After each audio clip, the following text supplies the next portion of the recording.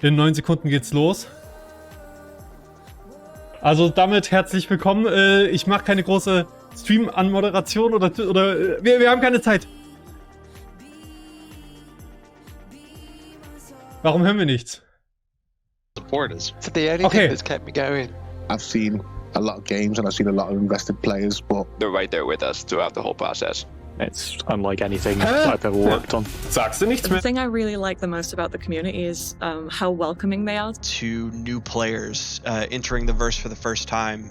New players come every day, and I find that They're always happy to show people the ropes. I found it very wholesome. When I first did the CitizenCon where I got to fly the Carrack, everyone was so supportive, and the cheers I got when we were flying through that wormhole was unbelievable. Ja, weil wir seit Jahren erwartet haben. put into like the Wie kriege ich das hier weg? Such as building a simulator inside of an entire RV or Machinimas. I love watching them on my lunch break. I enjoy watching the videos on the content. There was one recently on Twitter where it was like the 100 players entering the atmosphere that just looks really grand. I love all the memes. Some of the incredible Fast 20.000 Leute. see come out of them is fantastic. how they come up with crazy ideas each and every day and surprise me. I really like all the crazy shenanigans they get up to in the PU. I can't cuss, can I? The new and exciting ways they find to Break shit. Just the random stuff that you do. It's not like the gameplay we intend. People doing crazy stunts in their ships. I'm from the character team, and so I think it's cool when they show off all the ships because that's really the only time I get to see them. They create the community by themselves, and that's really, really cool. My favorite thing about the community around events. Going to Bar Citizen. It's always fun to meet some of the backers. They've all been lovely to me in person. Even if they're like really frustrated, you can tell it's just they have so much love for it. I really like it when the community is very detail-oriented about our work. to see how excited they are So kann about man's our ausdrücken. progress. How much inspiration we get from them, from their ideas. I love the genuine enthusiasm. The quick turnaround on feedback. I love that. And how they're always interested in what's coming up.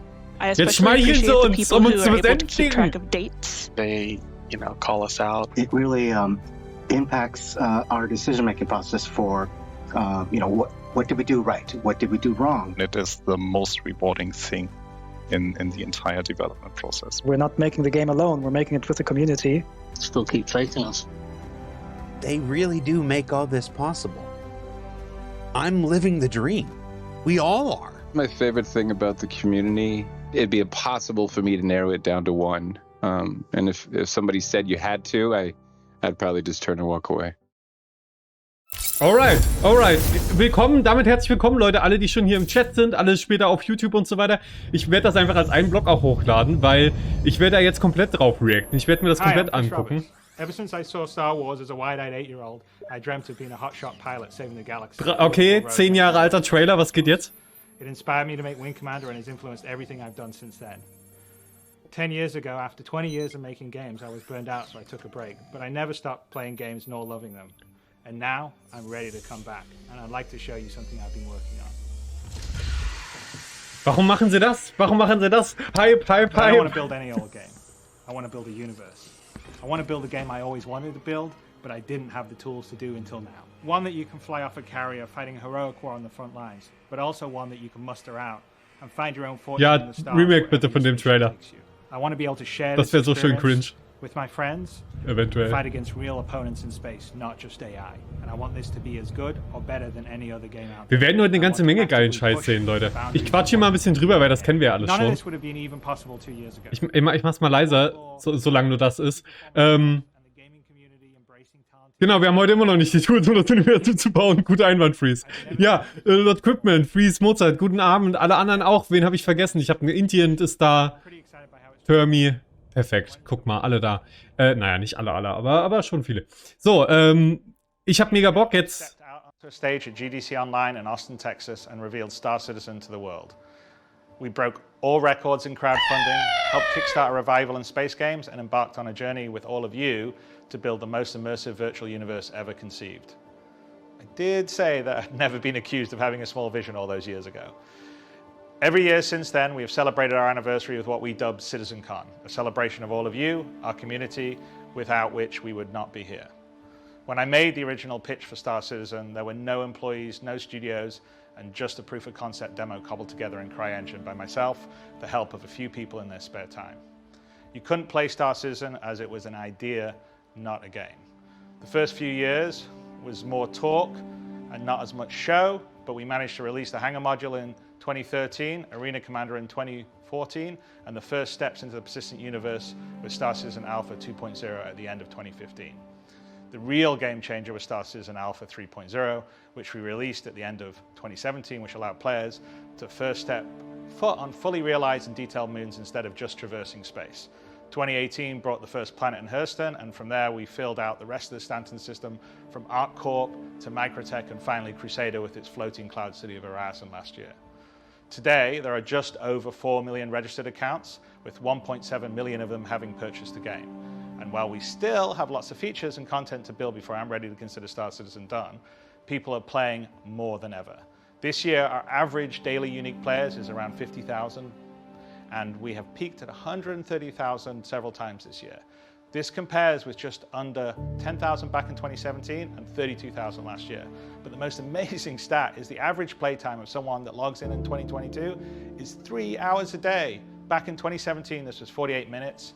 64 minutes in 2018, and then jumping to 2 hours in 2019. From there, we've been steadily increasing. Stimmt schon. In 2022 alone, 2 Stunden sind zwar nur Bugs, aber 36 million hours in the verse so far.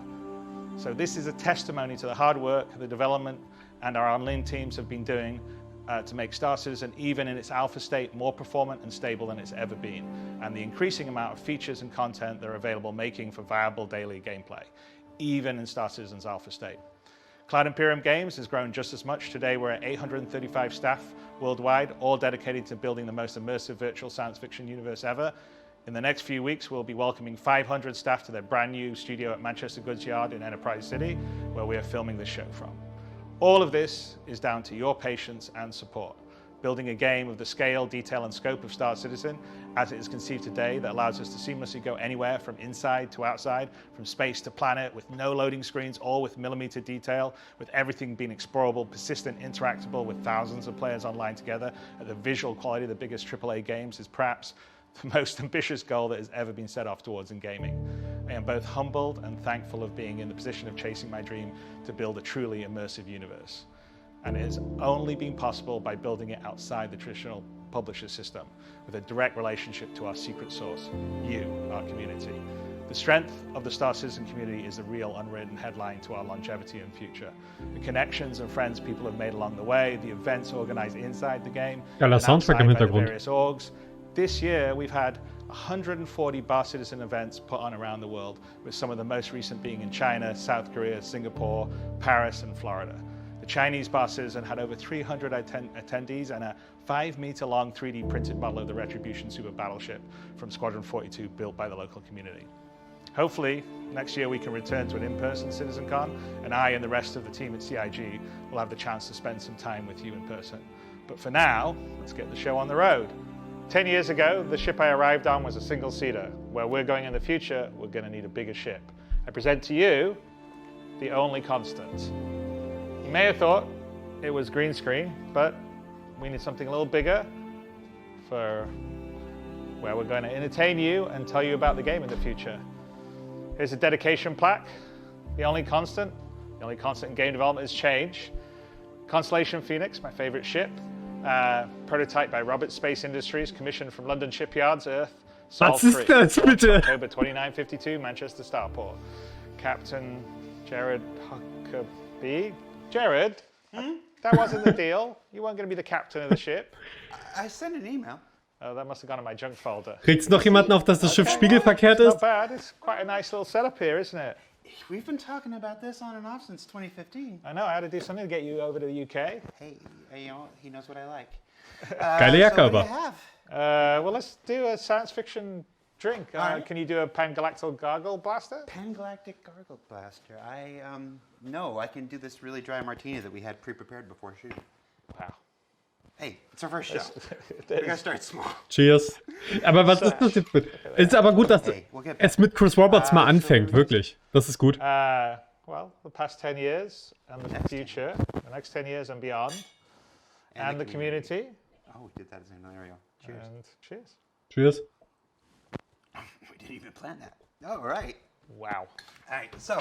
That is strong. Aber das ganze Studio ist vermutlich immer noch günstiger als die CitizenCon Location. Stegman Cordomon, Voyager. Nice. It's a bit blingy. I mean, you do look like you're a Knight of the Roxbury. Yeah. Knight of the Roxbury. Yeah. No, Twinsies? I don't be a twinsy with you. Twinsies? No. Let me check the rest of the set out. But it's tailored.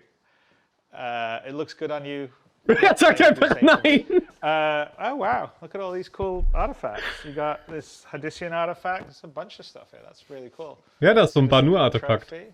Wow, that's brilliant. Yeah, well, Dave had to hook me up. You're gonna Oh, die Pistole, die da liegt. Auch geil. It's a very Salvo nice chair. Frag Pistol. I like desk. We've got a bubble head. This is a great place to interview people from. What's it like sitting over there? I'm getting a newfound appreciation for how awkward it is on this side. So what do you think? We should start the show? I think we should start the show. All right, let's start the show. Our first presentation of the day is Planetary Pyro with our good friend Maximilian Kailish from our Frankfurt studio. He's going to take you on a tour of 6 of the neat locations coming in the upcoming Pyro system, the first of our Journey to 4.0 presentations of the day. So take it away, Max.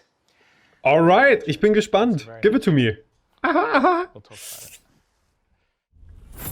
Okay, es war ja schon mal ein interessanter Einstieg. Natürlich noch keine Inhalte. My name is Max. I'm here on behalf of the Planet Content team today. I'm a senior environment artist and I want to show you some of the cool stuff that we worked on in the last 2 years. Die Pistole fand ich auch cool. So I have Pyro 1 open already. It's live in engine. This is like the current version of Pyro. So Ich muss was gegen die Werbung tun. Polish pass on it, so not everything is done, but we still wanted to show you what we have so far. So the idea behind Pyro 1 is that it gets hit by solar flares like repeatedly. We got some concept art from the concept art team, and the way that they visualized these solar flare hits was like glowing marks and streaks all over the planet. Unfortunately, the tech for the glowing part of it is still being worked on, so we had to make do with what we could use. So it's not glowing, but you can still see a lot of the blue coming in. Yeah, as you can Sieht see, richtig Pyro geil 1 aus, sieht wirklich already realistisch has aus. some volumetric clouds. Not all of the Pyro planets have their volumetric clouds yet. So let's jump to one of the blue spots on the planet. I just tweaked like the sun position a little bit to make it look a bit nicer. And then you can see why it's blue. We added Cool, wir sind wieder zurück in 2019, wo wir auf irgendwelchen Planeten uns Details angucken. We've used crystals before on Wala, Kleine Zeitreise. but I think we were Ist das a bit Lyria? too, yeah, we played it a bit too safe on Wala. I think we only put like crystals as ground cover assets. But Oder for Pyro Wala. 1, we really wanted to push the shapes. So you can find like these really large crystals here. Heisenberg would be really happy here. Okay, then another interesting thing to highlight here. Ja, sicher. Plans over there. So what's interesting about those is we made them like 3 or 4 years ago. They were supposed to be part of like a mission on a space station. The mission was scrapped, unfortunately, and ever since then this asset set has just been sitting in our like vault.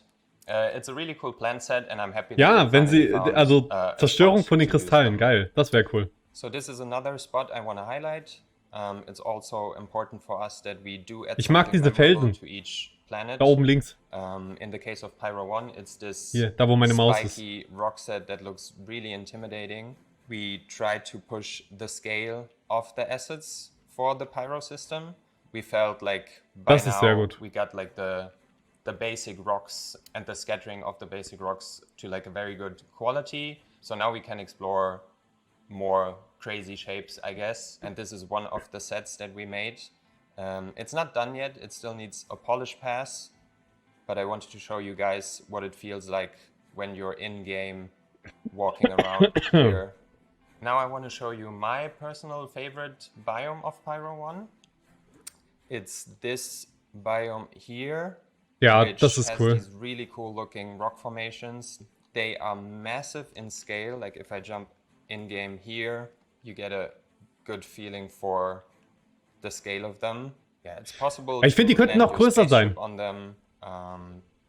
Dinge müssen so groß sein, dass immer Schiffe da durchfliegen können. Here, we can imagine that this is going to be like a nice combat space as well, because they do provide nice cover. Let's just jump to a couple different areas on Pyro 1 before we move to Pyro 2. Ja, die Alien-Monster, die fehlen noch, das stimmt.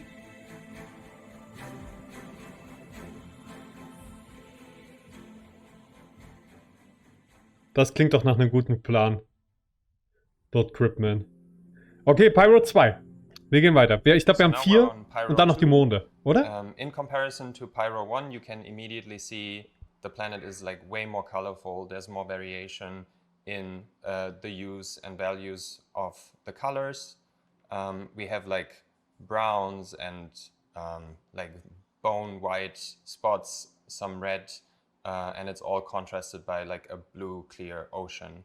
So Pyro 2 doesn't have volumetric clouds yet, but they will be there at release. So now I jump to one of the biomes of Pyro 2.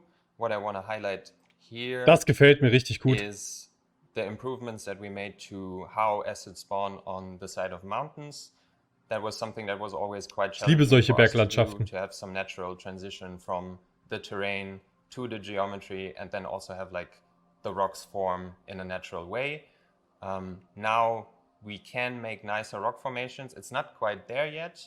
There are still improvements planned for it, but I think in comparison to what we had before, this is a big step forward. Also, what you might see is the drawing distance of acids has been greatly improved. So everything you see here in the distance is actual geometry.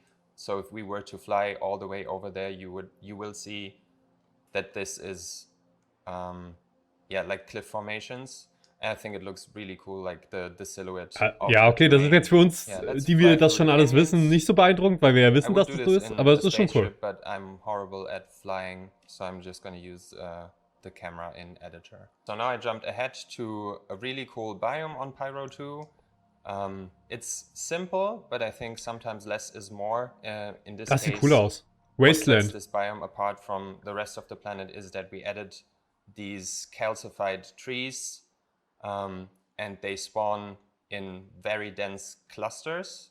Das sieht cool so aus. You almost get like little forests of them. So it's supposed to look very dry and kind of dead, but still auch eine coole FPS-Location. Okay, if we look at it from this angle, what I really like about this biome is the contrast that you have here on the terrain. Ja, wir brauchen mehr Wüstenschluchten, genau. But then in the background you have like the nice clear blue ocean. So this is one of the red areas on Pyro 2.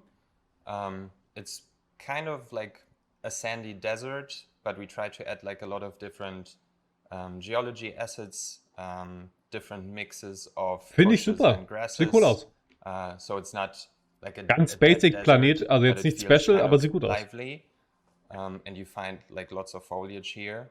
We have like these cliffs in the background which are pretty dark, and it's another nice contrast of this planet where you have like the saturated red terrain and the dark bedrock. So jumping to this point here, what I want to highlight is the improvements that we made to our ground textures. So previously, like 2-3 years ago, we had to rely a lot on ground cover acids to add geometry and detail that the ground textures alone couldn't give us. But ever since we got terrain displacement, das sieht so gut aus. Really nice shapes just from the textures alone. And then if you combine it with ground cover acids, the result is really successful, how things blend together and the amount of detail that you see on the ground.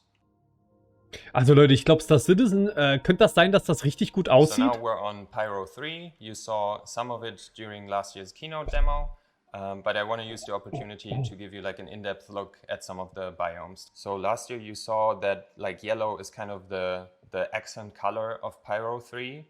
Oh ja, das ist, glaube ich, from this mein distance, you can see Lieblingsplanet through the volumetric clouds, like a lot of the yellow von coming Pyro. through. We talked about what's making it look yellow, which is the moss, and I want to like jump down to the planet surface and show you the amount of detail that you will see when going up close to the moss. So we're down at the surface now. I'm just going to Ja, jump in game. A lot of wunderschön. time and Schon effort letztes Jahr. was spent on making the moss look just right. So like the right level of fluffiness and density. So it looks really nice when it like covers these rocks. Ja, and sieht then sehr we gut also aus. have like lots of smaller moss on the ground. Ja, Freeze, sieht richtig gut aus. We combine it with like Hätte ich yellow auch nicht gedacht. grass, and it makes for like a really interesting biome. So it was really important for us to make this biome look really dense. So we pushed the amount of acids that we're using. So it's basically completely covered in foliage. Compared to Reysn, for example, Reysn and Microtech, which are probably our densest planets when it comes to foliage, this is way denser. The good thing is that we don't have any trees here, so all the budget we can use on ground cover, on grass. Now we jump to a Pyro coast biome. The improvements we got to the coast biomes is that we can now use OPR override for every Erinnert mich single irgendwie alles biome. voll an Death Previously, we Stranding, could muss ich only use sagen. one global override Auf per eine gute planet, Weise. which, as you can imagine, is not enough when you have something like Stanton 4, where you have snowy regions and the spruce tree regions, and one object preset just can't cover every coast. We added these coral, like coral geology set to have some of the yellow also along the coast. So you see here, we always have like a little bit of yellow coming through, and eventually it transitions into Tut mir leid wegen der Werbung da mossy unten, aber areas. Previously, when we made lässt sich jetzt nicht verhindern. object presets, Wir wollen we dranbleiben. played it a bit safe and only used 1 or 2 asset sets. But due to the fact that we can now push the density along the coast as well, you can find different kinds of coral, Geht ja gleich wieder weg. seaweed, different pebbles and rocks and other stuff. Now I jump to one of the volcanic regions on Pyro 3. You might not expect to find vegetation here, but we did add a little bit of vegetation to this region to make it a bit more interesting. What I want to highlight here is the quality bar that we set for ourselves when it comes to improving the look of our vegetation. So this is one of my favorite new vegetation sets that we created. You can Sieht gut see aus. the amount of detail on display. Here we have like nice little flowers and these like knots or whatever, like pods. And it's just like a really cool asset set. So when flying over the volcanic regions, you will find pockets of these scattered all around just to make the area like a little bit more lively. Before we move on, let's jump around to a couple more places.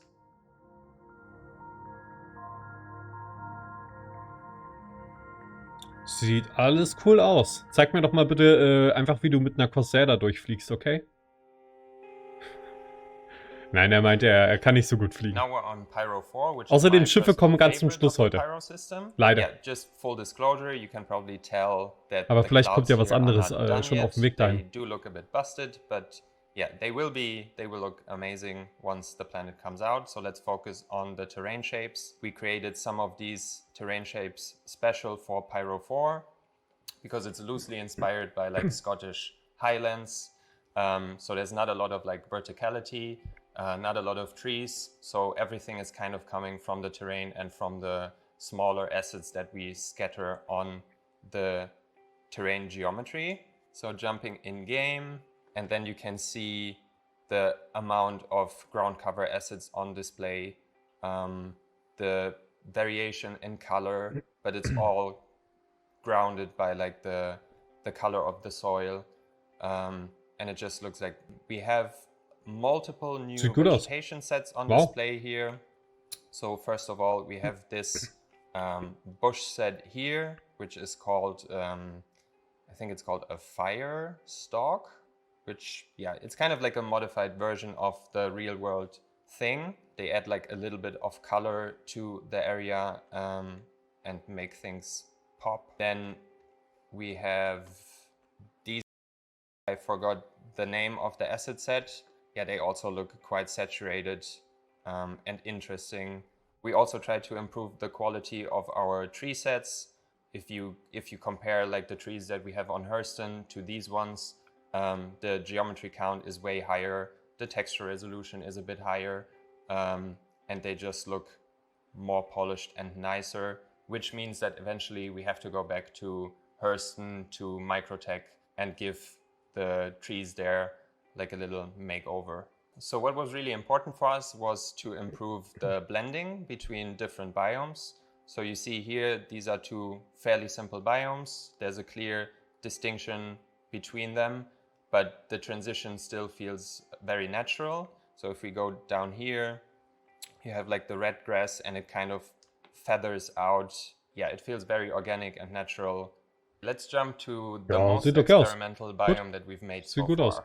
So for this biome here, the concept art team gave us some really interesting concept art, because this is easily some of the biggest rock formations that we have in the game. Sofort durchfliegen. Actually, let me try to fly Ja! a ship. Weiß, was wir wollen. The scale of them. So they're Ja! massive in scale. And what was the hardest part about getting these to look right is that they're supposed to look really good from a distance, because you would expect something this big to be visible almost from space. But then the tricky thing is also to make them look good when you're standing up close to them. Let me jump in game so you see how big these rocks actually are. So they are massive in scale. You can probably land your spaceship on them and walk on them, and they make you feel like really small. But I think it's a really good visual that you have these like dark gray rocks against the crimson of the soil and the grass. Sieht richtig, so richtig gut aus. Happy accident where we have the volumetric clouds covering the terrain, and because the height map, the difference in height is so large, we actually get like shapes of the terrain poking out of the volumetric clouds. Yeah, you can probably spot some of the tiling issues that we have here, which is something that we still need to look at. But as I said before, this is still work in progress. So it's gonna change a bit. Ja, kann schon besser sein, aber das ist echt nicht schlimm. Biome diversity along the coasts before. I just wanted to highlight what one of the coast biomes on Pyro 4 looks like. So this one is kind of this wet sand. We scattered some of the seaweed, some of these lava plates, and some of these pebbles. And then we also get like nice seaweed moving with the waves of the ocean. One interesting thing on das war dieses Floating Objects Ding, oder? Massive crater region. On other planets we have individual craters which are a whole height map, or like 3-4 smaller craters on one Genau, height map. Freeze. Muss nur Gründe geben, da auch hinzufliegen. Sehr, sehr schön, wow. And you can see it all the way. Da wollen doch alle sofort ihre Base drin haben, in Mordor, da oben. So it's a mix of like the global displacement, das ist einfach Mordor. And then the height maps of the ecosystems spawning on top. Genau, Schwimmen. Plus the volumetric Wir brauchen clouds, Schwimm-Gameplay. really epic here. Now we've flown down to the surface of the crater. We wanted this to feel very spooky and grim and kind of dark. So we have these dark fantasy forest-looking trees, which look kind of creepy.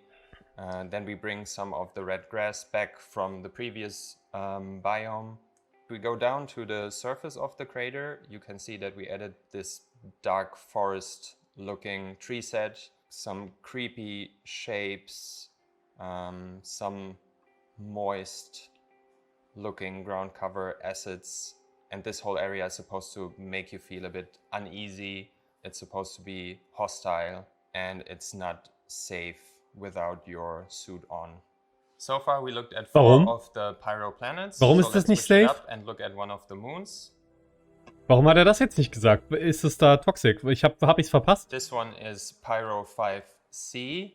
Similar to Pyro 4, you can see that it has a landmark that you can see from space. In this case, it's not a crater, but it's like, yeah, like a long streak of slick obsidian. So let's fly down to the surface of the streak and have a look what it looks like from up close.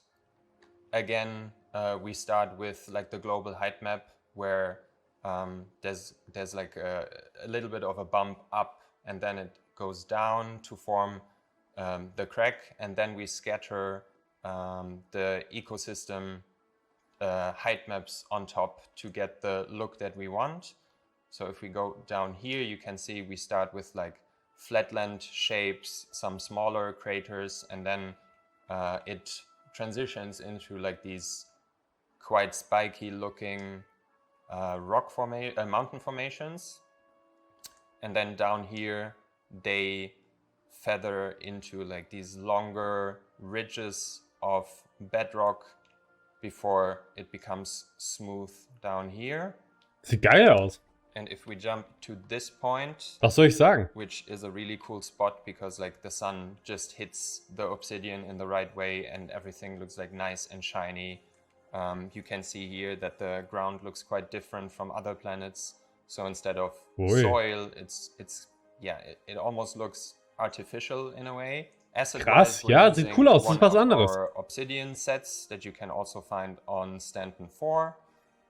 This one got a bit of an update, a bit of polish, so we improved the shapes, different textures just to make it look extra cool, like the way the sunlight hits these surfaces.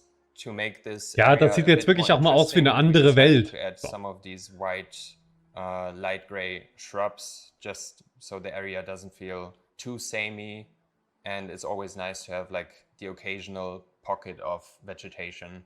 To set the Obsidian biome apart from the rest of the planet, we went with the opposite route for these biomes here. So instead of being shiny and slick, they are more dry, covered in dry sand.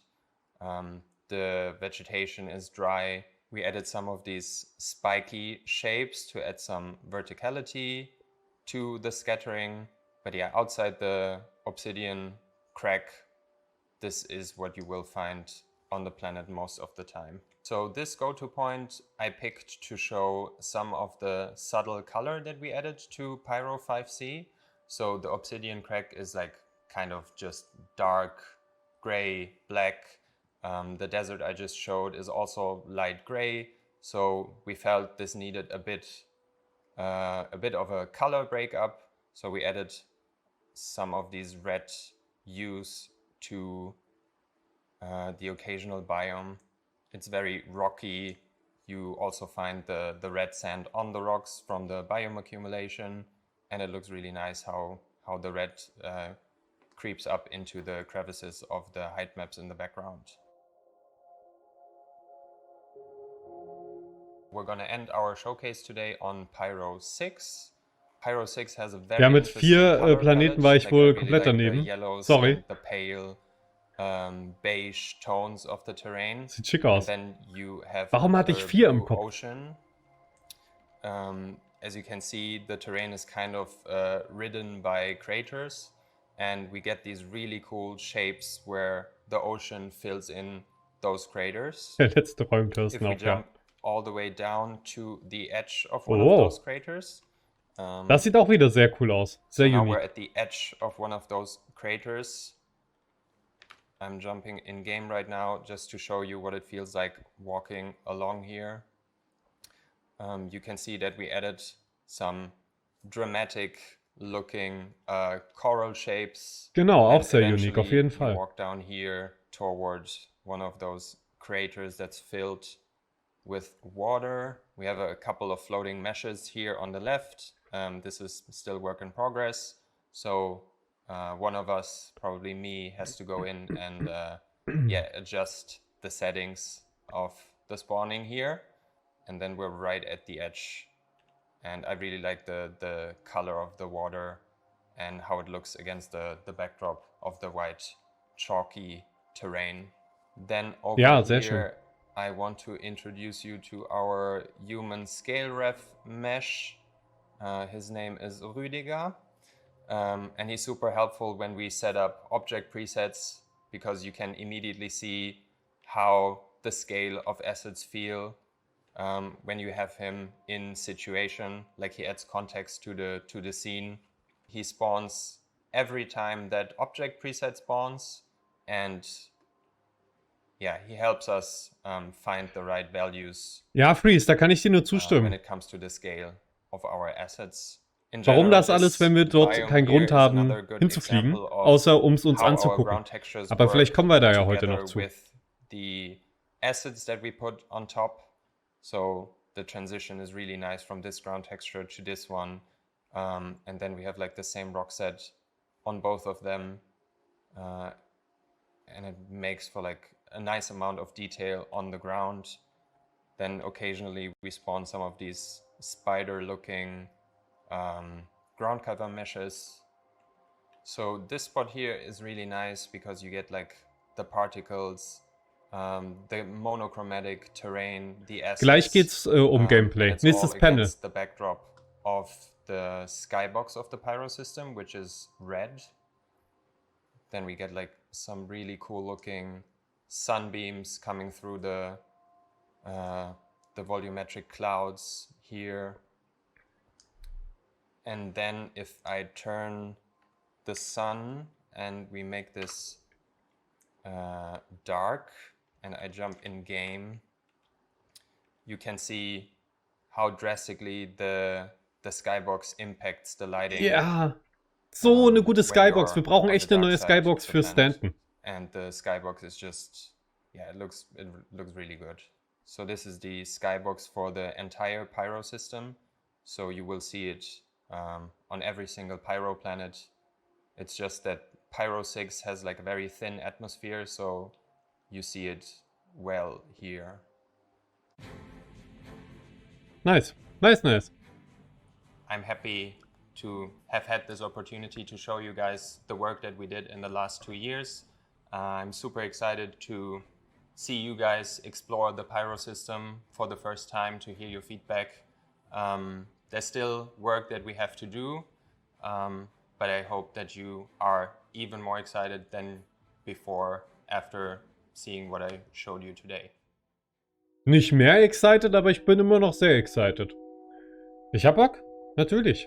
Wer nicht? Wer will da nicht hin? Hier Pyro 1 an der Stelle beeindruckt mich wohl am wenigsten noch. Aber die anderen waren eigentlich alle super heftig. Also auch das hier ist nicht schlecht. Das ist auch geil. Ja, die anderen fand ich nur noch ein bisschen beeindruckender. So. Also die anderen Stellen und sowas. Ja, oh, hey. Da will man doch direkt mit dem Speederbike durch. Ich meine mit der Dragonfly. Hoverbike, Hover irgendwas. Heißt ja nicht Speeder bei uns. Mozart schreibt, die Frage ist doch, warum solltest du da überhaupt mal hinfliegen, wenn es nichts zu tun gibt? Ich gucke lieber Reysn zu, wie der hinfliegt. Mir dauert der Flug zu lang und bei ihm sieht es besser aus als bei mir. Ja, und es gibt zusätzliche Explosionen. Nein, da bin ich dann natürlich vorsichtiger in Pyro, wenn man da sich nicht an jeder Ecke respawnen und heilen und reparieren kann und so weiter.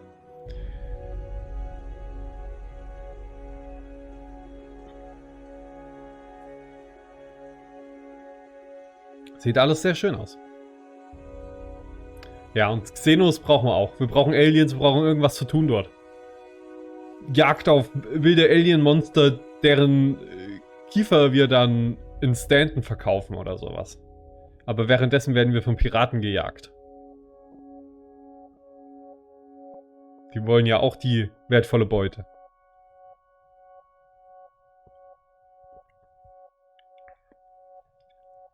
Also im nächsten Panel geht es um Gameplay, um Investigations, Untersuchungen. Bin ich sehr gespannt, was das für ein neuer Missionstyp sein wird und ob das ja auch jetzt schon was mit Pyro dann zu tun hat.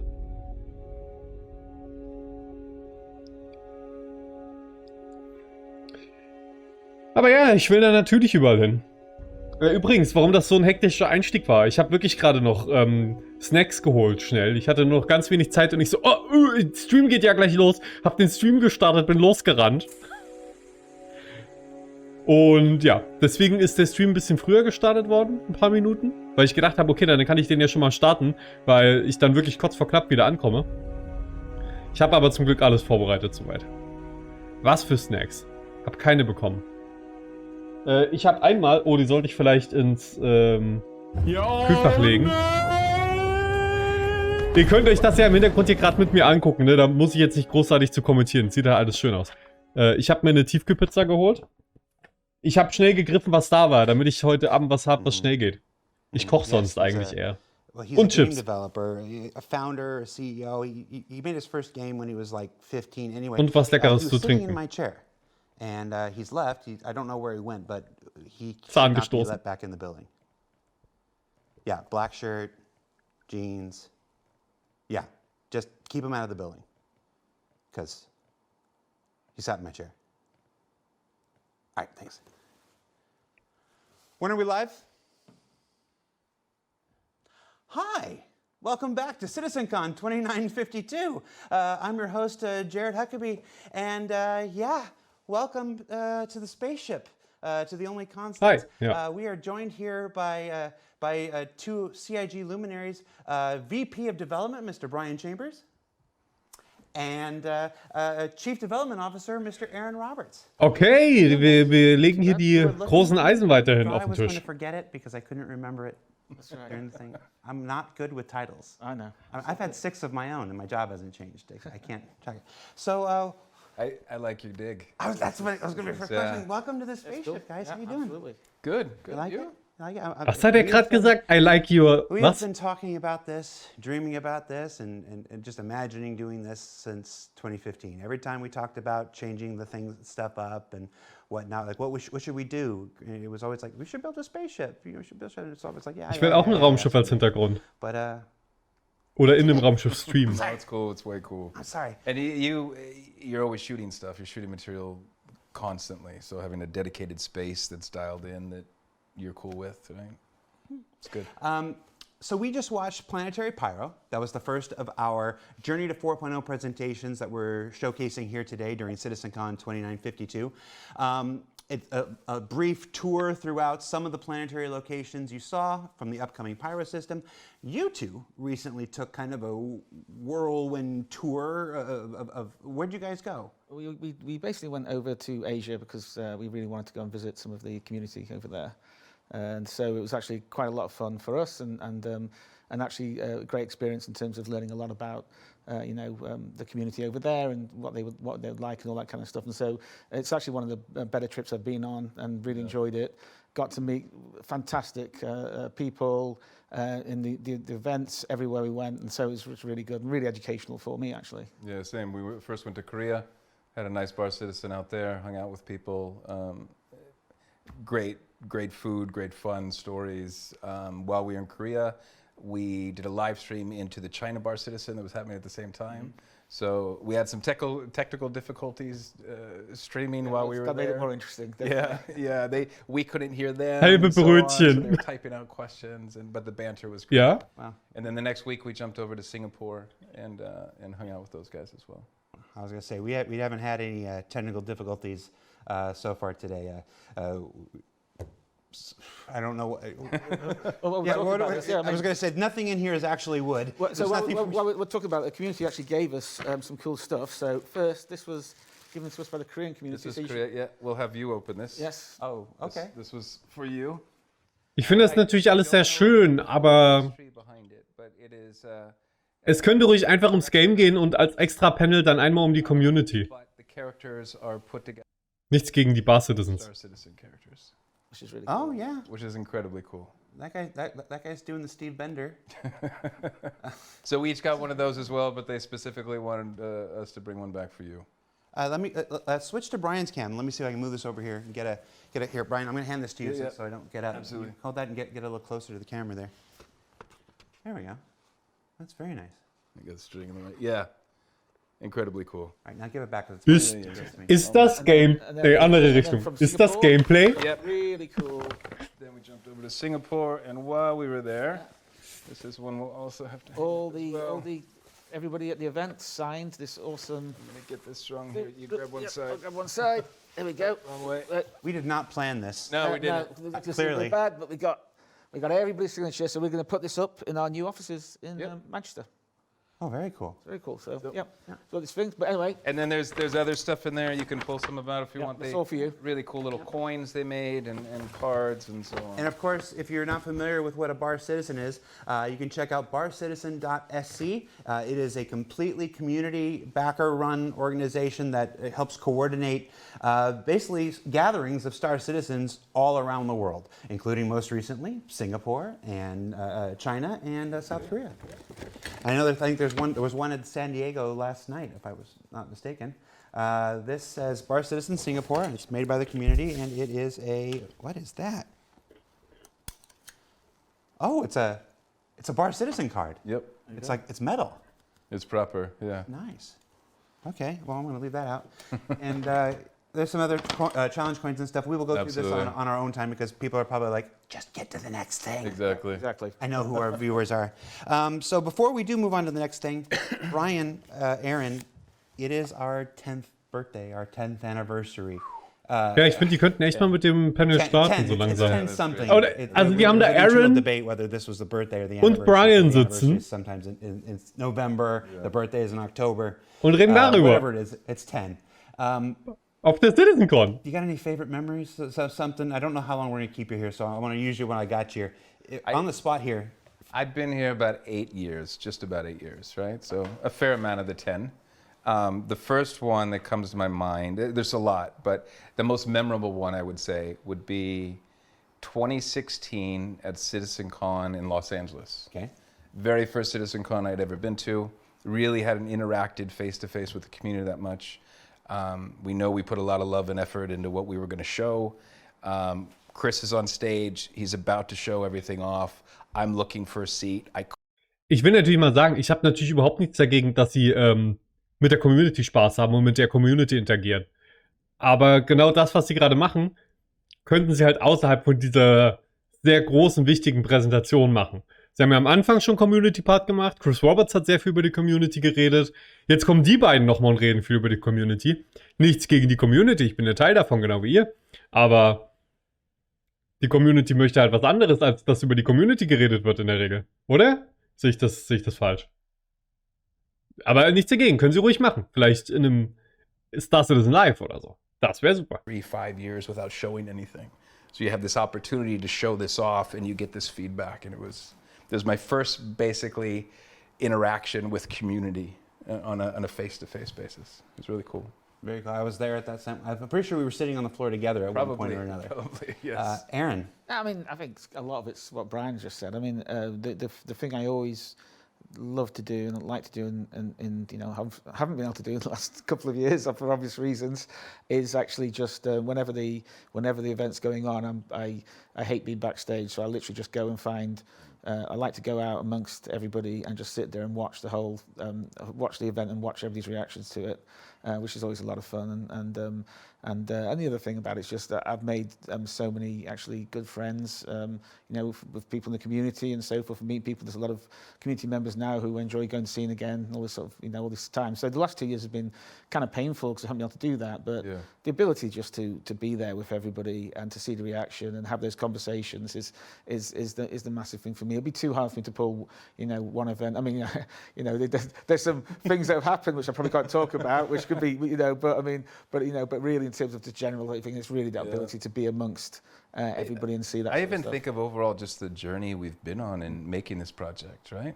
When I started in Frankfurt with a handful of other people in Germany, you know, Hassan, IT in the UK, loaded up a van. And I remember this van showed up with our PCs, our monitors. Then they included like some pens and pencils and trash cans and a coat rack. Oh, that's right. And then we set everything up, and it was like cool. And we were just like, all right, what is the Star event Citizen? after that where he basically was working so late, he got locked in Cologne. Yes. He couldn't leave. he basically got locked in, and so he basically had to sleep in the station, stuff like that. But no, it's just like lots of. It is all that kind of stuff. There's so many stories. There's so many times I've met people, and just all the events. It's been fantastic. It's a follow-up to that Hassan story. Hassan is one of my favorite people. He's good here at LCG.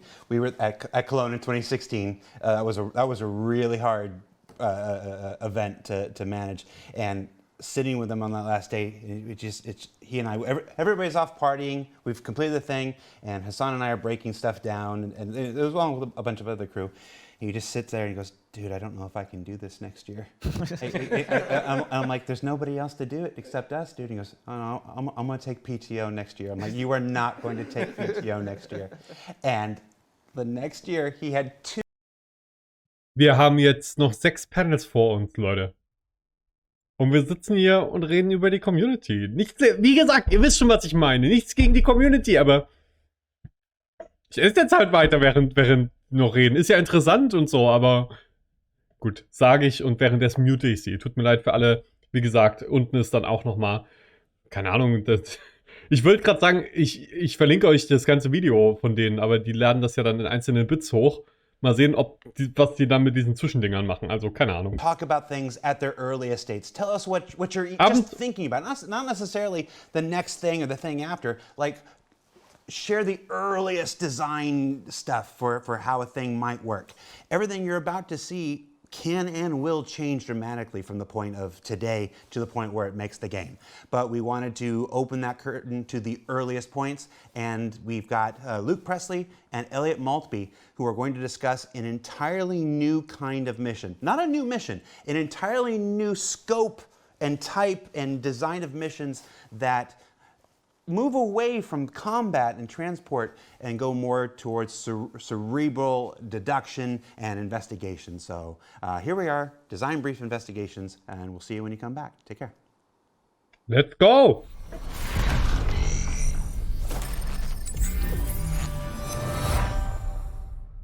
Hi, my name's Elliot Maltby. I'm a Principal Systems Designer. I work with Luke Presley on the Mission Feature team. I'm here today to talk about one of the new mission types we're prototyping.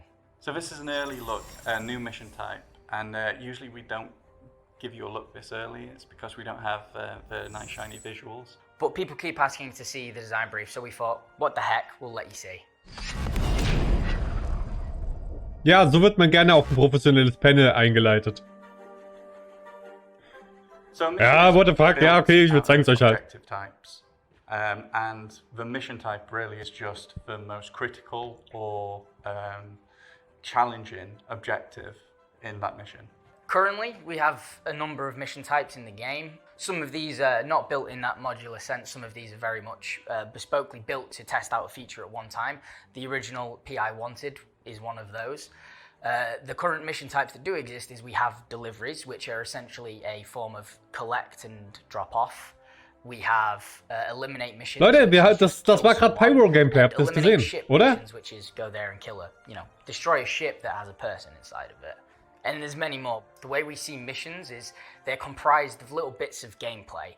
So, for example, we have missions where you're sent to kill a singular person or pick up a box or kill a bunch of enemies. So the way how we build our missions is we combine these together. So we'll have missions where you have to pick up a box, but we'll have enemies there that you have to kill as they're kind of like an obstacle for you to get around. That isn't to say that you can't build a mission out of a single objective. The assassination mission, for instance, has one objective: assassinate a target. But even the most simplistic mission, like the delivery mission, is actually built out of two objectives. There's the collection of the item and the delivery of the item. And if we made the collection of that item even more difficult, we'd refer to it as a collect mission rather than a deliver mission. So our objective types, for the time being, have been pretty simple. Kill this person, go here, do this. Until now, we're now looking at doing one of the most complex type of objective and gameplay things we've tackled in MFT. With that said, we're working on a new mission type, and that's investigation.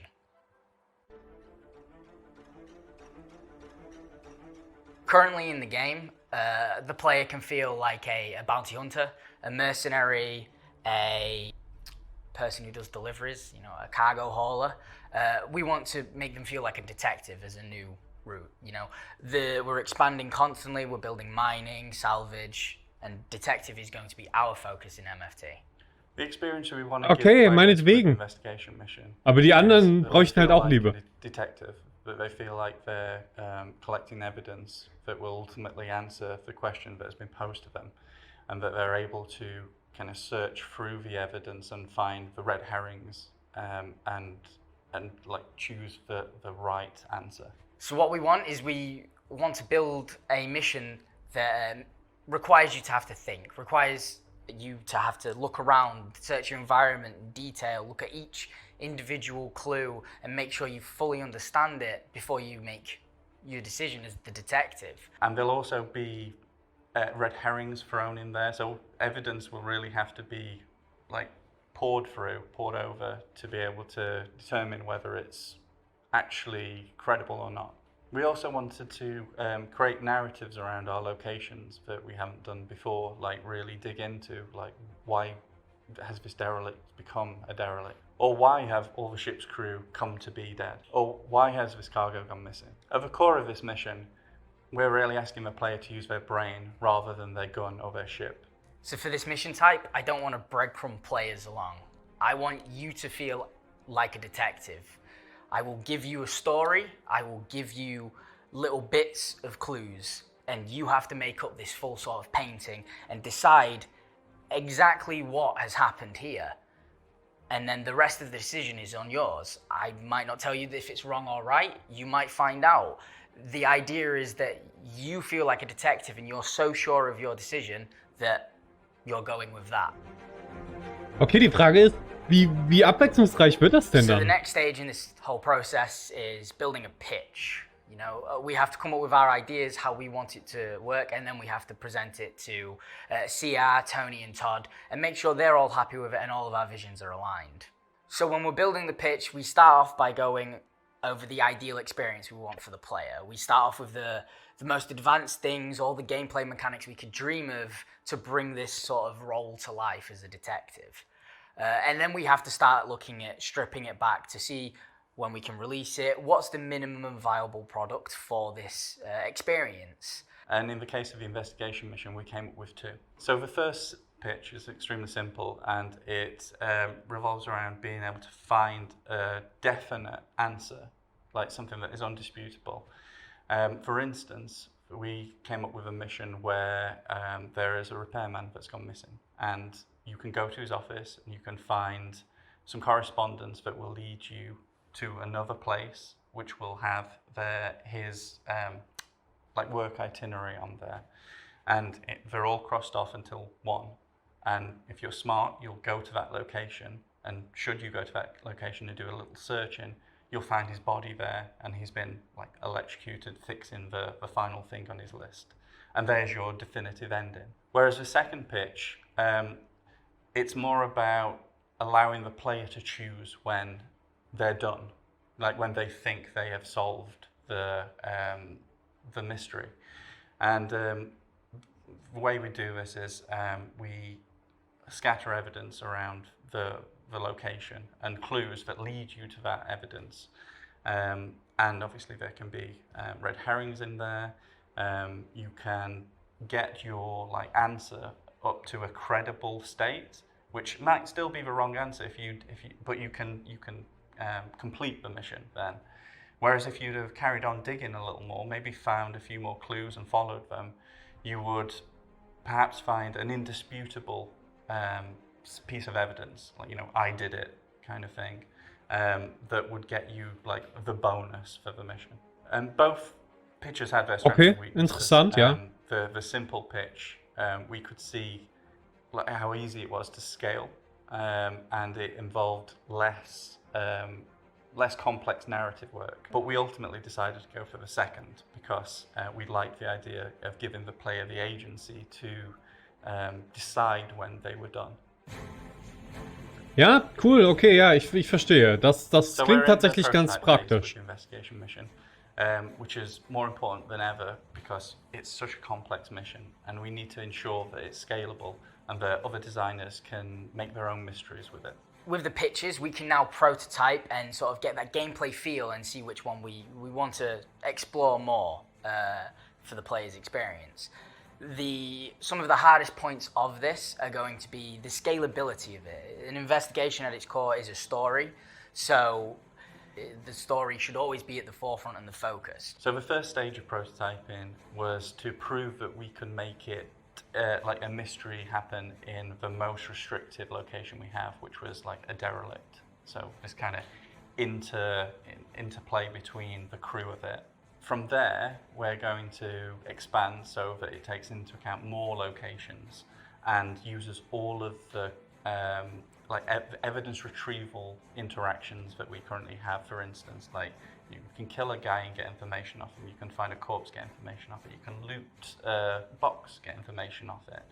And then we'll be prototyping the newer ways of getting information off of things. We're looking into using the med gun to find the name and cause of death of people, and we're looking into being able to find the mobile in an inventory and download data from it. One of the hardest things that we have to figure out is the story. The investigation will live and die by its story, so we work very closely with the writers to try and figure out what kind of story we want to tell, what kind of clues we want to give, and then after that point we look at sort of what obstacles we want to put in your way, Keypad-locked doors, enemies, Alles klar, Blackout. Das kommt da so auf YouTube vermutlich. Also, viel Spaß beim Bier.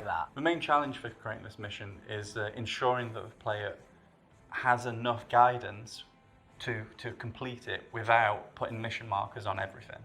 It is supposed to be about them searching, figuring clues out for themselves, and finding the answer themselves.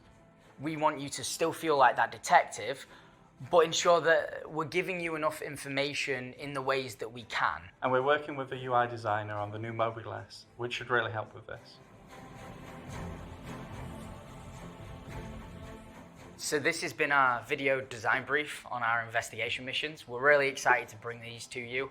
We wanted to give you an early look to let you know what we're thinking and see what you're thinking about these as well. And we're really excited about it because it will allow us to inject a lot more story into the persistent universe. So with everything we do, iteration is a key part of how we build things. So by the time you see this, and maybe by the time it comes out, it might have changed drastically. We don't know yet. We're still working on it and figuring out the fine details. But player experience and player agency is at the focus of what we're trying to achieve. We're really excited and hope you are too. And I'm sure we'll be talking about this again in the future. Ja, ich hab schon Bock, aber ist jetzt auch nicht der Gameplay-Typ, der mich am meisten interessiert. Design Brief Investigations. Aber Joining us here, and the only constant to follow up on that bin gespannt. is Star Citizen Live Game Director, Mr. Todd Pappy, and Star Citizen Narrative Director, Mr. Dave Haddock. Wenn sie jetzt wieder nur über die Community reden, dann drehe ich aber durch. These missions. We've got combat missions, we've got calling missions. This is a whole new narratively driven kind of initiative for the persistent universe. What can you add to what's being said? How does this work, Dave? What kind of missions are we talking about? What kind of stories are we looking at here? I mean, it's again, we're still trying to figure out. It's a really interesting technical challenge because basically, with a mystery, it's tied into the story, and so, but because we need to populate the universe, it's presenting a really interesting challenge of how do we make these modular, but yet genau meine Frage. Specific. Sehr so gut. It's a really unique challenge to try and navigate those waters and tell something that's satisfying, and again, kind of a new style of gameplay to engage people in a much more non-combat specific way that lets them kind of take advantage of all of our systems and just kind of explore and get to be these kind of detectives. Really. Well, and ideally, it's something that you can't always notice or always be like, okay, it's Colonel Mustard with the lead pipe, with the lead pipe or the rope, So we want to make sure that it feels unique, to the area and interesting. So it's like Dave said, I think it is going to be a big challenge for us to figure it out. And the fun thing about it too is this is type of mission where we don't just, it's not just knocking out checkpoints on a list. So part of the fun with it was creating a system where the onus is on the players to feel like they have enough information to have solved the case, but not flat out telling them right out the bat, yes, you have, or no, you haven't. So it's definitely a fun thing that's presenting a lot of cool, unique opportunities of, you think it may be going one way, but there might be a key piece of evidence that you've missed that completely blows the. Also die beiden werden jetzt nur dafür eingesetzt, zu sagen, dass sie noch nichts haben. Universe is the sandbox, I think a lot of people will anxiously be looking forward to more was kommen könnte irgendwann. Possibilities, more narrative possibilities within the persistent universe. So like that. So it is our 10th anniversary. So I'm asking everybody who's joining us today for your favorite 10th anniversary stories. Todd, you're looking at me very intently, like what are you thinking right now? Like I can't get lost in your eyes. Not today. Well, if there was going to be any day, it should be today. For at least for me, it would have to be at least one of the sitcoms. I know Brian mentions like the Homestead demo, but I think even just getting 3.0 out the door, like that was such a arduous process, and climbing up that hill was a difficult one, but to finally get that out and you see people's reactions. And Do you remember in the 3.0 launch, I made this unfortunate bet with the community based on Chris Roberts' feedback that we were going to be out by June or whatnot, that I wouldn't shave until 3.0 comes out. It is December. We are in the global go, no go. To launch a big patch like this is very much like mission control. Everybody's checking in, I'm good. And we get to, and Aaron is on this call, he's leading this call. He says, well, that seems like everybody. I'm in a bathroom listening to it on a thing with a razor ready to go. And Aaron, I don't know if you remember this, Aaron, but you go, all right, that's everything, we're ready to go? And Chris goes, well, maybe we should check a few more things so Jared doesn't have to shave. and I usually sit in these meetings and I'm muted. I'm not supposed to be talking in these meetings. I'm muted. I'm like, you launched this thing. And then it was Aaron who took pity on me. He's like, all right, launch the patch. Do you recall that at all? Yeah, absolutely. Yeah. And Dave, we'll get your story before we move on to the next thing. What's your favorite memory in the last 10 years? Okay, gleich geht es übrigens um Höhlen, wo, also jetzt reden sie wieder über Kram, da rede ich jetzt einfach mal drüber. Gleich geht's in the new underground, corporations, commerce and caverns collide. Also irgendwas mit Höhlen, aber nicht nur visuell, sondern wohl auch gameplay-technisch. Das ist laut, wow. Aber zum Glück habe ich die Sound-Alerts jetzt verbessert. Ich hole mir schnell was zu trinken und bring die Pizza in den Kühlschrank. What this could be, that this was really tapping into something that people really wanted to see. For me, one of the big ones actually was the 2015, like the PCAP shoot. Just to be able to work with that cast. The crew was amazing. Everything about it was just like this real engaging. I mean, it was a three-month shoot. Hab ich wichtiges Gameplay verpasst? That's one that stands out for me huge as well. Irgendwelche krassen Informationen? How you dealt with them on a daily basis and the passion that they had into the script, and it was so cool. Yeah, and it was these sort of fun, weird things of,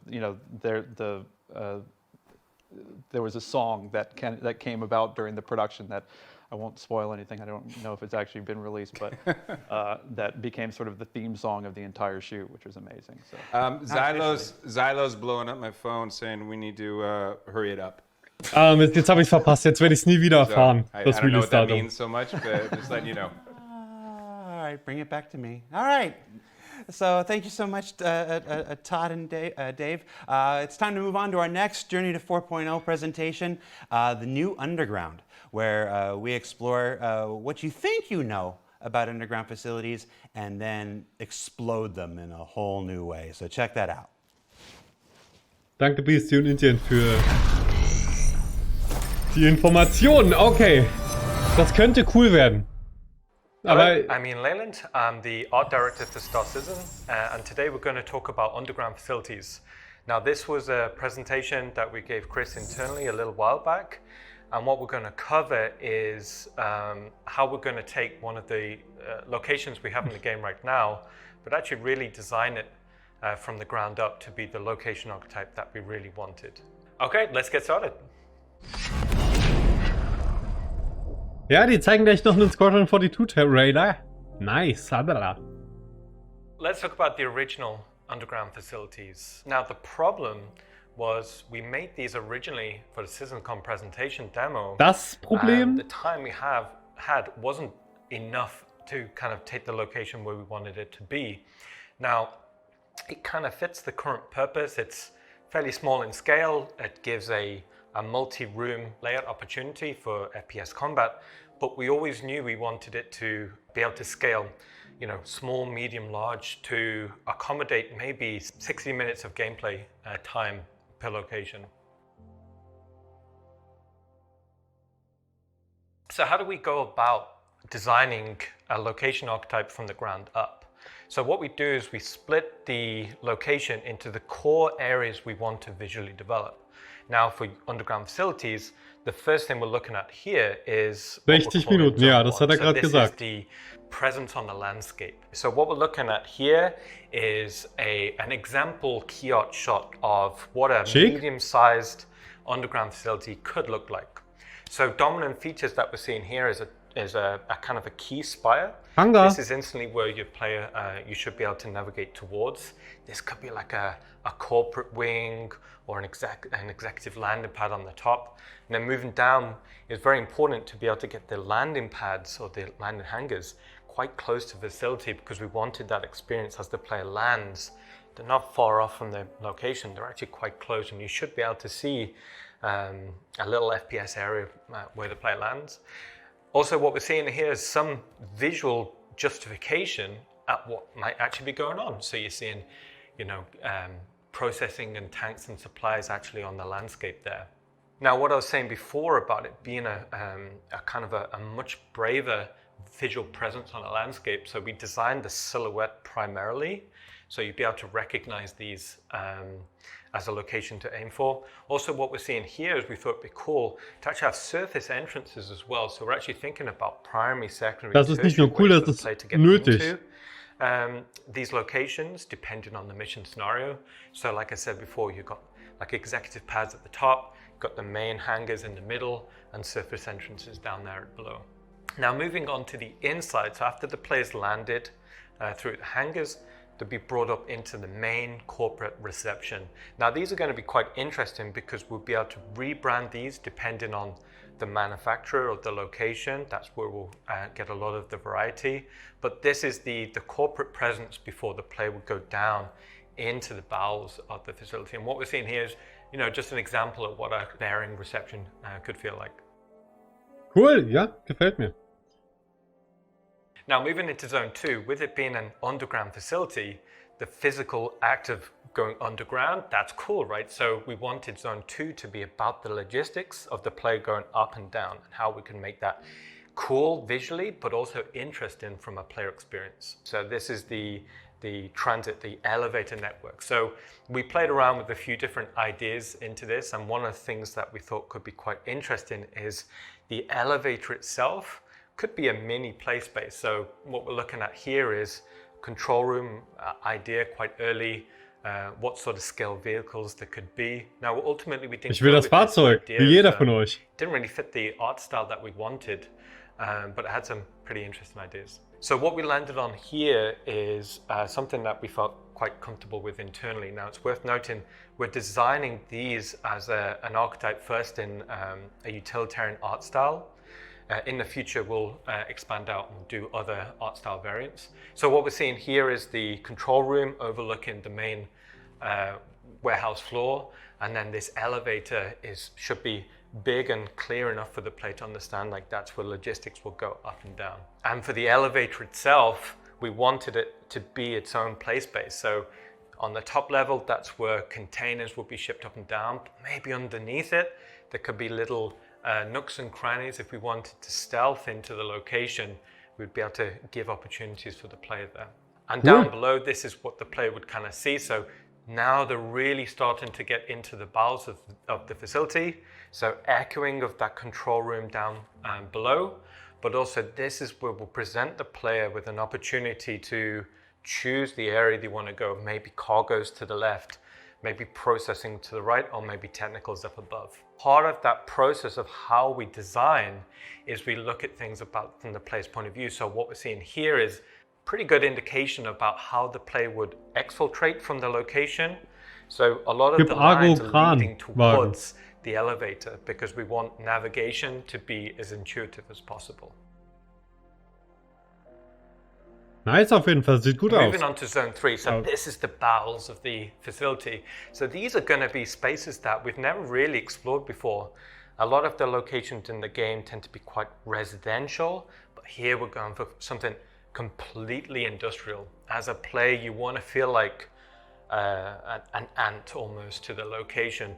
The primary purpose is not for you to be walking around, so we dedicated spaces towards logistics, and we put kind of personnel walkways almost as a secondary element. So in this image, you're kind of seeing where, you know, big trucks could kind of go, but we've also got like little nooks and crannies for the player to kind of explore. Ja, sieht alles cool now, aus. It being Schöne a Bilder. location dedicated towards the moving of logistics, we wanted to explore and have fun with vehicles, right? So here we're seeing the mule kind of coming and going on one of these walkways. You know, maybe there's elevators. So on the right, what we're seeing is a ladder. So with all of these play spaces, as we were having fun and visually exploring, we always kept in mind of different ways for the player to traverse through the scene. Also, as part of that, we wanted to think about verticality, so not just a linear direction of traversal, but also ways in which we could go vertically. So maybe there's the concept of a cargo elevator within the corridor. So kind of similar to how you'd see on a character be a little control room looking at the flight deck. Here you could kind of see something very similar. Maybe this ties into gameplay puzzles about how you could bring cargo in and out. You know, maybe as a player you're trying to steal some cargo out. There's tons of potential for how we could do puzzles in that regard. Wer braucht denn Gameplay? Schau dir das mal an. Brauchst du da noch Gameplay? Aircraft carriers, about how you see pads on the flight deck go to the underbelly. We thought this would already give tons of opportunity for not only cool visuals, but also ways in which you can reveal extra traversal opportunities. So as that cargo deck goes down, you'd see other ways to kind of traverse through into the facility. Okay, so what we're looking at here is kind of an example corridor. Now, corridors in our game are quite important to us, but they don't necessarily have to be boring. Now, what we're seeing here is an establishment of a radial motif. Now, with this being subterranean, we wanted to always imply that there's a weight kind of pushing down. So this radial motif is the best load bearing. So as a design language, instantly was feeling quite right. So in this traversal corridor, what we're seeing is a few different things. Clearly, there's a clear route for logistics. That's cool. But also on top of that, you've got these side routes, which is where personnel would go, split hierarchy, so it would be pretty cool for FPS combat, you know, for opportunities there. And then leading in, underneath, you're kind of seeing a tertiary route. Now, part of this could be this maybe is stealth route, or maybe this is the upper area is blocked off, so the player has to go down below. So even within something as a concept of a corridor, we want to design many different avenues for the player to traverse. Okay, so what we're looking at here is the underbelly of that concept we just showed. So up above, dedicated towards logistics, maybe containers going through, shipping containers going through. But underneath here, maybe this is just more towards the processing of it. Maybe hydraulic cylinders for these elevators coming and going. Hierarchically, it's a different mood. So up above, it's cleaner, it's noisier, but down below, darker, more steamy. And again, that presents Die Idee gefällt mir auf jeden Fall sehr gut. Gameplay. Now, we can't have these corridors going on forever. Performance-wise, we'd never be able to draw it, and it wouldn't be the most entertaining for the player.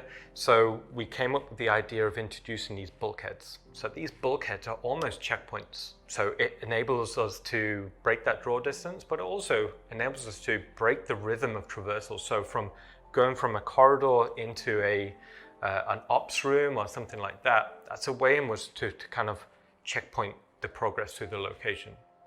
So inside these bulkheads, we could maybe array like upstreams. Maybe these are scanning checkpoints to kind of monitor the movement of cargo to and from. Also inside here, there could be tea rooms or break rooms or offices. So again, we're trying to break the rhythm of traversal, so the player's going from a large space to a small space, but also from one theme to another theme. And what that will hopefully do is create a really good rhythm of play space where the player's not getting bored of Ergibt Sinn, traversing Chris. through the Ergibt Sinn. space. So what we're seeing here is a side view to kind of explain how that process. So on the left, we've come in from the corridor. So on the top, we're seeing the primary route through, and we're seeing the bottom route coming in as well. So this is how, again, we're going to try and keep verticality as a traversal motif in mind. Now going from a large corridor set to what we're considering here medium or small. So these are the tertiary networks that will link into the primary traversal route. So these again will be continuing the radial motif that we've been seeing, and these would take the player and connect into the main spaces. Now from traversal networks to theme rooms. Now as the player is traversing through, we wanted to chapter that experience with key theme rooms. Now what we're seeing here is an example of an industrial space.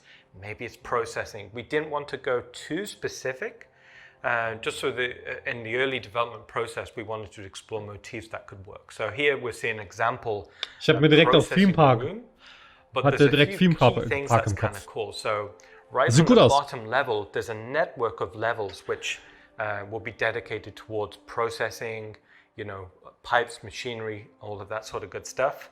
And then as we get higher up, we're seeing that very dominant kind of technical control wing suspended over the play space. Das hätten sie uns ruhig auf der übernächsten CitizenCon zeigen können, wenn wir das dann tatsächlich haben. Interesting opportunities as a play space to fight the way through or solve puzzles. One of the things early on we wanted is cause and effect. We wanted the player to be interacting, solving puzzles, but seeing that reflect into the space.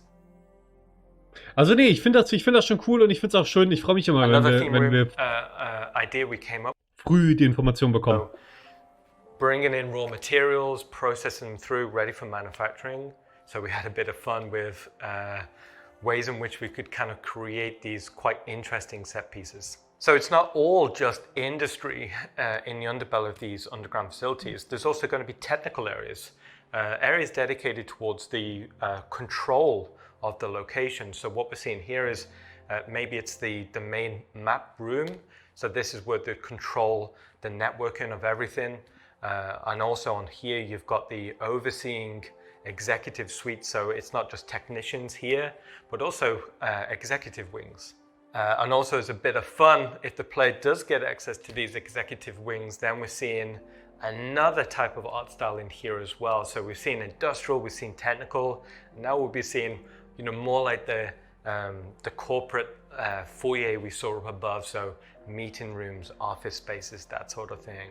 And what we're seeing here is maybe there's the data processing of the location. So as a quick idea, we thought these data racks are actually submerged for cooling in a base of water.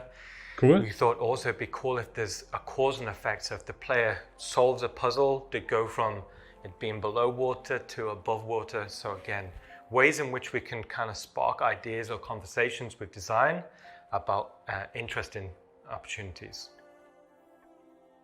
Ist ja nichts Neues, das haben wir ja schon gesehen, so ähnlich. And then lastly, Zone 4. Now, it wouldn't be a missed opportunity if we didn't go into some sort of organic locations as part of the underground facility. So this could be excavation zones or areas where it'd been abandoned. This could be das sein können sie.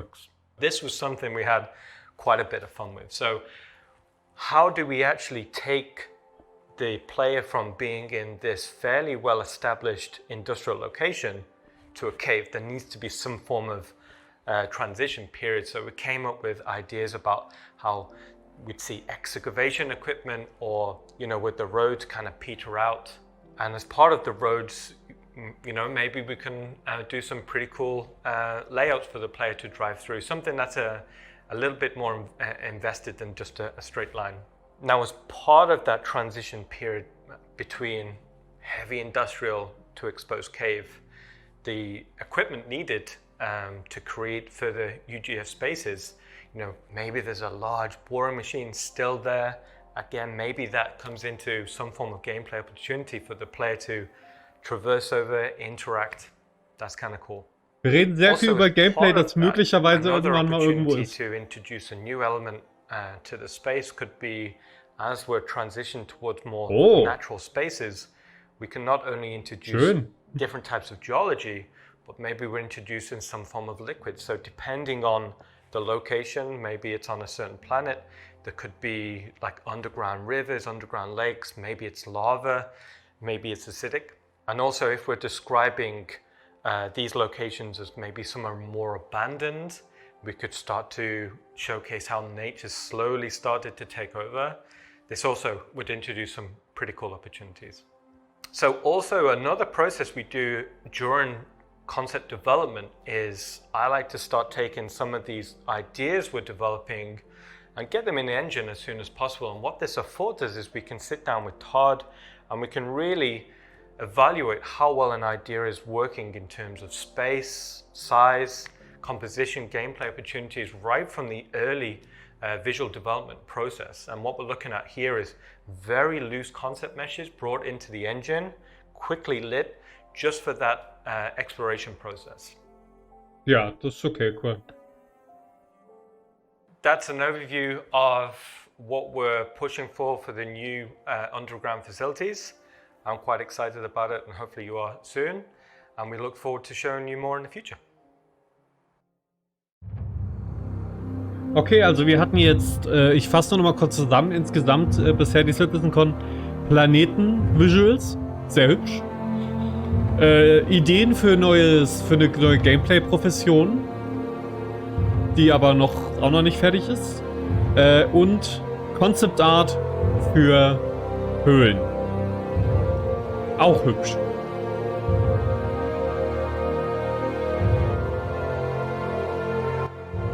Und ein bisschen laut.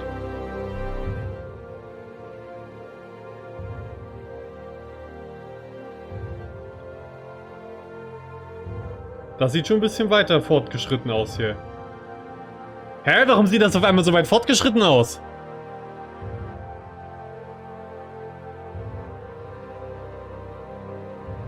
Was ist denn das jetzt? Auf einmal haben sie die Models schon. Hä? Auf einmal gibt es Schienenwagen. Warum denn das? Und Animationen. Die haben uns voll getrollt. Cool. Warum trollen die uns?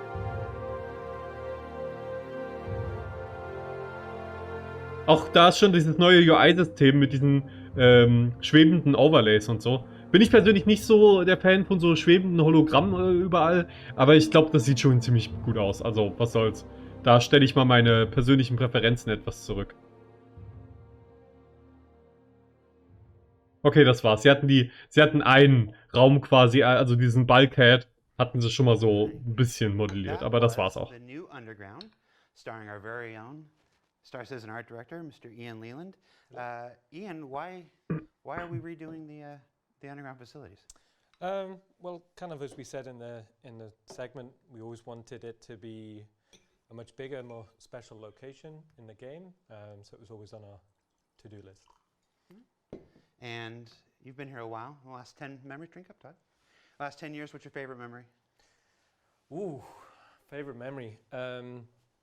It's kind of hard to pick one, but maybe a good one to start would be, I remember joining the company nearly 9 years ago and going on paternity and then realizing we're making Arena Commander. Oh, entschuldigt, ich habe vergessen, wieder laut zu machen. Aber sie haben legit nichts Wichtiges gesagt. That was not originally on your team, and it was just kind of like, here it is. Kein Ding, danke für die But it Erinnerung. was good. It was a bit like baptism by fire, and we kind of pushed the engine to what it could do at the time, and we were super happy with it. Yeah. So these new underground facilities, it's not just going to be a big, giant, empty, awesome-looking, playground with nothing to do. Correct. Doch, Jared, what are we going to be natürlich. doing in these things? I mean, all of our mission verbs count. It's basically we want them to be a sandbox element, you know, that players can go and explore, but, you know, whether it's sabotage or infiltrate or investigate or, you know, deliver boxes to, like, all these elements go into all the design elements, you know, when we're thinking about this, when we're testing out rooms, like all the interaction Genau, das ist Gameplay, aspects for it, puzzle elements. So basically, when the team's doing it, we're building it, but also implementing the different design elements into the room at the same time. And all those different theme rooms that you were talking about, you know, open up all kinds of storytelling possibilities with the different companies and who knows what misadventures are going on. Exactly. You know, 3 levels underneath the surface of Yila versus, you know, 4 levels underneath the surface of Pyro 2 and stuff. And these are coming to both the Stanton system and the Pyro system and wherever else afterwards. I'm not saying, because I like my job. All right, so in addition to that, am I this one? I'm this one. Nope, I'm this one. This one. Hi, everybody. We've got a number of Jared promotions ist inzwischen betrunken, going gut. on today. Everybody that's a member of the Star Citizen community, you've got a registered account on the website, is getting a free digital goodies pack. It's available for all backers. It's got Francis, the party animal plushie, which I believe is a Finley with a fun hat, isn't it? There's nobody here to answer me. A Falston jumpsuit, the Shubin edition, which is really cool. We don't have a lot of onesies in the clothing-wise for the Precision Universe. And a grenade launcher, because giving everybody in the universe a grenade launcher, that's going to be fun. Als nächstes geht es übrigens wirklich ans Gameplay und zwar an unterschiedliche Schiffsgeschwindigkeiten. Bin ich gespannt. For giving away Carrick, Freelancer, and Cyclone models, and the Halloween promotion is already live. And there's another Halloween contest where they're giving out some Caterpillars and Buccaneers. You can find out everything you need to know about that up on the robertspaceindustries.com website. And yes, I saw the chat going. I did comb my hair because while Brian was being messaged about one thing, I got messaged by my mom, who didn't like that I hadn't combed my hair. Hi, Mom. I comb my hair. Good. All right, what's next, everybody? Up next is, well, it's one of the segments that I'm looking forward to most. It's our sleeper segment of ich the auch, day, ich as auch. far as I'm concerned. Bin so gespannt. For multiple speeds with Rich Towler and Yogi and Jed and Johnny and Dave from the Flight Experience, Flight Comp feature team. They keep changing their names as much as I do. They're going to talk about one of Star Citizen's oldest and most complex problems and the exciting new solution that they have for it. So check that out. And we'll meet you back here. Die 5. Solution zum Geschwindigkeitsproblem. Das keins ist, finde ich, aber ich bin gespannt. Hi, my name is Yogi Klatt. I'm a gameplay programmer in the vehicle feature team. I'm here with Rich Towler, David Colson, Jed Talbot, and Johnny Young. And today we're gonna talk to you about the upcoming changes to the flight systems and the combat systems, which are done specifically for Squadron 42, but which will eventually find their way to the persistent universe. Ja, Geschwindigkeit gibt's bei mir in den Streams immer sehr viel. Ungebremste We want to Geschwindigkeit. define ship roles for the game because every role in itself and every ship Nein, can nein, offer nein, nein, nein, nein, unique gameplay opportunities for individual players. We want to provide a lot more variety to the gameplay in Star Citizen, a lot more opportunity for different careers, different responsibilities, and different sort of perspectives and views on gameplay where people contribute different types of work and different types of jobs. Star Citizen is supposed to be a big expansive game with giving the players lots of chances to have a variety of different experiences. It's not just about combat, it's not just about an economy, Ach, das meinst it's not du, just about Beastie. piracy, it's about Ja. all of those things happening at the same time. So we need ships that can act and function in different ways to support all of those different goals. In trying to figure out these roles and define what they are and make the gameplay for them, we started very heavily leaning toward combat, mostly because combat is a mechanic that is very widely applicable throughout the game, and the principles behind it apply to various other roles in the game. We've been working away in the S42 branch, and this has really allowed us to isolate these ships. So we've kind of broken it down into archetypes, and it's really allowed us to kind of break down what these ships do You know, and also it's to make sure that when we are defining these roles and balancing these roles, that we're putting the ships in the right place, because we don't want the ships to be like, you play this ship, it means you dominate this part of the game. That there's always got to be plus and minuses so the balance is right. So there's still some crossover between the ships. So just picking one type of ship just isn't, you know, isn't just a win. We have already defined several ship roles, and they're usually known as light, medium, and heavy fighters. Light fighters for us are fighters which are very dominant in the area of 1 versus 1 PvP combat. But they come with a downside, because obviously the light, which means the materials chosen on the ship, are probably not the strongest. So it's more about the attack. It's more about trying to outposition and get in there and attack and get out of the situation. Heavy fighters are kind of the opposite. They're not supposed to be really good at 1 versus 1, but they excel at N versus N engagements. So when we have group battles. Medium fighters for us, internally we call multi-role fighters, because they have a lot of hard points. So they have a lot of loadout flexibility. So a player can tune them to the role whatever they want, but they will never reach the performance of dedicated ships. A lot of the medium fighters sometimes come with a turret as well, so they've got that additional gameplay of the turret, which is aimed to kind of counter the lack of maneuverability that their ships have. And then additionally to that, we have racing ships, which are basically just really fast at changing the velocity vectors. And interceptors, which we basically just want to go very fast in the forward area, but never reaching really the performance envelope of dedicated dogfighters. Interceptors are designed to kind of catch up to ships and disable them. So they come with kind of advanced kind of hardware on these ships. Bombers, on the other hand, are, well, they're just slobbing heavy ordnance at larger targets, so you use them to take out bigger ships. But they're not really good at, well, killing small fighters. And then from smaller ships coming to larger ships like Constellation and up, we want to change the gameplay to be less about positional combat, but more going into the naval style of combat, where it's important to show the correct shield and fire arcs and timing your shots over long distances. So the purpose of ship roles is to really help players understand what ships should be used and when they should be used. And it's really about delivering on those kind of gameplay promises that we've been talking about, you know, over the past, kind of several years. If every ship is the same, it's not fun. But if we have dedicated ships with dedicated pros and cons, then we can create very exciting combat environments. And the biggest challenge we see in order to get that gameplay we want is the current speed that we have in combat. Ja. Okay, das war ja schon mal It's a subject interessant. we've talked about many, many times in the past. And it's something we've tried many things with. You know, we've tried limiting things at speed, we've tried adjusting handling at speed, we've tried so many things to kind of manage the negative impact of speed on combat.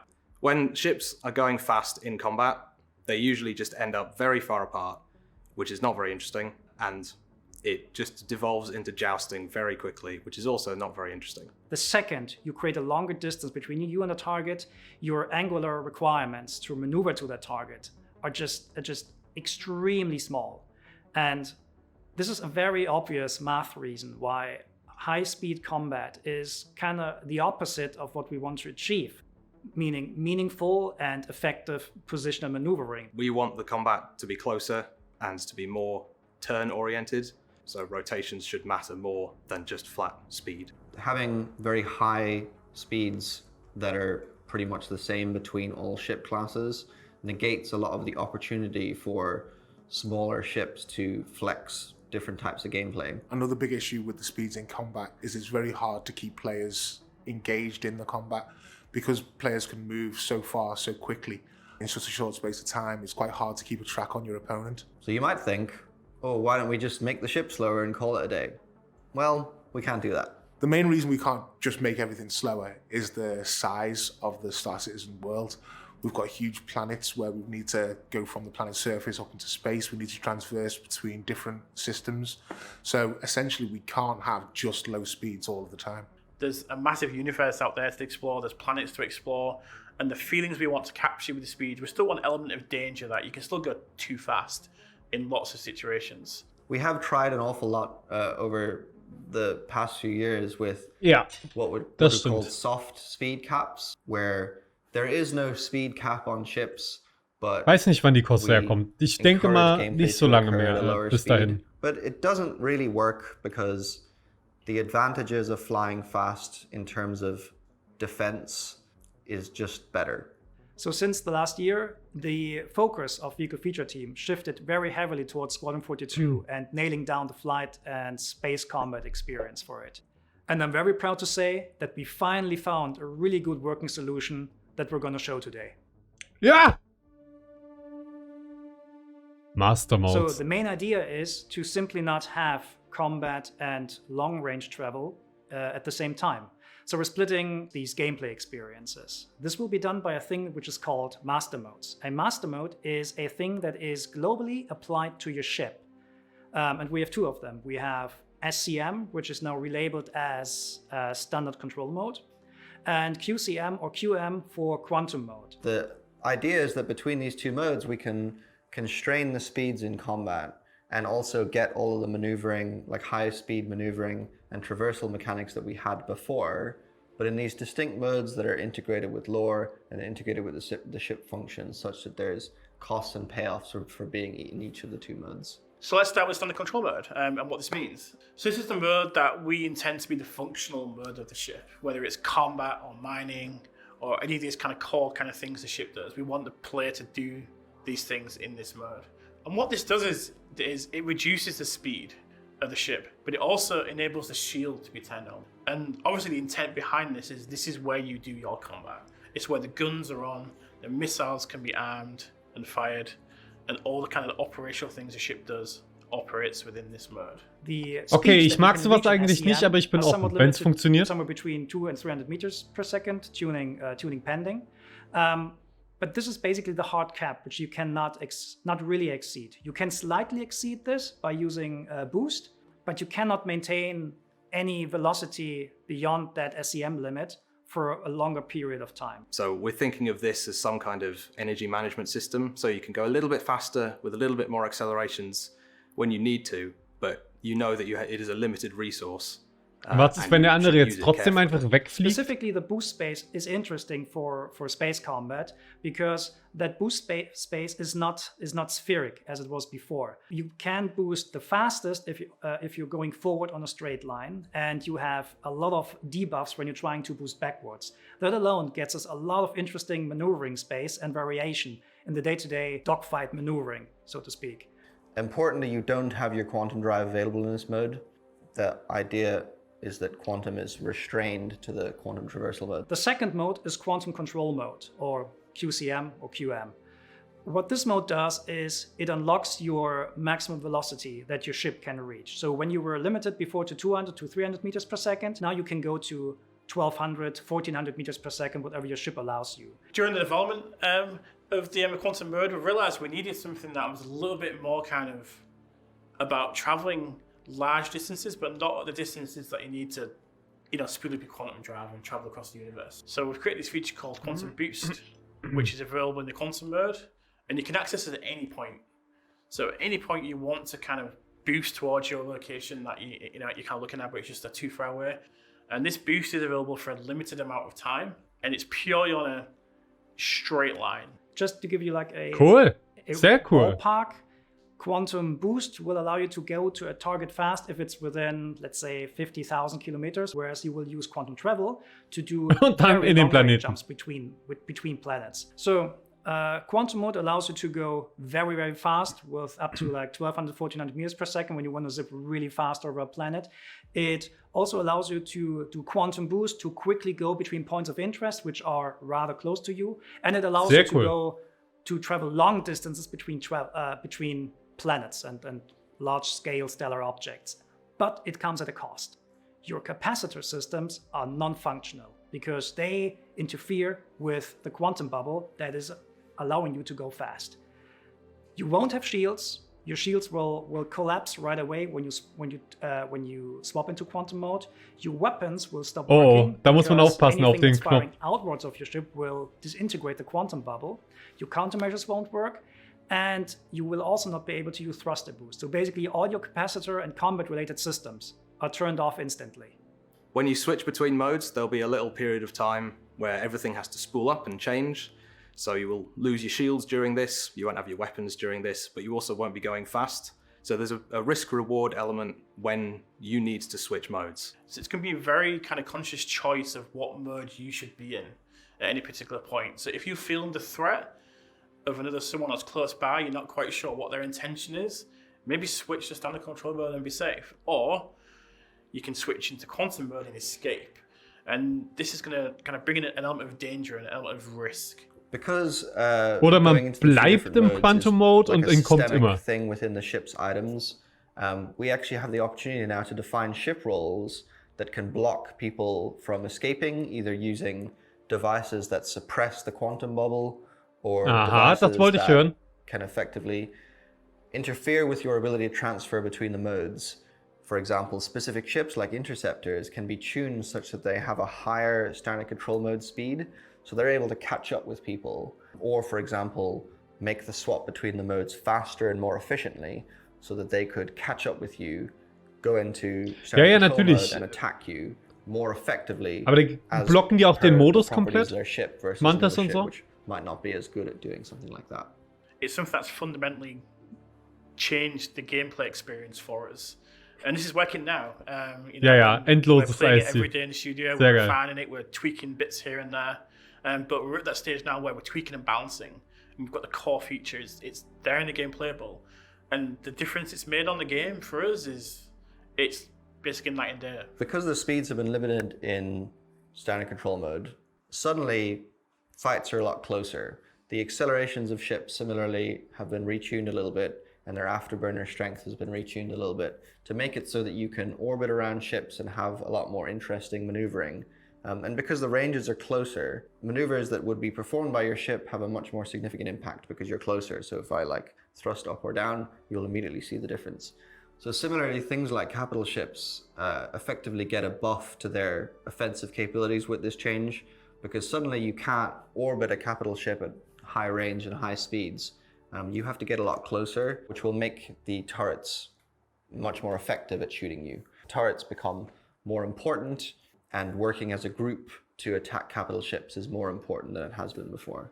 Cool, also so wie sie es erzählen, bin ich voll dabei, würde ich sagen. This is a really exciting change because it allows us to keep the combat speeds relatively low, where we know that the gameplay is better for that, while also keeping the point-to-point travel speeds as high as they should be for PU. Playing with master modes in Squadron 42 has been a lot of fun, simply because it's changed the entire combat experience. Before, you'd find that you were fighting at a huge distance. Now you find that you're in really tight, close combat with the other players. I think. Aber bei denen gab es ja meistens nur so 20 Minuten am Ende und am Anfang live Once we Gameplay. can have battles with big capital ships and smaller ships, we'll have brought something to the Star Citizen world that I don't think has been. Aber ja, ich will gerne auch Gameplay sehen. And I think it'll make a massive improvement to the game. Having made these changes to implement master modes and rebalancing all of the ship speeds, we'll finally be able to define ship roles in the way that we've always wanted, and to bring a lot more variety to the gameplay that we haven't had before. So it's been a really long journey here, obviously, because you've been a part of this journey. And we've tried many, many different things over the time to try and really create the experience we want. But the reality is, from us, it came down to what it always does in Star Citizen, which is creating choice for the players. It's about giving players the option, and their choices have consequences. So with master modes, it really helps define the player choice in the game. So they're choosing to do combat, they're choosing to travel from A to B in quantum, they're choosing to QT boost somewhere. Just giving players that freedom within the universe we have is just, it's a really magical thing. And we try many times to control that as designers, to try and get a specific experience at some point. But we always end up coming back to the fact, let's just give the players the choice and let them make the key decisions, and we'll design the balance around that. We finally have it. So we're now nailing down the space combat experience for Star Citizen, specifically for Squadron 42. Wichtig. We know from internal playtest that the master mode stuff works. We know that it works with our flight retunings, and it's very exciting. It will yet take a while to ship this to the PU, because the amount of ships you fly in Squadron 42 is rather limited, whereas in Star Citizen we have about, more than 100 ship records at the moment. But the whole kleines bisschen Squadron 42 Info. in the first place is over. We just need to get the numbers in now. And all the footage you see today is from Squadron. It's all currently playable in the game. That internally, that we're playing this every day. We're still making some tweaks, but everything is there right now. It's all about the foundational kind of tweaks that we're making. And we can't wait to get it in your hands. So thanks a lot for listening to us today. We're very, very excited to get the changes to you as soon as possible. And yeah, we'll hope to see you fighting. Ja, da hat Mozart natürlich recht, aber keine Sorge, man wird nicht so schnell sterben. Erstmal Schleudersitz, wenn du einen hast. Zweitens gibt es ja dann Komponenten und so weiter. Das Schiff kann ja lange kaputt gehen, auch in Close Combat, bevor das überhaupt zerstört wird. Also es kann kampfunfähig werden, bevor es zerstört wird. Who is most likely to win in a dogfight? Okay. An Ortwin. Ortwin. Shout out to Ortwin. It's been a long time. Hey, Ortwin. My one is, my cargo hold is always full of Chris Roberts. Really? Show the camera. There you go. Ah. Right. That's Vandal Against Humanity, a game created by one of our own Star Citizen, one of the original Star Citizens, Mr. Ken Shadow. We still got it. It made the trip to UK, and we are playing it in between the sessions. So thank you again, Ken Cool, ich Shadow. will das Spiel auch haben. John? Oh, I dropped the cards. It's gone. Aber ich bin echt hyped. Das ist eine große Sache mit dem Flugmodell. Ich habe da echt Bock drauf. Or do we actually have it? I think we've got it. The team's been super hard at work for quite a long period of time on this. We've gone through, I don't know how many versions of this. We've sort of run out of interesting names to call all the development builds. Mit dem Fliegen und alles, mir gefällt das Konzept. Das ergibt Sinn. It's been a lot of work put into this, a lot of testing internally, like across the company. Ich hoffe, es wird auch so cool. Our team, getting them all on board, getting them playing it, feeding back. And I know we don't generally do when questions, but this is a pretty big change to the overall flight experience. Folks have been waiting for this fix for a while. Yeah. We're not talking about tomorrow or next week or give us why isn't this just going to be put into the PU tomorrow? Dates. Two factors. We started doing this for Squadron because naturally, to have a great flight experience in Squadron, you need it to all work together. So we're focused on Squadron first for that, and Squadron has a much smaller subset of ships than the PU has. It's a lot easier to do a system like this, get the broad strokes in, and then really dial it in for 6 or 7 ships versus the hundreds in the PU. So it's a scale thing that stops it going in the PU straight away. And then the other thing is lots of it ties in together with other systems. So it's not just flight mechanics. It's UI, HUD, radar star map, quantum changes, and you have to get all of that together in one. We can't really piecemeal it. You just won't get. Ja, natürlich auch das mit dem Quantum Travel, finde ich auch here's cool. One bit of it. Here's another bit later. We want to drop it in one big deployment. Are we going to drip feed ships and like this ship's done and then this ship's done, or do you think more together all at once? Yeah, what Brian said. We have to do like a broad tuning across the board for everything. Yeah. Day one for when this goes into the PU. Hopefully by then a lot of those will be really where we want them. That, as with game development, then constant is change. Yeah. There will be ones that change over time. Oh, you changed the camera. Also eine Menge Balancing, There'll be ones Leute, that wieder. Keep going, and obviously community feedback's a great thing. It's very hard to get things right out the gate. There's only so much internal testing you can do. We need that feedback at that point. And I do want to say to folks who are watching, wherever you're watching, the 6 to 7 ships in Squadron was not a confirmation that there are only 6 or 7 ships in Squadron. We'll confirm that stuff much closer. Just if you're already halfway through your Reddit post, just delete a couple times and. All right, you ready to move on to the next thing? Absolutely. All right, Let's do it. So we've been bouncing back and forth between you know really hot visuals with the planets of Pyro, and then gameplay stuff with investigations, and back to the really hot visuals with the underground facility, then back to the solid gameplay stuff with the flight experience. Up next is another really solid visuals thing, Lorville. Lorville, meet me at camera 1. Lorville, Star Citizen's first landing zone. We've learned a lot since it was first put in. We've built Microtech, New Babbage, we've built Auras. Stimmt, jetzt geht's Lorville. Area 18 and ArcCorp, but Lorville currently stands as the oldest standing landing zone in Star Citizen. And with our new team at Turbulent and ready to kick butt, and I was going to say kick names and take butt, I almost messed that up, and then I messed it up trying to explain. Danach kommen aber die beiden allerbesten Panels.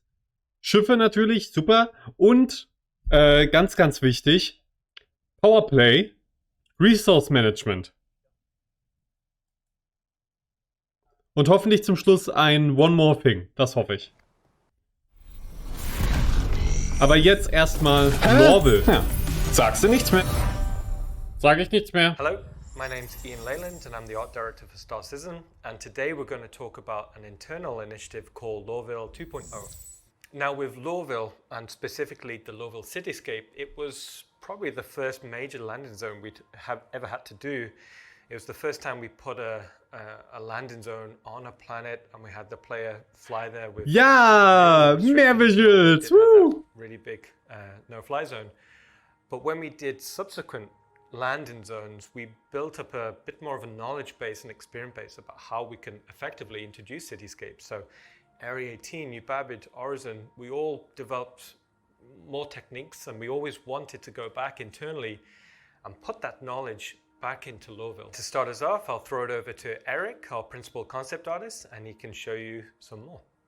Hi, my name is Eric. Das mit dem Hintergrund ist schon echt cool. Principal concept artist for Star Citizen and Turbulent. Aus dem Fenster. And I'm here to talking about Lorville 2.0.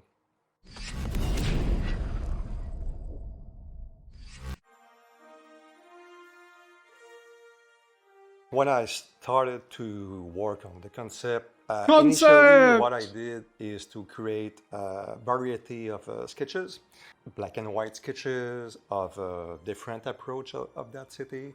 We create a side panel of a silhouette of the building. Mainly the reason we need to work on that is for mainly gameplay issues, because we would like to make a gameplay in the interior buildings, and we need to create a bigger city to let the player have a fun experience to flying through that. Yeah, so after the sketching process and get some approval, I need to know very well the footprint of that city. We build a city from a human scale, you know. We have nothing in that city, they build in a gray zone.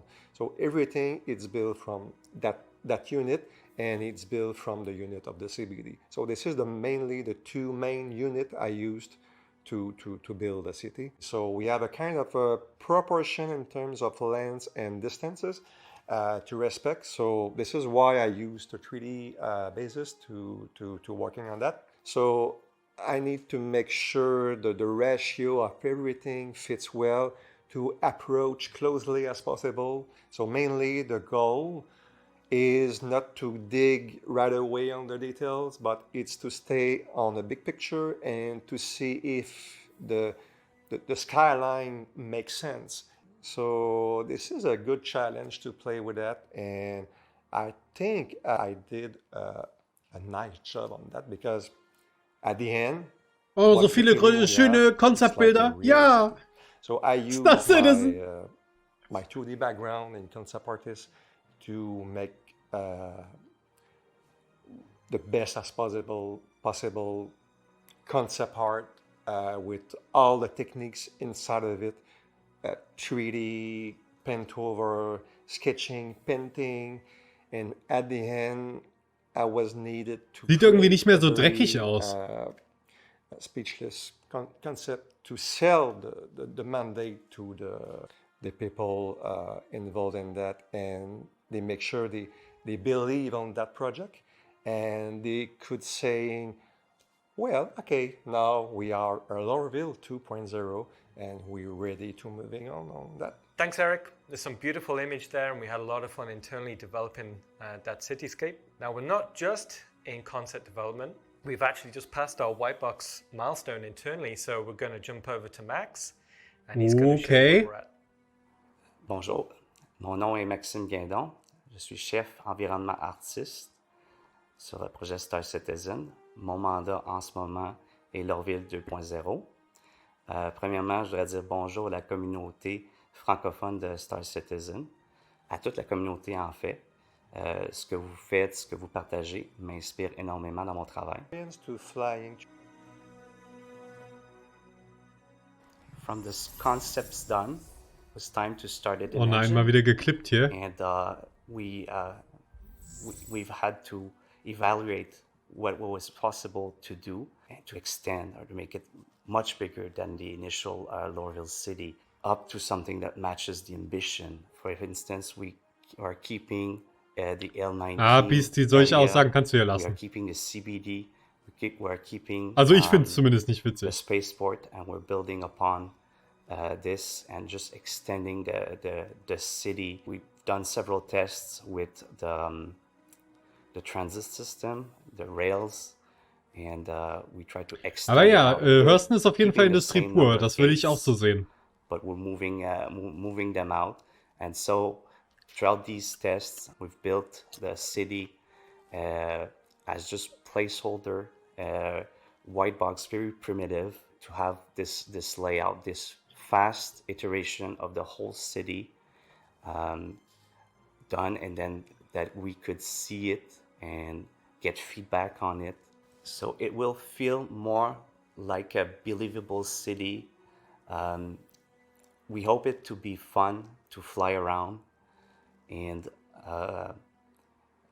like to actually do some races in it. We're building arches, bridges, and Cool, wir können ja richtig durchfliegen. and it makes it interesting to be able to fly around. Vermutlich können wir das nicht. Aber es wäre cool, wenn. Players,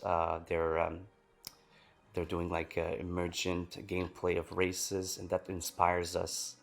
And then the way that we're building the city, we are starting now the gray box. We have like Montreal's tools teams now that are working on like Houdini tools, and they are. Ja, der Planet, der ist chatting with sowieso them komplett to verseucht. see what we could use Der Planet ist from the komplett library of tools. Giftmeere There und will be alles. several Säuremeere. areas of like a higher level of detail, especially around landing pads on rooftops and lookout areas. Stimmt, sowas haben wir ja gar nicht certain aktuell places im where the Lorville. players will be able to land. These will eventually connect to the Eben, ich finde auch interior, so, in der Stadt spaces that will be könnte man built, das mehr later. sehen. And in that sense, Lorville will be ready for those interiors. We started as a team of 2 artists working on Lorville, and now we're 5. And we could even be like more soon. Each artist has slightly different skill sets, and we complete each other. They bring ideas. I let them bring ideas to the table on how to advance what we're doing, make it. Ich feiere diese That's really Plastiktütenhelme. important. Immer noch. So I hope you'll like what you see, and we can't wait to show you more. Sieht I'm okay happy aus, ja. about the opportunity of working on this mandate, because it's gonna make such a huge difference. Thanks, Max. That's looking great. And hopefully you guys can kind of see, even in a white boxing format, we're seeing really good scale reads and understanding about how we can make the cityscape of Lorville probably one of our best yet. And we'll be showing more soon. Thanks for letting us showcase that for you today. Enjoy the rest of the show. Soon.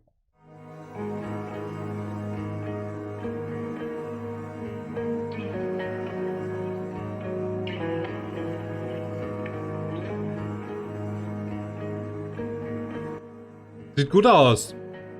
Was soll ich sagen? Es ist halt jetzt Lorville mit Landingpads und so. Sieht schick aus.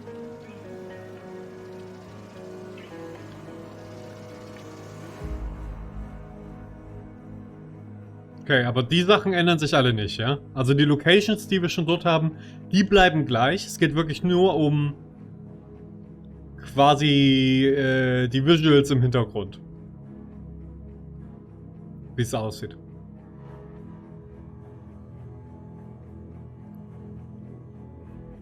Ich hätte ja gedacht, sie gehen auch an die anderen, also wirklich an die Locations auch ran, die wir belaufen können.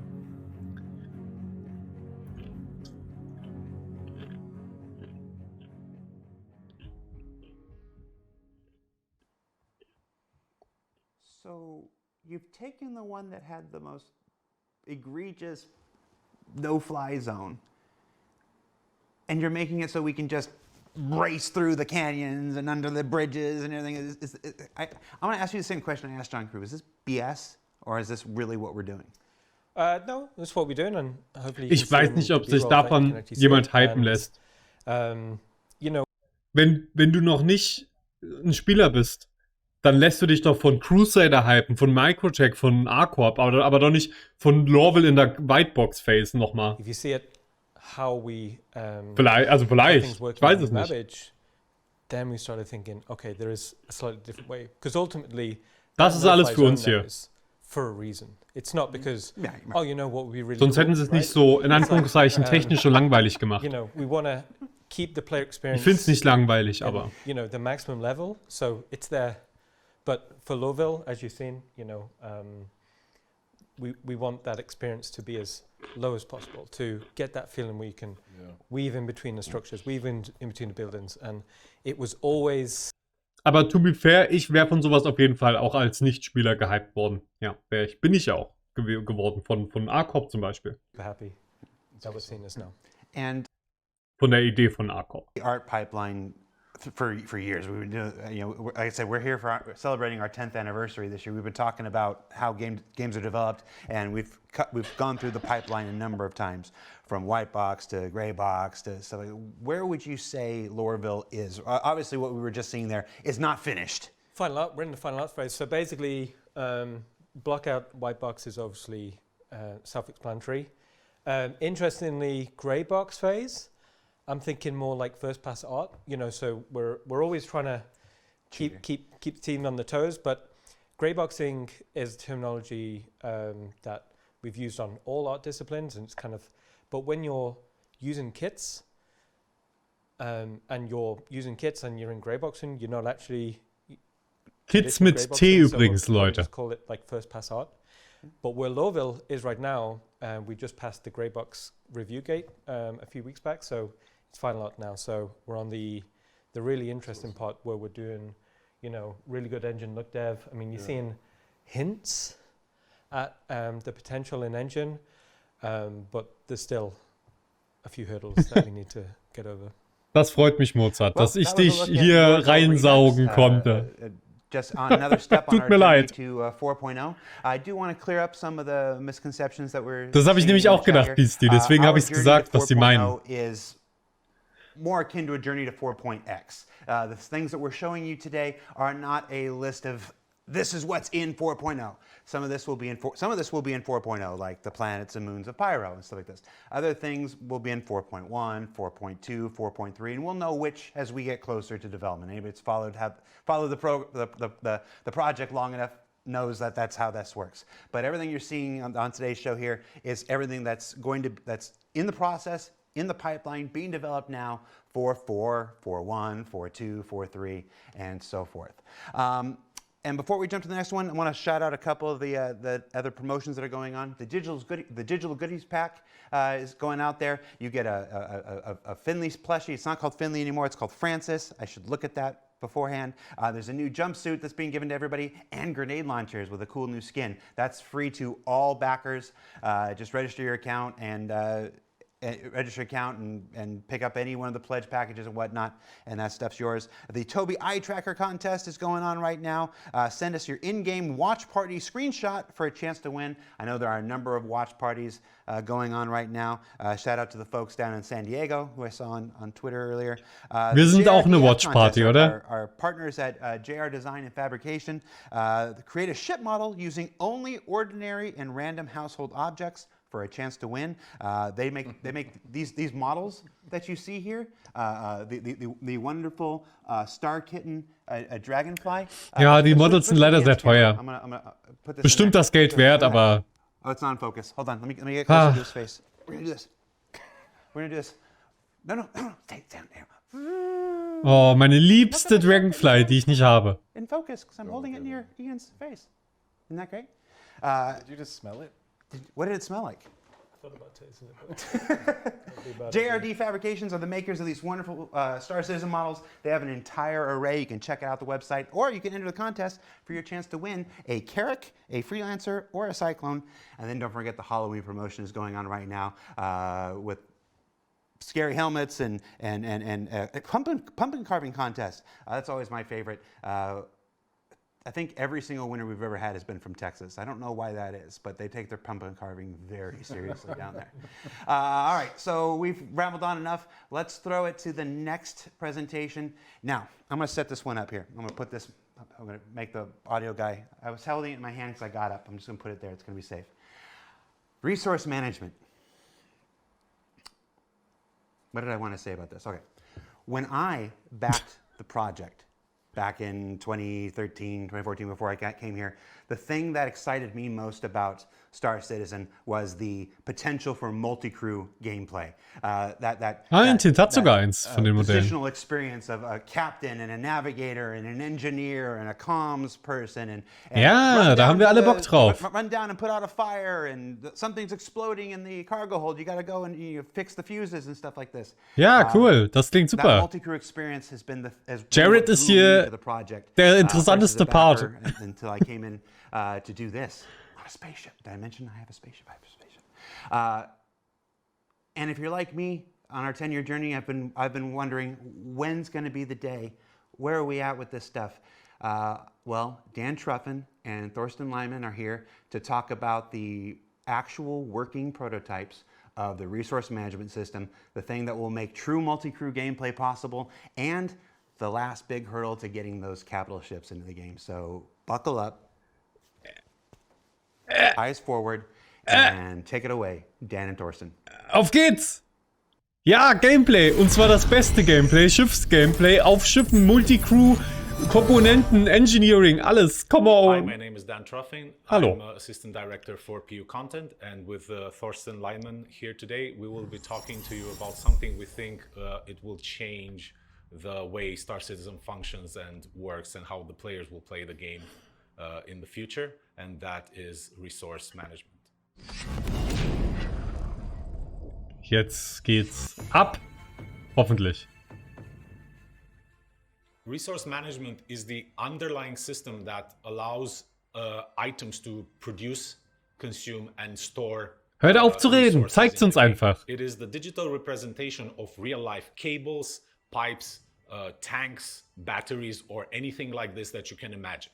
It's the foundation of the ships where you have certain resources like fuel and energy powering certain items on the ship, but it's also the system that will lie below any station or any vehicle, anything that you can imagine in our universe that actually requires a certain type of resource. Resource management is not just a system that helps ships function. It is a thing that's integral to the functionality of the entire universe. It will be the way surface outposts function, underground facilities, space stations, landing zones, everything in Star Citizen will function using resource management. So we will start with the smaller vehicles, and the gameplay for those smaller vehicles way more interesting than what we have right now.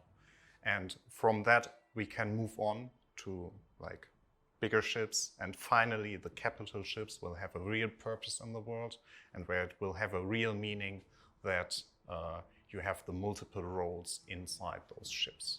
It will drastically increase the time to kill for all vehicles in Star Citizen. Nice. Das ist es, Mozart. Rather than destroy them.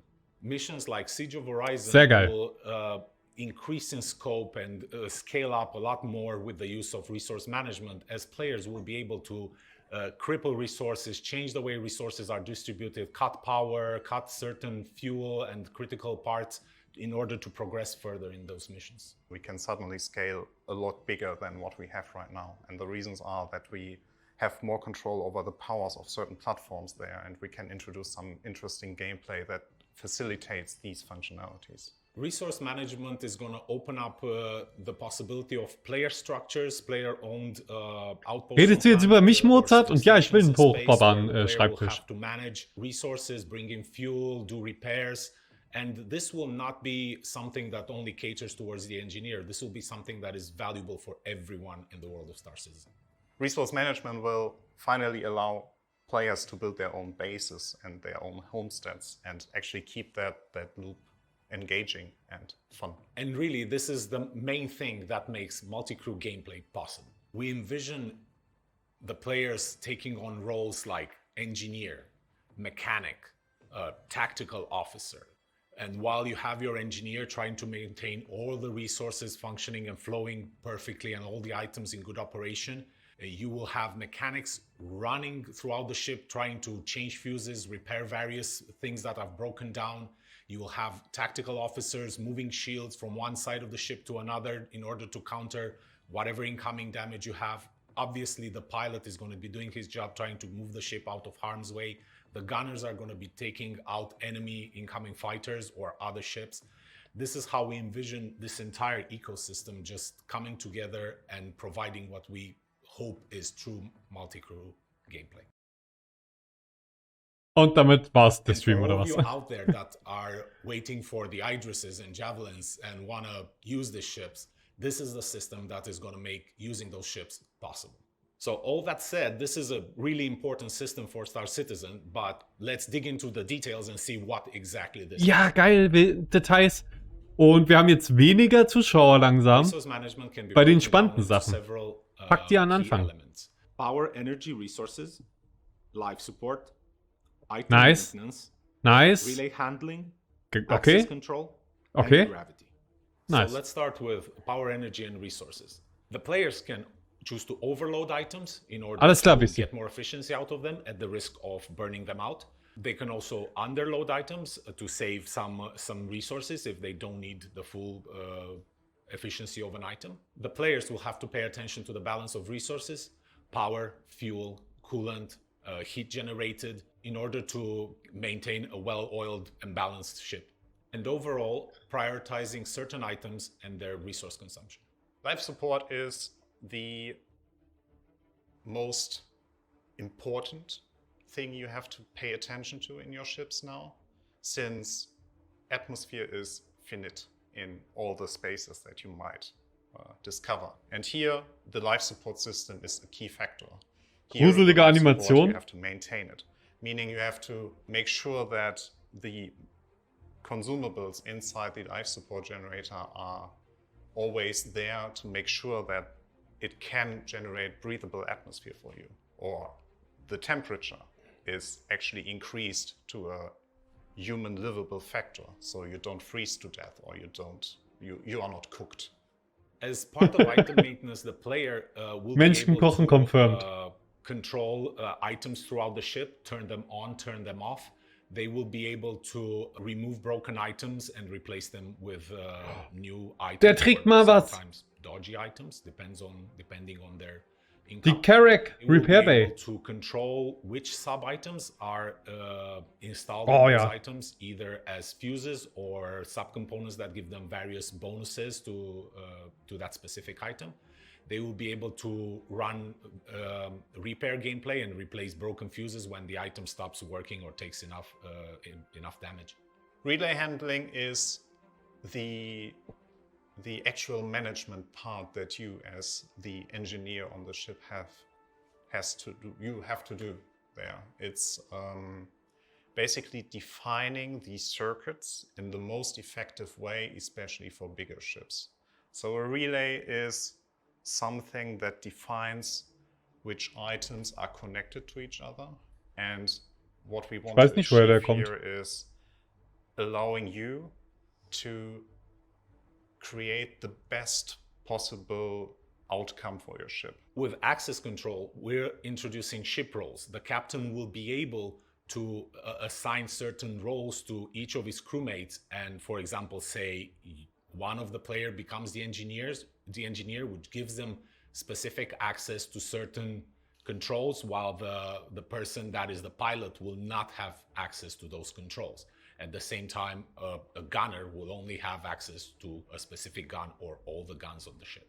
And finally, gravity. So gravity is a concept that you experienced already in every ship. So there's always a ground. Ich dachte, jetzt sagt er auf der Erde. There's always a down, there's always an up. And we would like to give you some more control over that. So Nice.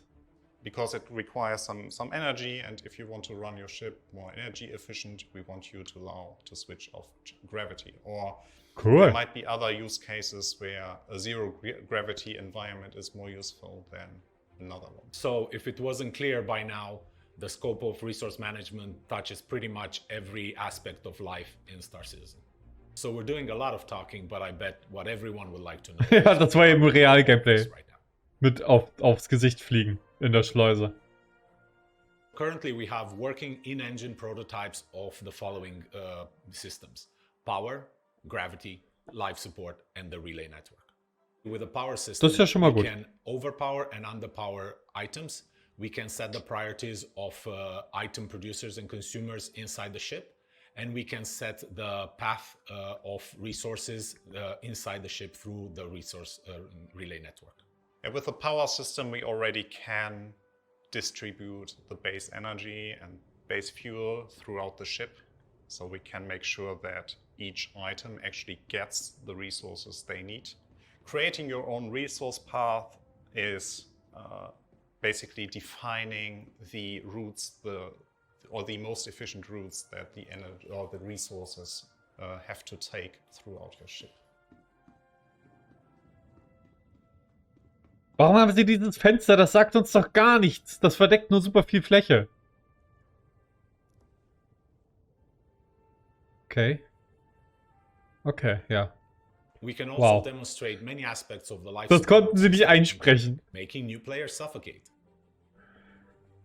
Warum haben sie das nicht eingesprochen? This is the display of atmosphere composition, pressure and temperature. When we open the door, the atmosphere automatically vents out of the room. Ja, das haben wir schon vor 20 Jahren gesehen.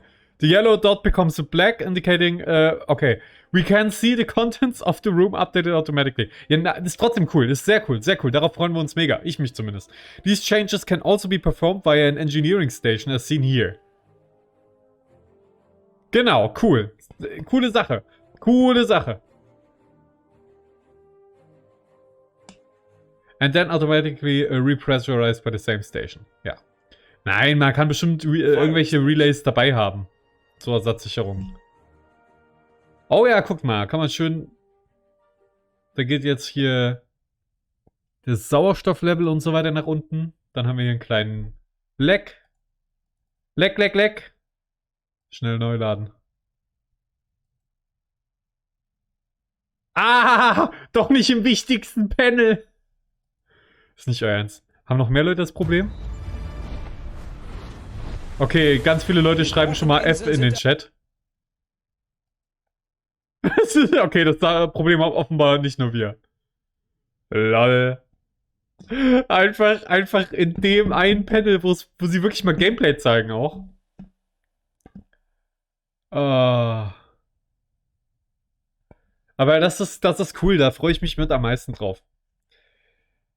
Wir sehen endlich Informationen über die Räume, wir können die Räume nutzen und dieses Schiffssysteme nutzen und sowohl für unser Wohl als auch gegen unsere Gegner. Ja. Lustigerweise, jetzt sind wir bei 33.000 Leuten. Oh.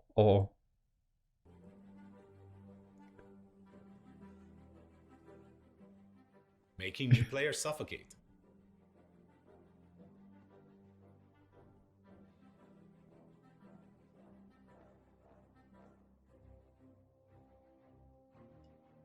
Ja, so viele Leute darf man da nicht mit in diesem Raum haben. Rooms with atmosphere.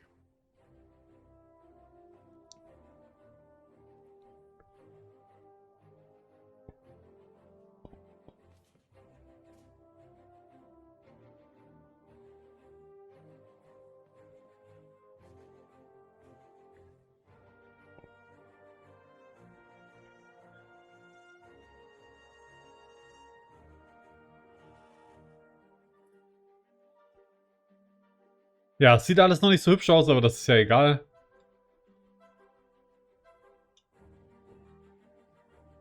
Ja, cool. Wir können Luft reinlassen. Und raus.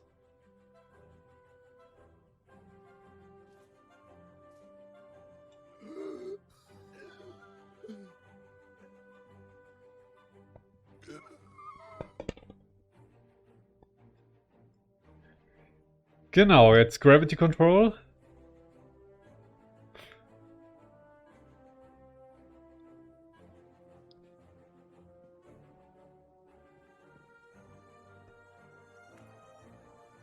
Genau, die Automatik kann es machen. Wir haben alle Optionen. Jetzt haben wir hier Low Gravity. Das finde ich cool, dass man das einstellen kann. Das hatte ich gehofft.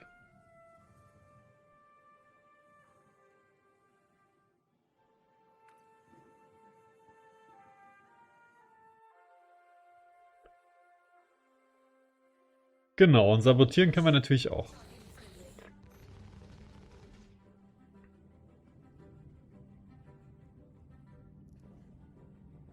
Auch die kann man sich einfach wegnehmen. Die nimmt man sich einfach raus. Also haben wir dann Leute, die durch unser Schiff laufen und uns die Sicherungen klauen. Ohne Probleme. Naja, da wird es doch hoffentlich irgendwie eine Sicherung für die Sicherung geben. Also wenigstens eine Klappe. In the last year, we've made tremendous progress with the resource management system, but with a system that is this big and complex, we do not want to rush it. We want to just get it right and get it right from the beginning. So let's talk about Genau, what's Mozart. next for the resource management system. Die protestieren alle einfach nur. As you can tell, resource management is a huge endeavor for us. So like everything else, we'll probably not get everything in the initial release, but this is what we're aiming for. Interactable and accessible items on ships, relay gameplay, changing fuses on the relays, resource balancing, defining control groups that will be accessible through the MFDs, allowing people to create presets for your resource network for each ship, an engineering UI with at least a list or schematic view of your ships, external engineering screen for ships, allowing engineers to define the tuning parameters that can be accessed by the pilot with the press of a button, like loading presets and creating presets. Okay, das ist sehr cool. Release, everything else will fall into place. Ja, genau, das ist Gameplay hier.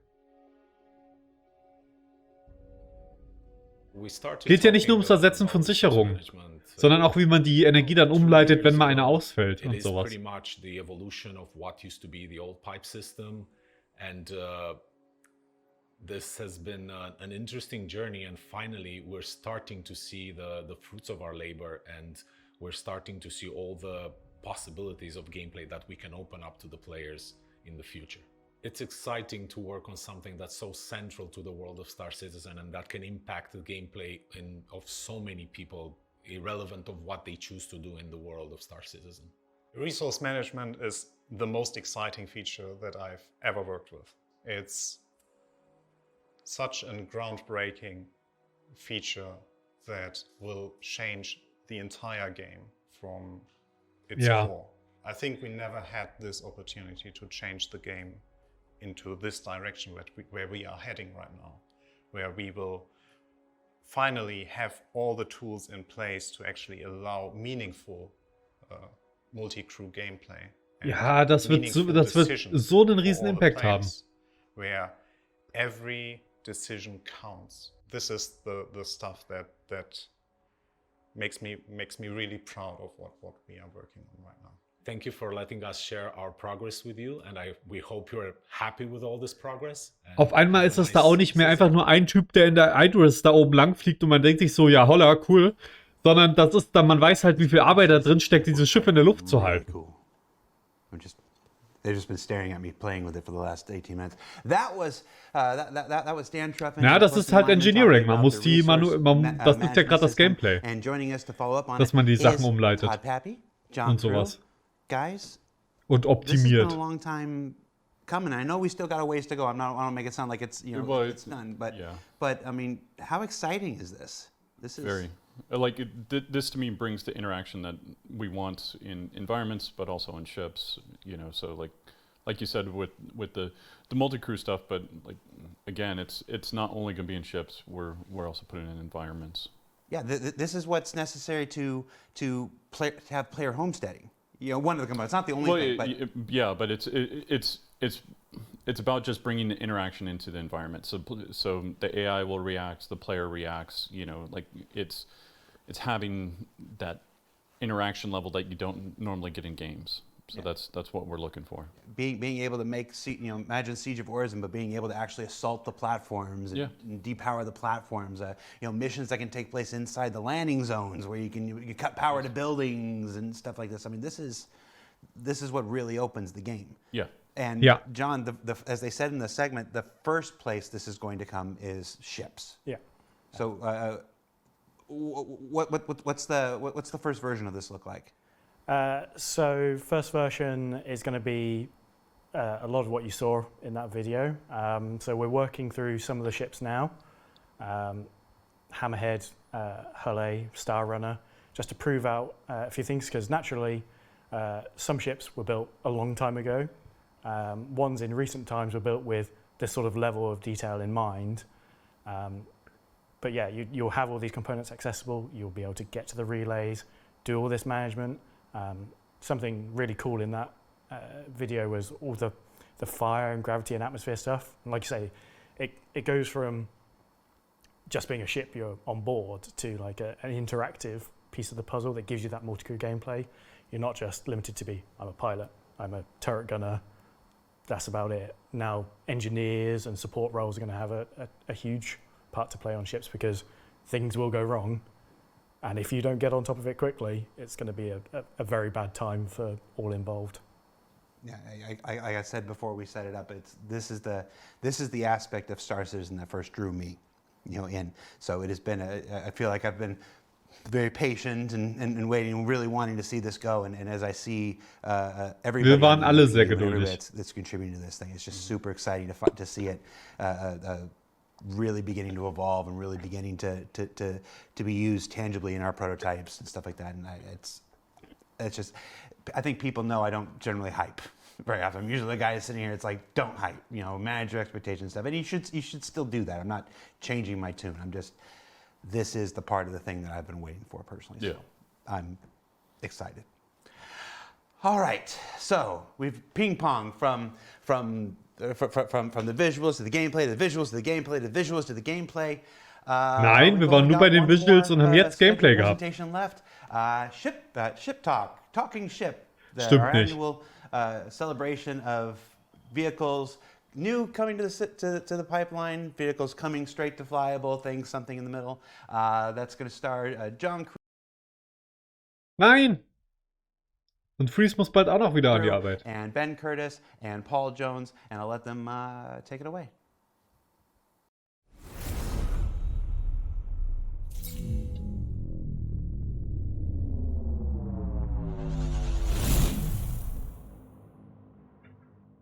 Okay, ich bin gespannt. Concept Hi ship? everyone, my name's John Crew. I'm the vehicle director here at Cloud Imperium Games. This year I'm once again joined by Ben Curtis, vehicle art director, and Paul Jones, concept art director. And this is our yearly Ship Talk panel. Like previous years, we'll be talking about something coming soon, something being announced today, something coming a bit later, and then the fan favorite, the Pick a Ship or Vehicle concept series. To kick things off this year, we're going to be talking about our new concept ship, which is the Crusader Spirit. This is a series of ships from Crusader Industries that is designed to take on a variety of other manufacturers' ships at the two-person crew level and does a wide variety of tasks depending on which variant you pick. Natürlich, es ist ein neuer Ship-Killer. Ship are naturally the Cutlass and obviously the Cutlass Blue, Red, Steel, and the Freelancer series. Those are all similar sized ships to this, and they also Ich gehe aber trotzdem mal vorsichtshalber kurz mein Portemonnaie holen. Freelancer series. The Spirit benefits from not only Crusader Industries' sort of stylish physical appearance, but also their renowned speed and agility over those other. Oh ja, die Triebwerke. Oh! Spirit. We have the C1, which is the cargo hauler version. We have the A1, which is the light to sort of medium bomber version. And then we have the E1, which is the executive VIP transport version. One of the interessant. really nice features of the Spirit series as a whole is the front half of the und ship VIP-Transport. shared area, and it's the rear section that swaps out. So the C1 is the cargo hauler version. This comes with 48 SCU of cargo capacity in the central area. Ja. Accessible like the other versions via the rear ramp. It's wide enough to allow a variety of ground-based vehicles on board, such as the Cyclone. You won't be fitting larger things in it like the tank, however, with the size of the cargo bay on the sea. Es ist ein riesiger Schlauch. And still have some cargo capacity left over. Willkommen im Schlauchschiff. Bomber version of the Spirit, Freelancer 2.0. sort of splits the difference between the Hercules A2's bomber version, which has both size 10 and size 3 bomb options. This comes with size 5 bombs, and they are arranged in 2 vertical gravity dropped formations down each side of the central area. So you have a nice little walkway down the middle, and then you have the 2 sort of lines of bombs each side of you, and you'll be able to see them. Okay, cool, ja. To the bottom Ja. of the ship. It delivers a different role to what the Starlifter does in terms of the bomber. I think it's a much kind of smaller, faster ship, so it's much more agile. You're going to be kind of getting in and out, and you know, doing your bombing run, and then getting back out of the danger zone quite quickly. Aber keine Quite Crewquartiere? familiar in that sense, but it does deliver a unique kind of play style compared to the Starlifter. So you might be asking yourself which one's better, and it really depends on what you want to wipe off the face of the planet that you're bombing. Obviously the A2 has both heavy hitters and what could be described as carpet bombing, whereas this is sort of for when you don't want to completely annihilate. Ich kann dich verstehen, Mozart. Ich weiß, was du meinst. Ich finde es trotzdem sehr schick. Solely exists to give Jared Heartburn over his Starliner. So this is a sort of taste of what the Starliner will get in the future, but on a much smaller scale. VIP1 is a really interesting module. It's basically split into two levels, and so we really wanted to sort of have that VIP experience. Obviously, you're coming into a sort of multi-role ship, but when you get into the module, you've got lockers, space to put any sort of personal belongings. Essentially, you're going to 2 elevators. Eine Leiter ins Cockpit wäre nice. Ja, das stimmt. To the top deck. So it has that sort of first-class feeling. I think what really makes the E1 stand out compared to some of our other ships is the kind of the large panoramic glass roof. So when you're in this kind of shared VIP area, you're going to have great views and be able to kind of like explore the verse in something that I think is going to be quite unique. And we also have the Mixmaster, which is at the front of the module, which is basically where players can go and choose whatever the drink it is. So it's cocktails or coffee. Then players will also have super comfy seats. They'll have the widescreen TV in their module. I'm really excited to see when we start getting our players and our AIs into these ships and being able to kind of explore the verse and experience that kind of luxury living that I've not yet to experience. So between the 3 variants, there are a number of shared areas. The sort of core of the ship changes with each variant, but there are some aspects which don't need to change. And starting from the front of the ship, you naturally have the cockpit or the bridge. Das Cockpit finde ich voll hübsch. Like other Crusader ships, you have Ich liebe das, voll. side pilot to co-pilot arrangement. Then you have behind them their living quarters / area.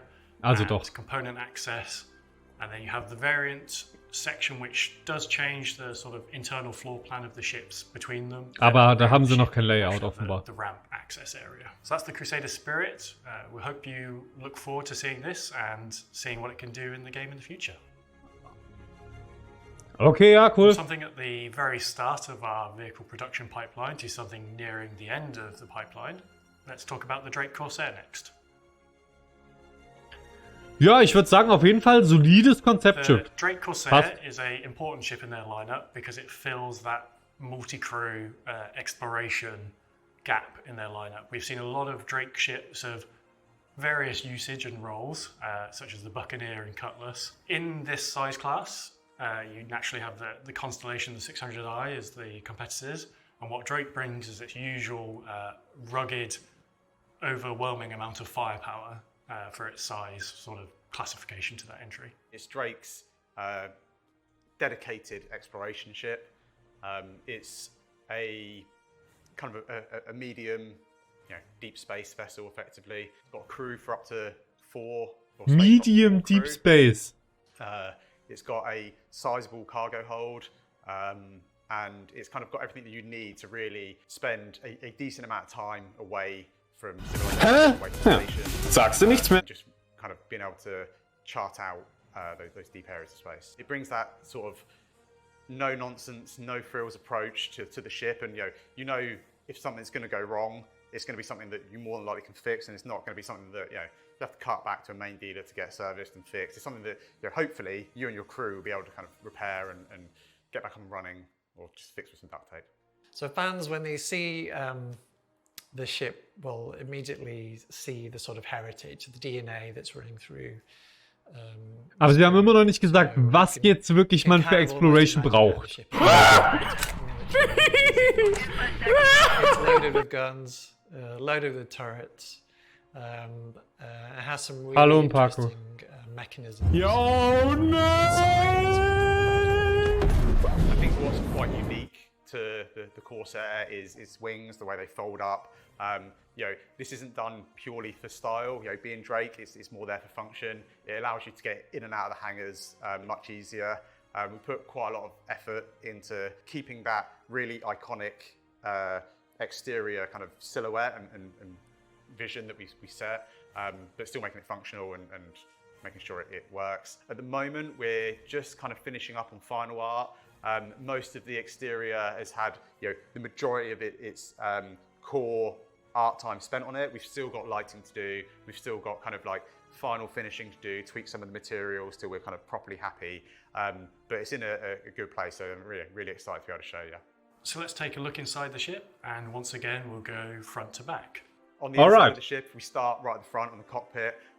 The Corsair has quite a unique feel to its cockpit in that the pilot is kind of sat right up front, and then in kind of classic kind of Drake stylings, the co-pilot gets in the seat behind them and actually sinks down into the floor. That cool, sogar mit Geländer. From the main cockpit area into that kind of co-pilot kind of section.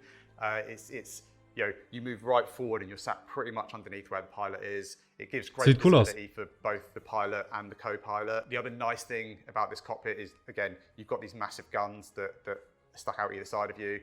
So it should be a nice place to be. In the rear of the cockpit, we've got the captain's quarters. So the captain's quarters is actually pretty much identical to the rest of the quarters in the ship in terms of its kind of size and its amenities. As you move back through the ship, there's I guess a small kind of crossroads directly behind the bridge. From here, you can either progress backwards straight into habitation, or to either side, you've got the turret access. So it's right really at the kind of like the neck of the ship, effectively. The side turrets have changed a little since the concept phase. They now have a greater range of motion in sort of the yaw axis. We're quite limited at concept stage. Jetzt bin ich mal gespannt. 45 degrees. Each way you're Schaut mal nach hinten. 90 degrees pretty much. Schneiden Sie schön weg.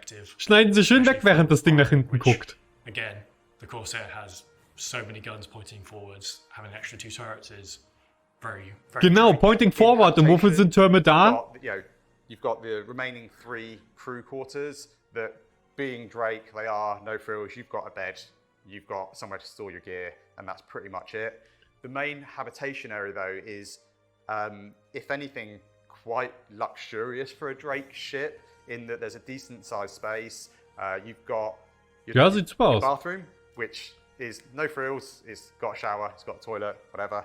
You've got the kind of chow line for all your food and everything you need to survive. And then right in the heart of the habitation area, there's a large kind of sizable seating area. And that's not Wo ist jetzt der Lift? Der müsste doch noch davor sein, oder?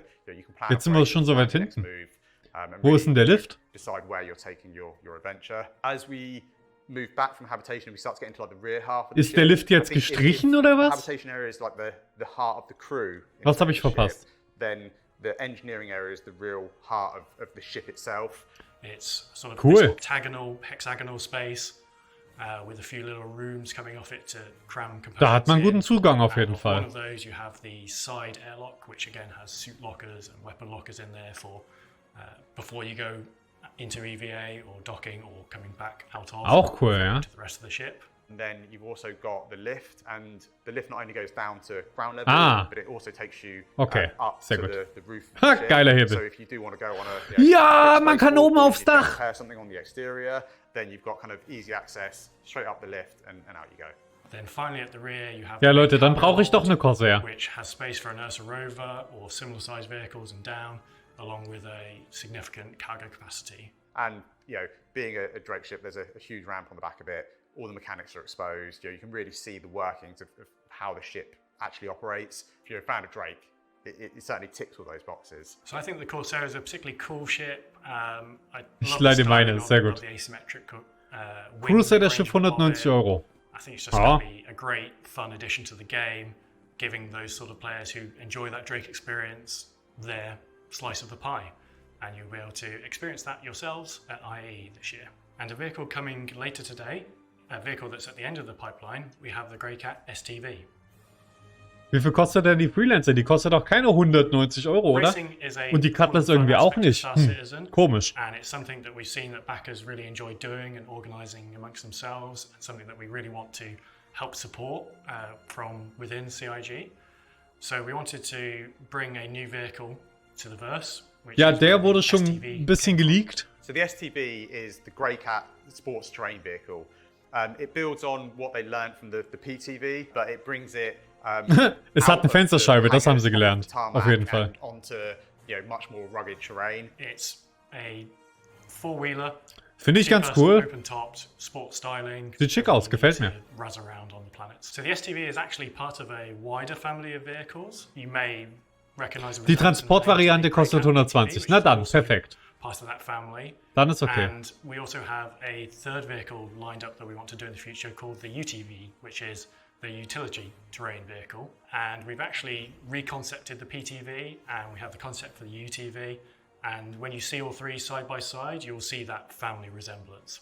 The interior again Gefällt is similar. Design language, simple layout, easy to clean. That was a big thing for us, even though we don't have like a cleaning mechanic. All this sort of builds into the sort of visuals of the vehicle. So, the floors have got drill holes in them, so it can easily let water through. The seats are easily removable, so you can actually see the bolts where you can just quickly whip them out. And so all of this thinking goes into those kind of vehicles. The wheels are a big feature, large sort of rubber mudguards. Wir schauen dann natürlich nochmal auf den Concept Sale genau drauf von allen There's Sachen. lots of subtleties in terms of the roll cage, the sort of cross section of all these things. Maybe people wouldn't notice. Die Waffenhalterung finde ich übrigens voll praktisch und eine gute Idee. Making a manufacturer consistent. So the STV delivers that gameplay that is you and a buddy out exploring over our planets.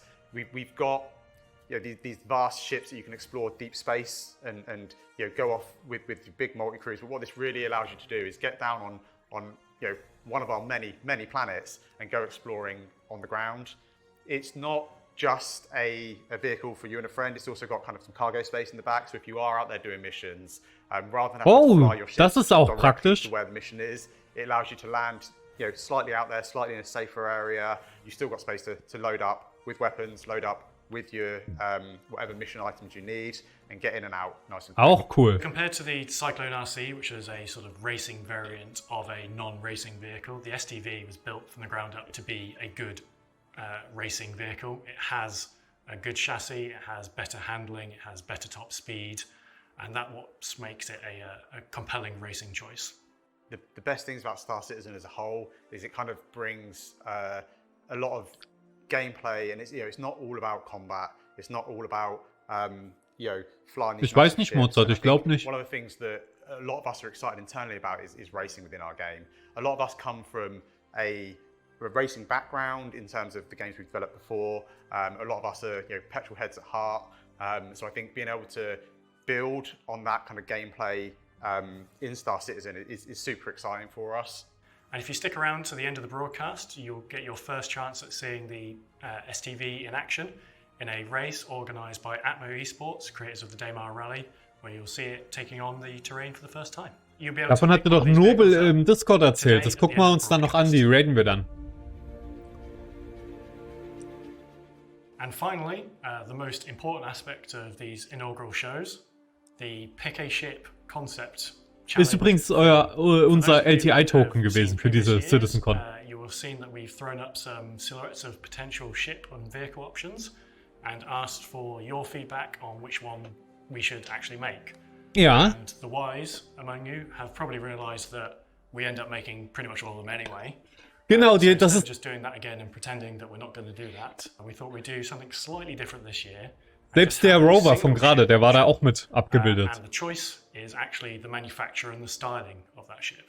So we want to do a nice, large civilian mining ship that bridges the gap between the Argo Mole and the RSI Orion, because if you know those two ships, there is quite a gulf of space in between them. We wanted to fill that gap with an intermediary stepping stone before you jump into the big RSI Orion, which the scale of its mining is nothing like any other. Es gibt noch ein unannounced Schiff, das fast fertig ist aus dem Monthly Report. Just lots of it. So with this larger ship, we want to increase that and also provide onboard space for our ground mining vehicles such as the Rock and the Rock DS, which allows you the flexibility of taking on any mining situation that you can come across. So with that, we have three choices, which are basically the manufacturers. We have RSI as the first choice. So obviously RSI do the Orion, so this would be a smaller vehicle in that family. We have Argo, again, we have the Mole, so naturally it could be a larger step up from that. And then we have MISC, the third option. Obviously MISC do the Prospector, so again, keeping it all within the same family. As you can see from these images, they each have their sort of own unique styling take on that pitch. Dann wäre ich natürlich fürs RSI-Schiff. RSI panel, Jared will come on and explain how you get to vote on these three options. And that's the end of Talking Ship, so over to you, Jared. Auch weil sie dann direkt Assets mitmachen können für die Orion. All right, and so the Crusader Spirit is available now as a concept promotion on the robertspaceindustries.com website. The STV is coming to the universe at the end of the broadcast, just in time for the Atmo Esports racing event that's happening after this. And the Corsair will be making its way to you at this year's Intergalactic Aerospace Expo. And to vote on this year's John Cruise Pick a Ship Challenge thingy, I think he called it. There is a comment on the robertspaceindustry.com website where you can go and vote on the manufacturer for the next big mining ship. So, John, recently you went through and just nuked all the speeds of all the ground vehicles, and obviously you did that so that the STV could be the fastest. That's certainly one take on, on what happened. To talk about it a bit more in depth, it was actually planned for quite some time. Danke für die Info, Basti. Gucken wir uns gleich an. Go all over the place. So we'd actually done this for 318 Ivacati, which sadly did not come out before 317.3 went live. So we did that because, quite frankly, a lot of those vehicles were ludicrous speeds, like 55 meters a second is like over 120 miles an hour off-road. Yeah, off-road. That's off-road.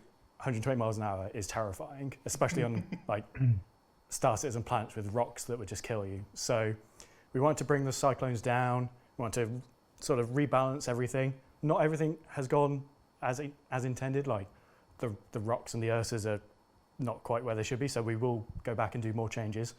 But the idea was people will get to see it in 318. So it wouldn't be such a surprise in 317.3, which unfortunately is how it turned out. But as far as the new ships go, the Spirit looks amazing. Yes. Like, when you say, I gotta ask you, you say... Ich finde den Namen komisch, muss ich sagen. Players can expect for the Starliner, which anybody should know is my favorite ship. That's still not out yet, John. Here's a little taste what it could be. When you say a little taste, what does that mean? I'm asking for me, not for these people. I'm asking for me. What does that mean? So obviously the Starliner is quite an old concept. We didn't really do a huge amount of interior look development. So the time we spent on the Spirit E1, the E1 Spirit, is really what we're going to build on for that. So you're going to have ja, Mozart, lass mich in Ruhe. Pod enclosure. Mixmaster, the most important feature of Dafür musst du wohl deine Idris verkaufen. Yeah, it's going to work. Ask Tony, it'll be fine.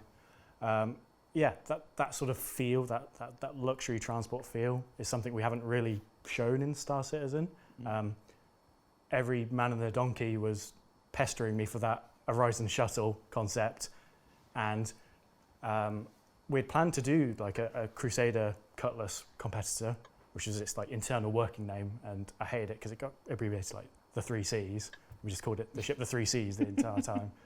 And then there was that sort of vocal uprising about, hey, John Crew, give me that Reysn shuttle, and that sort of the two things merged together, and that's where it came from. And then Ja, wir the wollten Grey einfach Cat das STV, Horizon which will be our Shuttle. straight Das to war schon drivable, exakt das, was wir vehicle, wollten. going live on the website and stuff at the end of this broadcast. That's an exciting, push in the Grey Cat, in the Grey Cat arena. It looks sporty as heck. Yeah. And it was neat to see a sneak peek of the UTV as well, which I'm assuming is going to come sometime later on. Yeah, it's not in active development right now, but when we decided to do the STV, we're like, hey, let's spend the time, let's work out what Grey Cat as a manufacturer looks like and feels like. Because we had the PTV, people have seen the big Spider Minor from back in the day. They're two very different things. Right. There wasn't really like a family lineage, so we built that family lineage around that, and we're like, here's the reworked PTV, still looks how everyone recognizes it, but it sort of works with the modern mechanics. Let's do a sporty version, let's do a utility version, and so we've got those three together now that you can really see like the family lineup, and they each do slightly different things, which is cool. But yeah, the STV is that beach buggy, dune buggy thing to just razz around. No, it's really cool. I really like the styling of it. So, if you, we've got one small thing left, and then one rather large surprise left. So we'll do the small thing first, and then buckle up because surprise. I'm not gonna tell you. I'll tell you in like 5 minutes. But before we get there, last year during last year's CitizenCon presentation, we explored a lot of the outlaw lifestyle, their outposts, the space stations and stuff. We thought we'd do a little sizzle to follow up on how those things have evolved in the year since. So get ready, we're going to show a quick sizzle, and when we get back, there'll be a neat surprise. So stay tuned.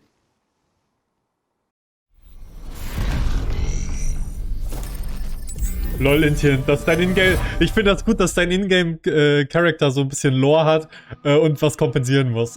Und deswegen eine große Flotte hat. So geht's auch. Okay. Das ist jetzt so ein Außenposten, der konvertiert wurde von Piraten. So ein Pyro, so ein Colonial Outpost. Eine Cutlass steht davor. Mit einem geilen Skin, den ich auch will. Dann geht's hier rein, okay. Ja. Ey, ich krieg so langsam das Gefühl, Star Citizen sieht hübsch aus. Kann das sein? Ist Star Citizen irgendwie ein voll hübsches Spiel? Aber das Ding ist, wir sehen halt all diese Sachen jetzt und all das da so, es sagt so, hier Farming, hier Engineering, oh, was sind das? Irgendwelches Biohacking, nee, sieht einfach nur hübsch aus. Aber das ist ja erst die kleine Überraschung.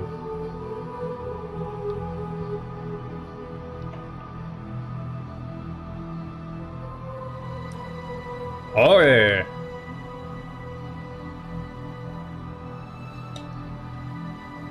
Ist das Ruin Station? Warum ist da eine... Nee, da ist doch dann keine Javelin da. Das war doch gerade eine Javelin da drüber.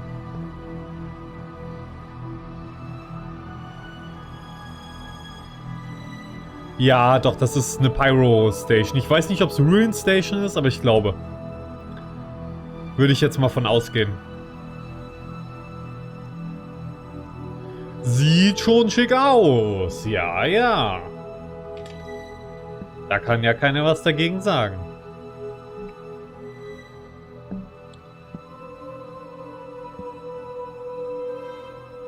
Kann ich denn an den Ständen dort was kaufen?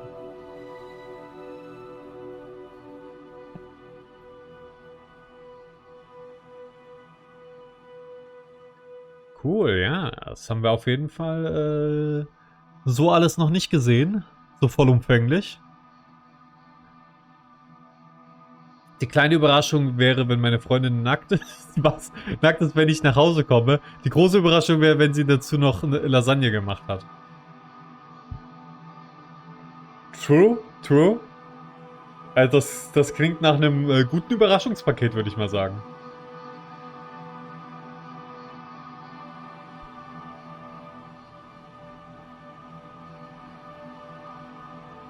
Ja, also ich krieg den Eindruck, das Spiel sieht gut aus. das kickt mich halt nicht mehr. Was soll ich sagen? Also ich find's schön und so weiter, aber zeigt mir doch, wie ein Charakter da reinläuft und das von innen aussieht und wie man das aus Spielerperspektive wahrnimmt. Aber ich finde das schon geil hier mit, das ist ja auch so außen modifiziert und alles. Aber ja, ist halt schöner, das finde ich so aus einer Ingame-Perspektive zu sehen. Aber na gut. The outposts and the space stations have evolved since we saw them at last year's CitizenCon 2951. Now, if you've been following our program today, you might think this is it. We're near the end, but we've got one more special surprise in store. Joining us Endlich haben sie es gelernt. Das mussten sie who machen. probably need no introduction, but we're going to do it anyway. Founder and CEO, Mr. Chris Roberts. Hello, everyone. How you doing? How you doing? I'm doing good, Jared. Wer ist denn das? Chris Roberts? Wer ist das? You opened the show today. Ich glaube, der war am Anfang schon mal da, oder? Squadron 42 Game Director, Mr. Richard Tyra. Hello, how's it going? Okay, Squadron 42 oder was? It is. It is. What you think? I think it's very nice. Very really how, I'm just going to ask everybody how it thinks all day. So Chris, Rich, you're here. Vertical Slice, ja, könnte sein. Der grinst doch so verschmitzt.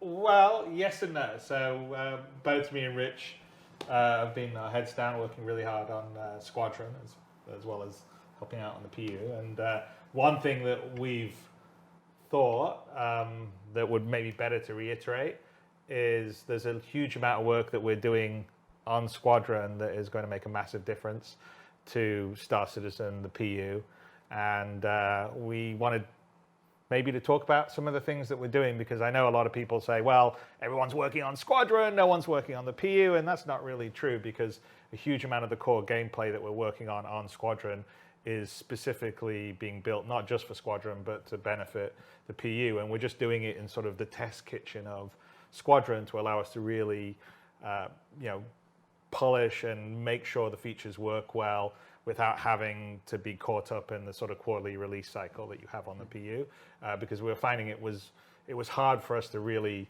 finish the features out. You know, we'd get a tier 0 out, and then it would just sort of sit around for a while because everyone was rushing on to the next set of features they wanted to do. And for Squadron, obviously, it's shipping as a final polished AAA title, so everything needs to be really put together, working really well, and playing great. And so we're trying in the setup that we're doing now to do that for the features that we've identified that we need to make sure works really well for Squadron, but also will play across into the PU. And so we thought it'd be really useful to come by and tell you all about some of the subtle things and the gameplay aspects that we're working on that maybe you haven't heard from Todd or Tony or everyone else that today and during the ISCs, because we sort of try to keep the Squadron stuff close to our chest to really sort of surprise and impress people when we do it.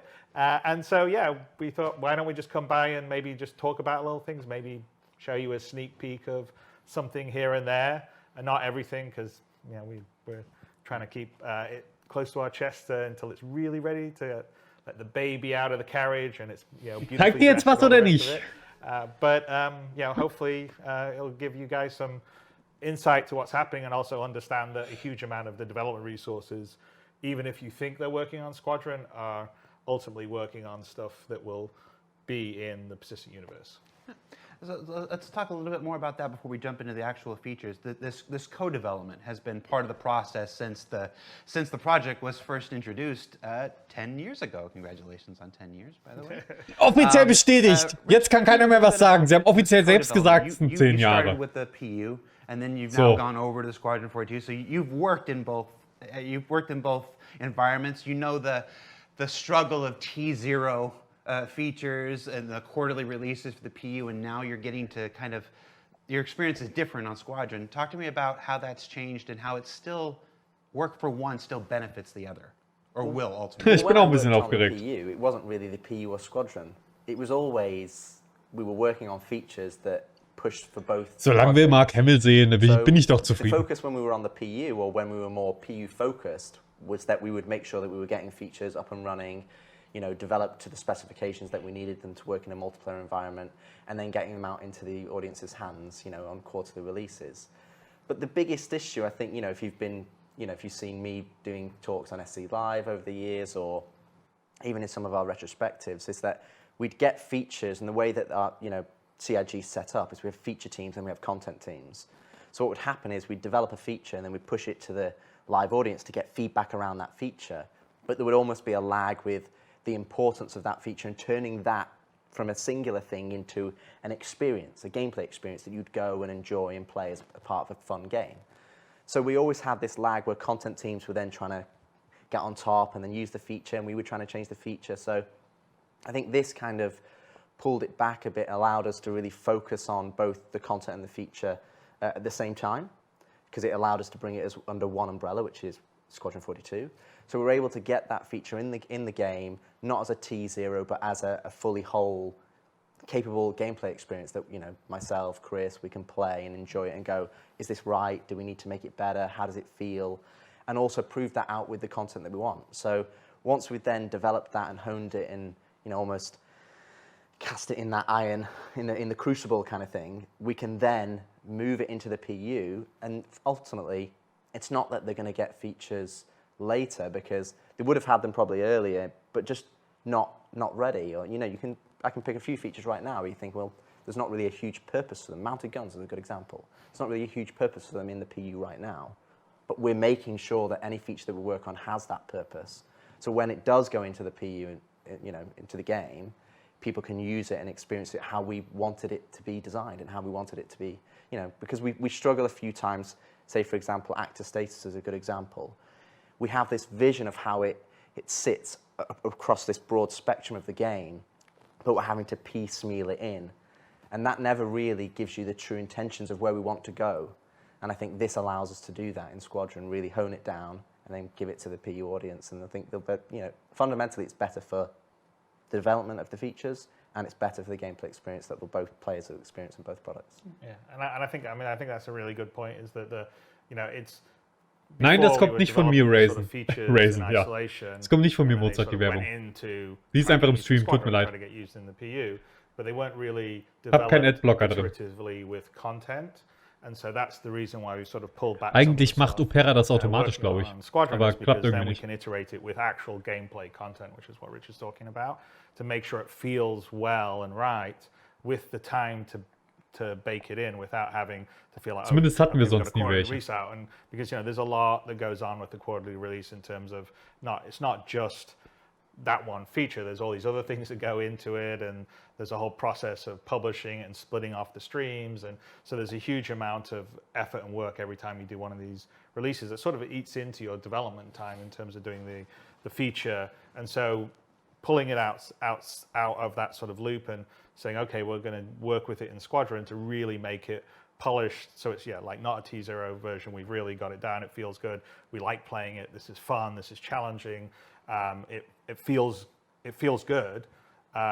Is the benefit I think that's happening with us on Squadron. When we're seeing it on our side, I know it can be a bit frustrating for everyone on the other side, because we're sort of telling you, oh yes, it's going to be much better than you've got right now. But we are very aware of a lot of, say, usability issues, user experience issues that we are addressing right now in Squadron, specifically for both Squadron and the PU. And we'll show you a couple of little things that will help with that today. But essentially, if you think of core gameplay in terms of, we have some core areas, what we call the sort of the actor system, which would be the FPS, the players moving around on foot, interacting with things, the vehicle stuff, which like John Crew heads up, but the whole vehicle systems, and you've already seen some presentations today on things that are very specific to vehicles, like the sort of need for multiple speeds, and also the resource network, which is going to first roll out. Denke ich mir auch so, Intien. Ich will die Pizza in den Ofen schmeißen am liebsten. All those für den Trailer. Oder was auch immer jetzt kommt. Systems that we have. And so what's Vertical Slice. Now is that we're taking some of these systems, vermutlich Konzeptbilder, seien wir ehrlich, making them work well for Squadron, and then bam, they're going to come across into the PU. Another good example, which hasn't been. Wir haben es verstanden. Squadron 42 ist man weiß ja, warum sie es machen. You probably saw, in the different modes. Weil das halt die Leute immer wieder fragen hier. Warum? HUD, and we've got a whole redesign that's happening on the HUD and the MFDs. that's going to be very different than what you have now. First of all, it's using universal building blocks instead of what some of the legacy stuff has in Flash, but it's going to be much more minimalist depending on what your context is. It's going to be, depending on what equipment you have, you may be able to cast some stuff to your visor, maybe not. And we're building this system to work well in all the ships you use in Squadron, and then it will roll down. Wir haben jetzt eine grobe Story fürs erste Kapitel. But as we're So grob. designing it, we're building it with both Konzeptbilder. Squadron and the PU in mind. Und nicht wirklich die And so Story. there's a lot of things, people have talked about the star map forever, or, so that has definitely been a major, there's right now, I think, 3 engineers, a couple of visualists on it that we're really sort of working to make, the new star map, which people haven't had. It's been in development yet. We're not quite ready to show you today, but Das hätte ich echt gerne gesehen heute, muss ich sagen. all of it, so Die Star Map. navigation, traversal, combat. Darüber hätte ich mir all auch ein the ganzes things Panel we're really angeguckt. focusing on here to bring across into the PU after we've got it working really well in Squadron. And so I think ultimately it's going to be good for the PU, and a lot of things are going to sort of come together over the next couple of years. We're pretty excited. So we wanted to visit you and talk a little bit about it. I think there is 2 common themes that I think you'll see throughout the entirety of this talk as well. One is the fact that it's how we develop the features. That everybody looks at individual features, has got the microscope of that specific feature, but it's how they all interact together to create the game. So it's about bringing them all together to create that gameplay experience. Da kommt sicher gleich noch was. Das können sie nicht machen. Oh, we're going to get to this in however time, and we're going to work on that. All of the stuff that we'll talk about today is stuff that we're actively working on, and not in the inception, but we have in our hands. We can play it, we can see it, we're feedbacking on it. So it's something that we're fairly advanced along. And so Die große Überraschung kann doch nicht sein, dass Chris Roberts dasteht und darüber redet, warum die Squadron 42 entwickeln. Oder wie es Star Citizen benefited. Some things won't have Verurteilt. to show, Was auch immer. like the star map, like Chris just said and whatnot. Some of the things will be presented in test maps because we don't want to give away any Squadron 42 specific locations and stuff like that. That said, I think we can maybe show some stuff in Asiato because people have We already seen showed one location. So you guys ready to this enough preamble? Let's go. Let's start with Rich. You were the AFT guy. Now you're the whole Squadron game guy. But let's start with something that affects everybody. This is a first-person universe, after all. Let's talk about the FPS radar and the player interaction system stuff. What can you tell us about how this has evolved? It's interesting because we obviously, I think I've given a talk on FPS radar and scanning in the past, and I think the biggest thing that when we look at what Star Citizen is now, what's the first thing that you do, you in your bed, how do you interact with the game, how do you interact with the environment that's around you, doors, getting into your ship, how do you interact with kiosks, and a lot of the thing that we realized is that, and it's not something new, it's just something we've always wanted to get to, is how does the player interface with the game? How do they translate their controls and what they want them to do, ultimately in the universe that they're playing, and how does that then translate in the computer game so that it does what you expect it to do?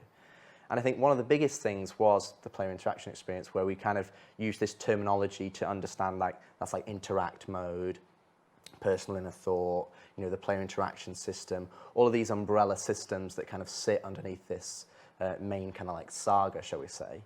And I think that's one of the things that we really want to improve and make better, because I think it's lacking right now.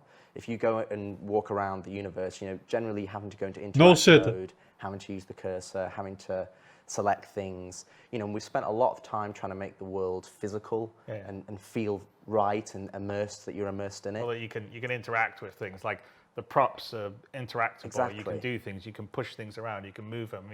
The whole goal is to make it a sort of physically living universe. Exactly. That you can interact with to a level that in most FPS games you don't, right? Because most FPS games you run around, you shoot things, maybe you pick up a gun that gets dropped, but you war noch nicht fertig, Leute. So our goal, war noch nicht fertig. Man sieht es in seinem Gesicht. Chris Roberts hat ihn voll unterbrochen in seinem Gedanken. Versucht einen Anknüpfpunkt zu finden. Later on, the server meshing is to have this fully persistent universe that, you can push the chairs around or that that cup I could take off your desk. Nein, and take er hat schon wieder die Kaffeetasse erwähnt. Er hat schon wieder die Kaffeetasse als Beispiel genommen. So obviously interacting with things is a huge deal. In Squadron, So ein we have Meme. a huge amount of physical puzzles, interactions, in a level that I haven't seen in a lot of FPS games. So it's almost like a sort of story game and a puzzle game and a traversal game and a combat game and a stealth game and a flight game all rolled into one. And so we need systems that are easy to use and, you know, Ach nein, Intien, da musst du dir doch nicht dumm vorkommen. Aber danke, dass du uns ja auch nochmal damit erleuchtest, weil du bist bestimmt nicht der Einzige, der das so dachte. Ich dachte das früher auch übrigens. Schon eine Weile her, aber ich dachte das auch mal. Man lernt nie aus, exakt. We don't want it to take forever to interact and do stuff, and so we've really been thinking about it. Those are, by the way, have been Die Gedanken, die sie sich machen, übrigens sind gut. Just getting in, new person getting into the game, like how do I Dass get das out of alles there? ziemlich umständlich ist und lange dauert. How do I understand? In-game. You know, right now it's sort of trial by fire. I mean, I think, you know, there's a lot of people. It's almost like, you know, I don't know whether it's a From Software thing where it's like, oh, I managed to beat the challenge of Star Citizen and I actually got to my ship. Ja, das ist aus mehreren Gründen eine Challenge. And so that is actually one of the big things we've been focusing on, and the player interaction system. And by the way, these have been Hier, da ist wieder Werbung jetzt. and, Die ist nicht von mir, mit Absicht dort. in charge of sort of the core gameplay group. Ist auch immer dieselbe, super nervig. The weapon teams and the actor tech team and stuff. That was on the list of things to do. It just, you know, because of what we talked about, the release cadence in Star Citizen on the alpha, it just, you know, didn't get to it yet. Well, we're getting to it now, and you know, we're working on it. So I mean, part of it is basically removing the barrier. So removing the clunkiness. Okay. Ab und zu ist auch No Man's Sky für die Switch cool. You know, with the environment. So what we've kind of gone to, we've gone to kind of this weighted system. So if you're walking over Zeigt the trolley, es doch. you know, you shouldn't have to like look exactly at the handle to be able to go, oh, I want to use the trolley. You just want to be able to go over there and the game, you go, I want to interact with the trolley. You just press F and the game should know, yeah, they want to interact with the trolley. So if I'm looking at your desk, for example, you've got quite a lot of things that I could pick up and take and do whatever I want. But you want to be able to just walk over there and not have to go into a mouse cursor mode to be able to then select it. And you should just be able to go, I want to look at the green ship. I'm going to pick up the green ship. I want to look at, you know, your little das ist gut. Das ist gut, dass sie sich die Gedanken machen. The book or your coffee cup or whatever, and you just want to be able to go and look at those things, press F, and you. Jared fühlt das auch, glaube ich. When you're looking at something, and you know we have the user interface to tell you that yes, this is the thing that you're going to pick up, and you don't want to have to go into this separate mode to be able to do that. So I think that's one of the fundamental things on the player interaction experience, and that's such a pervasive system across the entirety, because it's the same when you're in a cockpit. In a cockpit, or you're walking around, or you're in EVA, or you're crouched, or you're prone. Zeigt es uns doch, wie es funktionieren soll. You need to be able to just effortlessly interact with the game world, and you want it to just be. Das hätte halt auch in 2 Sätzen zusammenpassen können. What you're doing in the gameplay, not have to fight the controls. Dass ihr es machen wollt wie in jedem anderen Spiel. Man geht irgendwo hin, guckt drauf und kann es in die Hand nehmen. It's kind of being split into kind of a twofold. The first area is kind of what we're calling kind of like a quick scan. This is something that, again, if you think of the Star Citizen universe, Jetzt kommen wir auf Scanning, was ja die eigentliche Frage war. Detail at scale. And so you want to be able to go in and understand all the individual pieces that you can go in and go, I want to move that thing, or I want to go and get in a giant ship. But sometimes it's quite difficult to realize, okay, what is environment, or what is interactive, or which bits are relevant to me. You know, for example, if you look at Uncharted, they have, you know, painted areas to show you where you need to go and where you need Die habt ihr auch. But, you know, that's not Star Citizen. Star Citizen's built on realism and the reality of the world. So what we want to do Das is haben sie in den Höhlen und überall. a scanning system where you can do this kind of like quick ping or quick scan wave, single button, and that is kind of just for your local environment. And everything will then be tagged as you look at it. So okay. I think, you know, I look at the camera, it'll come out and it'll have a little box, info box, and it'll say, okay, this is the model of the camera, this is the information. And it's almost like you've done a little mini scan on the camera, but it's happening for everything around you. And you can just quickly look around and be like, oh, there's a cuttable surface there. Okay, klingt nach einer guten Lösung, meinetwegen. Oh, there's a terminal there that I can hack. And I'm getting that information. It's almost like that Blade Runner-esque of like, I go into a space and I can go, okay, Gefällt mir eigentlich nicht so. Ich mag, wenn man die Umgebung mehr mit seinen Augen lesen muss, als mit einem Scanner, aber okay. And then we've got the other side of things, which is radar scanning, which is what we're calling like a charged scan wave, where Macht's the aber same einfacher. system, you're holding down the scan button, and that's pinging out across wider areas, and that's where you're looking at, you know, individuals. You're getting, okay, there's 2 guys over there. What's their details? Oh, there's an NPC over there. Okay, I can see an objective that I need to complete, and that's a bit more because that's more gameplay pervasive. That's something that's going to be more of a risk reward. So that's like, okay, I'm giving my location away, but they're also, so they may or may not, know that they've been scanned. If it's a player, they absolutely will be. And that's all underpinned off the signature system that we do for radar scanning of the ships as an FPS. So it's all systemic. It's not, we have to go in and they go, oh, it's this custom setup. So we have this kind of usability aspect. Jared kann doch nicht sagen, in 5 Minuten gibt's eine große Überraschung und eine halbe Stunde später sitzen wir immer noch hier. Ist das die große Überraschung jetzt? Ich zweifle langsam. Das hätten sie danach machen sollen. Die Infos sind ja super. And then there's the other side of things, which is then it's a more of a proactive tool of you looking through the environment and finding what you want. We have a couple of videos. Should we show some videos of those? So I understand we have 2 videos. What's this first one we're going to look at? So the first one is more kind of showing what I described with radar scanning, that first aspect. So you're going into a space, you're doing a quick scan wave, and then it's quickly showing you up the little bits that you can interact with. All right, okay. Let's take a look at FPS radar and Pi 1. Go. Okay, geil. So you can see here, this is in Asiado, which we've already showcased. Ja, diese Raumstation. Utilizing some of our new building blocks UI for the doors. And then here's a scan wave, and you can see that I'm looking at that data pad, and then you can move around, and it's giving me that information. So right now, it's just giving you the basic high-level information in terms of the names and things. But you will also have more detailed information depending on, contextually what the item is. And what you're seeing here is part of the player interaction system. So you can just, even though that's kind of a complex area, there's lots of little things that you can interact with, but you're getting confidence of, oh cool, I can grab that, or I can use the data pad. And you're not having to go into interact mode, you're not having to be driven by the cursor. You can go ich find's hässlich, aber das ist ja erstmal egal. Interact with it. And you've probably seen this in plenty of AAA games, but they don't have the detail and at scale that we do. So we wanted to make sure that system is really robust.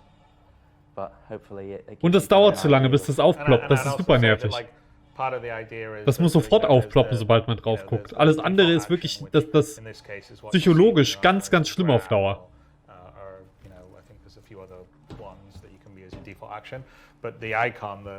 Weil man sich dann angewöhnt, für eine Sekunde auf alles drauf zu starren und zu gucken, ob es beweglich ist.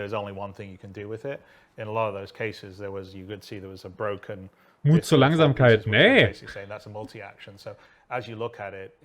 Das macht einen Kürre sonst. Aber trotzdem cool erstmal. The modular wheel that would show you the other actions, so you could maybe equip it versus grab it or whatever you would do. And so the idea is, das ist eine gute Idee auch. Like you can do in Rich was talking about a lot of other sort of AAA, even console games. You walk around, you look around. Oh, look, I can X to do something with it, right? So there's a bit of that that's happening here. So you can just look around and I can interact without having to hold F, move your mouse around and all the rest of stuff. I mean, we'll still have the overall interact mode that you can go into if you want, but the idea is I just play around if I'm used to playing games a certain way. So there is a certain language of, I think, FPS or even third-person games that exist right now. And we don't want to do something totally different to it because people are used to playing games a certain way. It's like why in an FPS game you run around with Das sage ich dir danach, wenn wir uns den Konzept sehr angucken. And so we're leaning a little bit onto that, but trying to make it much more usable and work with inside a much more powerful system than you typically get in games. And so even there, you saw there's a lot of interactables. You look at them, you can move them around, do all these different things with it, and hopefully it'll be much more intuitive for players in Squadron or Star Citizen. And that default auf jeden Fall. is a good point, because that's also something we've gone to and we're changing in the fact that we want everything to have a default action that essentially you go over, you press F, it always does that default action. But let's say you're harvesting harvestables and you want, the default action is that it picks it up and puts it into your hand, but you want it to always be to store into your backpack. you'll actually be able to go in there, right click on the item, when you're in interact mode, bring up the wheel, or like Chris says, hold F and just it will bring up the wheel. And that will replace that list that we have currently right now. And you'll actually be able to remap that in the game, like 3 clicks, and you go, I don't want it to be pick up into my hand. I want it to go straight into my backpack, because that's what you're doing. Sehr cool. Sehr cooles then you can Feature. go and have it, it allows us to give the interaction system how we want it to be by default, but then it puts the onus on the player. If they want it to go, they want a weapon to always go to their backpack because they're happy with the weapons they've already got and they're going looting, they just want it all to be store, they can do that out of the gate so it doesn't always go into their hands. And they have that customizability to be able to interact with the environment and the objects that they're looking at. Before we move on, we have a second video. Yeah. Yes. I haven't seen this one. You want to set it up, or you want to just go into playing it? Sure. Play it when you Yeah, talk play about it. it. So I mean, the second one, essentially, what we're about to see is kind of what I talked about. This is the second half of radon scanning. So this is where they're still getting the environmental information, like whether you've got a vent or a terminal or a hacking area, but you're also now getting information about the enemies and the AI and what's out there. So it's a wider and broader. Yeah, I mean, this is where you basically, it's almost like whether it's X-ray vision or you can Die hear bringen, also, das ist aber auch mal wieder so doof von CIG. Anstatt dass sie ein Pendel-Interaction machen, setzen sie als Überraschung hier jemanden hin, der an Squadron 42 arbeitet, zusammen mit Chris Roberts, und dann zeigen sie ein Interaction-System. Das ist mal wieder so unglücklich aufgebaut. Da kann man ja nur enttäuscht sein. It's very useful, having played lots of levels. Definitely because Das wäre für mich das wichtigste Panel nach Resource Management gewesen. Und jetzt ist es eine Enttäuschung. Klasse, danke, CIG. So schlimm ist jetzt auch nicht. It's ist nur ein more of a Videospiel. stealth game in the FPS than it is a straight out run and gun shooter. Bring it to the point of realism, then bring it back to the point of fun, as you said. Well, there's a lot of fun stealth games. All right, so I want to see this clip. I haven't seen it yet. Let's roll FPS 2. So what you're seeing here is that he's going to do a scan wave in a moment. Essentially what you'll see is that it's now penetrating through the walls, and now you can start to see the slavers that are in this environment. Now these slavers don't necessarily have a radon scanner, so they're not able to pick you up. So what will happen is when Geil, you do a scan Wallhack. wave or a charge scan wave, Das hat your Citizen signatures gebraucht. will basically skyrocket. So that's what will give Wer you away liebt to nicht other einen people. guten So in a Wallhack? PvP environment, you're only getting, it's a big risk. Als Standard You want to Feature. do it, but you're giving away your location. So if you're willing to do that, then so be it. But in a more of a PvE environment, what we're going to do is we're going to have tailored. Some enemies will have radon scanning and some won't. So if they do, then they'll be like, hey, I've just been pinged, and they'll get your Das location war's. and they'll go and investigate. So what you're seeing here, on that video is kind of a more wider, broader area and seeing through the walls, whereas the first one is kind of a more limited scope. And you can, it's up to the player to choose which one they want to do. The first one is really more about just, we want to encourage the player to go into an environment and go, okay, cool, I'm in this room. What things do I have to interact with? And then the second one is more of a wider scope, like Chris said. When we're playing our stealth levels. Das System an sich finde ich ganz gut, aber Where they are, and it's only temporary. And you will have a cool bin so ein bisschen upset, ja. charge scan wave, so you're not just being able to spam it there forever. It's like you get a temporary picture and you go, cool, I've got a good snapshot. Now I'm gonna make my move and go forward. Ergibt ja für Squadron 42 sowieso komplett okay. Experience, the player experience. Das ist ein Singleplayer, das ist ja egal dann. Just to the player before we move into Meinetwegen. some bigger stuff. Ledges and ladders. Everybody knows the struggles of elevators in the persistent universe, but that's not the only way to, traverse the universe to get around and stuff. I understand that you guys have made a number of make improvements PvP impossible mantling again, over exact. ledges and how to use ladders. I mean, Legends and Ladders is kind of Best game I ever played It's like a when I was board growing game. up, Yeah, Legends and exactly, Ladders. absolutely. It's kind of two features that we're focusing on. But I mean, as Chris said, in terms of squadron development, we're looking at improving the entirety of the traversal experience. How does the player move, and just from general locomotion and how that feels, and then in terms of the traversal moves, so vaulting, mantling, ladders, and so on and so forth. So one of the two areas that we've identified that we wanted to push for was for ledges, which is we wanted you to be able to, I've slightly misjudged my jump because I'm in first person, I can't see my feet.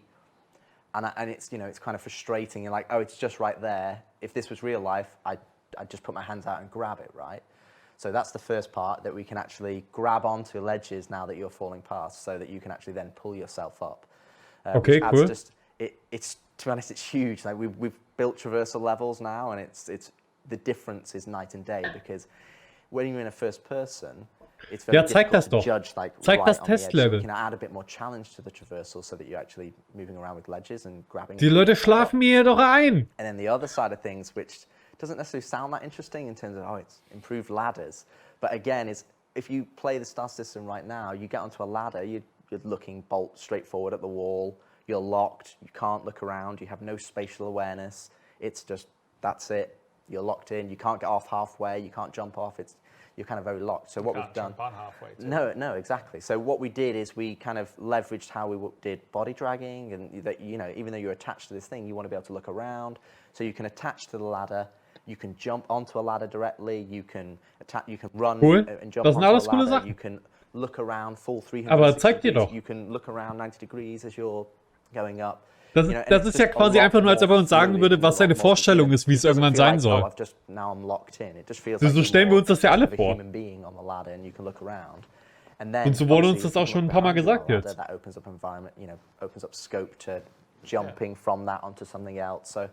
Yeah, because you can jump off the ladder halfway up it or wherever. Exactly. So there's a huge amount of, I mean, in Squadron we're putting a lot of traverse. Stealth Armor und sowas braucht es auf jeden Fall, ja. Which will make its way into the PU when all these sort of systems settle, and I think you'll see a lot more. I mean, you already see a little bit where, you know, you could use a tractor gun to put a crate over or push something to get up and look at stuff in derelicts right now, for instance, in the PU. But imagine a whole level above that, which is kind of what's in Squadron. I mean, even that in the derelicts was really inspired by some of the early work we were doing in Squadron.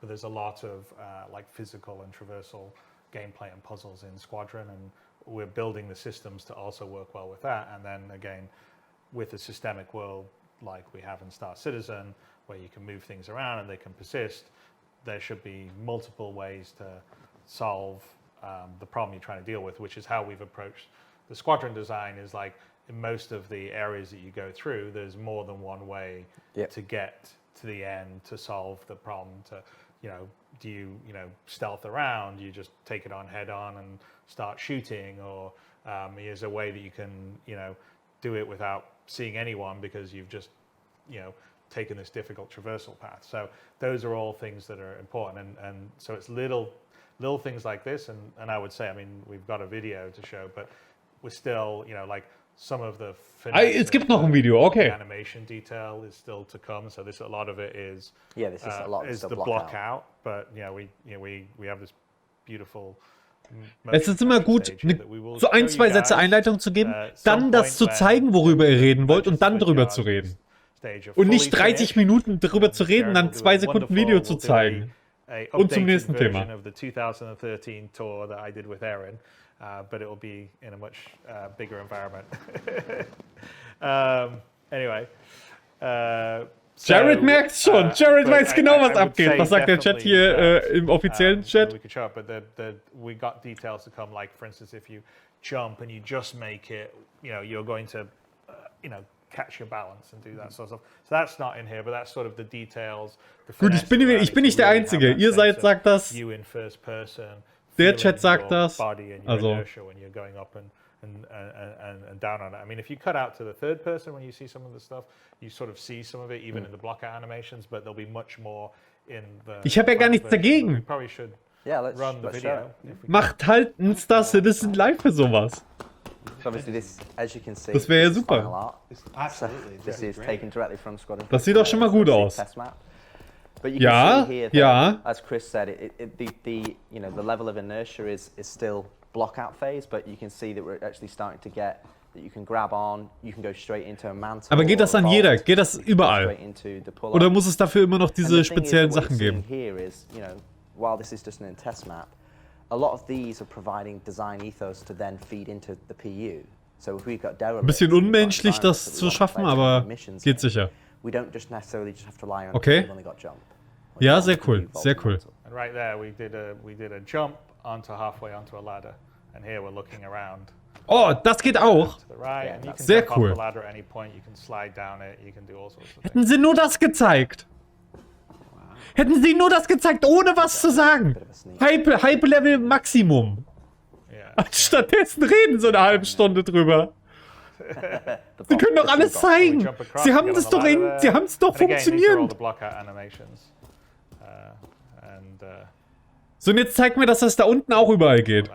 Someone accidentally put that in there. Anyway. Genau, und jetzt da mal rum. Nee, natürlich The other nicht. thing to say about the traversal is while we're highlighting ladders and the ledge grabs and things here, the other thing is that we're also, we've taken deep dive on things like the control input.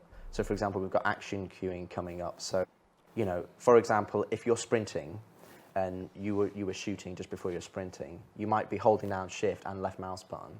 And then now, what happens now if you then release shift, you've stopped shooting. But sometimes you want it to continue shooting because I'm still holding the input that I want to do, and what we're kind of terminology in terms of this action queuing.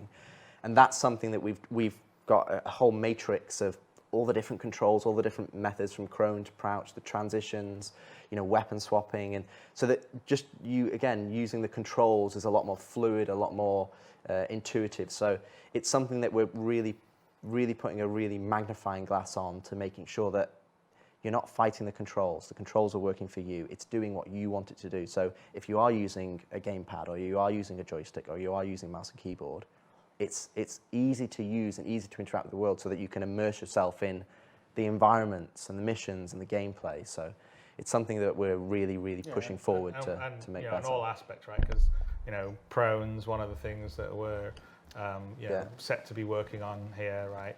The crouching, the various transitions between all the stuff. So some of the stuff right now in the PU's clunkier than it should be. And so we've really taken a deep dive on all of it, and to make everything a lot more fluid. Looking around on the ladder is a good example, but also like on a bigger level, right? We've done a complete rework on EVA, what we call sort of push and pull. There's physical interaction. We should probably talk a little bit about that. We have a video to show of that, but it's a complete redo of the current EVA system, and it has a lot more of the. Ja, zeigt es. Dann redet, warum ihr das so in space, in vacuum, pushing yourself off. You don't, for instance, you have momentum now, so if you push off in a direction, you will just keep moving in a direction. The use of it's far more easy. Handling weapons and looking around, and some of the tech that we've developed for the push-pull is the same stuff that we're going to be using for prone and a bunch of other stuff, and really the looking around on the ladders is kind of based on some of the to be honest, a lot of those systems are, and when Chris says push-pull, he means 0G push-pull, not trolley push-pull. But we'll talk about that too. Yes, we will. But when we talk about EVA T2 and 0G, the biggest thing, again, it's just be an EVA right now in the star system and just look left. You don't have a stability of if you're a human being, you look left, your horizon doesn't change because you move your head and it's the same. Our camera tilts and moves, and then you get into a scenario where you're you can't really understand the perspective of where you were in. It's I'm now upside down. So EVA T2, which again you'll be able to see a clip of it working, it's night and day. It is we basically threw the old one away, and this is a fundamental change in terms of how we work in EVA. First off, you're not upright. You're in more what we call the Iron Man pose, so you're leaning forward. We still retain the upright pose for certain circumstances, but it means that you've got a better sense of your actual volume when you're traversing forward. So you're not got these legs that are Das ist sehr gut. But you can totally look around 360 degrees. Your camera is stable, as you get a good orientation. When you look back, you see your body. It's fully decoupled, so you're not just pushing forward and you're flying like a spaceship. You push forward, and that gives you an initial inertia in that direction, and you will keep going in that direction until you change. But then when you want to change, you just need to look at another direction and you push that way. And the way we've implemented it, it's almost like your suit's kind of similar to the IFCS on the ships, that it kind of counters the forces and then allows you to go in that way. We actually originally tried it where you would drift and actually do the curve, but it just made traversing more intricate spaces, which is what we want to do. Eventually we want to be able to turn gravity off in ships, and that you can take those down. And Ist okay, ich muss, das muss da gar nicht voll Hellion-mäßig sein. Segment. That's one of the things. So all of those tight, intricate areas that we've built over the last 7, 8, 10 years now, I suppose. That you can go into those tight areas. You need it to be stable. You need it to be in a position where you can turn on a dime, that you can look upside down, that you get a good sense of what, your orientation. And I think that's something that we've really pushed ahead on EVA2. Ich verdecke ihn to be halt. honest, the engineering team have done a really fantastic job. I find it a lot of fun flying around in EVA. Nein, die können doch jetzt nicht die Kameraperspektive wechseln. Ich wollte gerade seinen oberen Kopf ersetzen. Not so much in Squadron, because you're in a sort of pilot suit that has EVA as part of its setup. Is not every spacesuit is EVA capable. So we're gonna separate it where you have to have like basically an EVA pack, a rocket pack for you to sort of propel around. If you don't have one, then it's the physical push-pull. So you can move along surfaces, you can push off against them, you come close to something, you can grab it. If you're in close things and there's handholds, you can grab them and move them around. So we have this physicalized interaction that happens, and you don't actually need to have your EVA pack or jetpack. And then the EVA jetpack is if you go out in open space, that's how obviously you can stop or change your direction and do the rest. And that will be more limited on fuel. So I think long term in the PU, there's going to be some pretty interesting gameplay. So if you do, I don't know, a boarding action or something, maybe you need a spacesuit that has the EVA pack, or you're doing repairs out in space and your spacesuit with an EVA pack. Yes, you will not be able to repair the ship in that outfit right now, Jared. But I think it gives a really good. It's just going to give more options, more context, because like longer term, what we want to do in the PU is what you wear is important, right? So right now, everybody just runs around in a big suit of armor, a big space. And we haven't really turned on some of the features we've actually put in there that says, for instance, you shouldn't be able to sit in a Das Knittern übrigens war gerade nicht ich. Seat of a space fighter in heavy armor.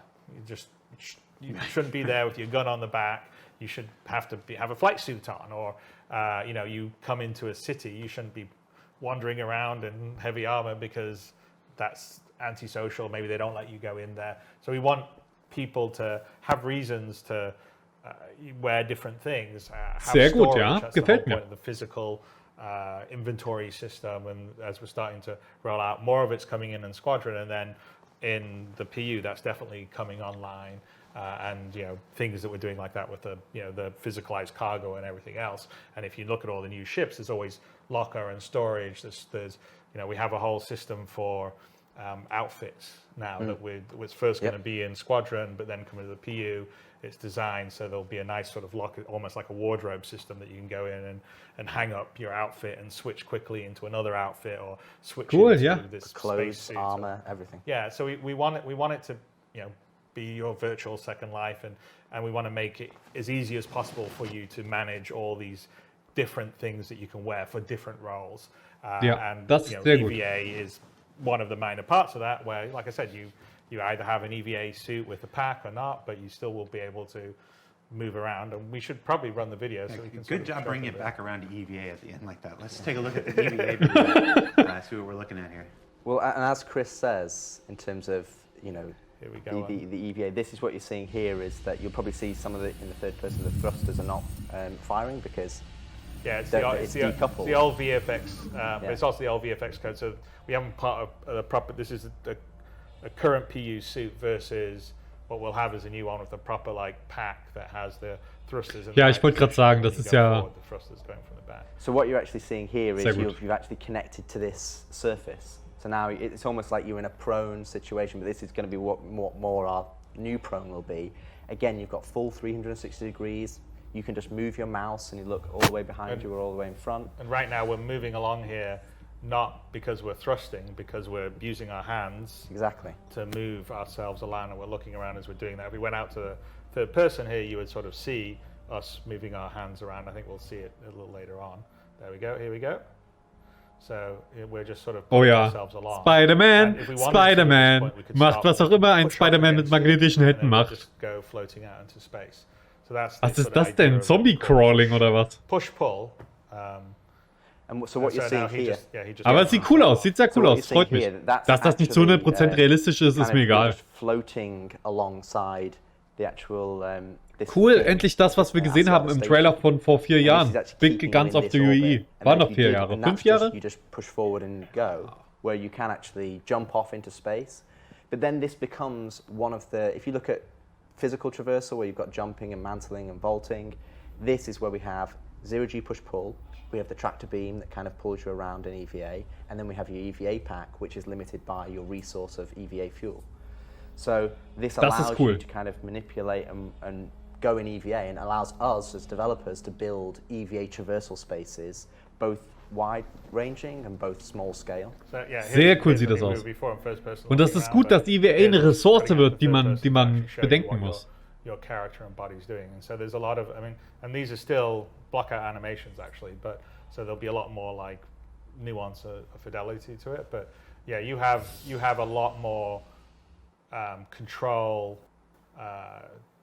directional sense, ability to look around, ability to stop yourself.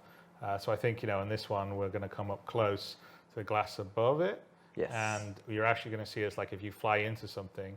You sort of arrest yourself, again, block out animation, but you're going to, as we get down close to it, I think we're going to come down, you'll see as our character comes down here, our player comes down here, put our hands out to brace ourselves, to stop ourselves on the glass here. So all of that's like systemic, that's not marked up or anything, it's all ray casting, seeing if things, you brace yourself when you come up against, hold on, arrest your thing, you can push off against things. So we've spent a fair amount of time and engineering on all this, but it's not just for Squadron. It's going to be, it's obviously useful in some of the environments of Squadron. This is one of them, obviously, the acid anticipation. You're going to look down on the slavers that you saw in the earlier scan. But the use of this in the PU is going to be massive.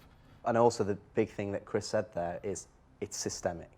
There's no markup. If you want to go and climb all over a ship, you can do. If you want to climb over a space station, you can do. Das wollte ich hören, dass das alles systemisch ist. EVA, it has a surface, you can put your hands on it. It's got a big enough space to put your hands on it. It will work. So there's no das will ich gerne auch bei Climbing hören. Or it only works in this scenario. It is what you see here, and then as what we've not been able to show today, which is we do have working or partially working, is that when you go into very tight environments, if there are handholds, you will be able to grab onto that handhold, or whether it's a terminal, or whether it's a hatch to get into a ship, you'll grab onto the handhold, and then instead of putting your hands out and landing, you'll grab on, and then you go, cool, I can use the terminal, or I can look around, and again, you're not locked in, you can look all 360 degrees, you'll switch hands as you look around, and you can get a sense of, okay, where do I want to go next? I want to go over there, cool, or I want to go through this door, and it works in tight environments, wide-scale environments.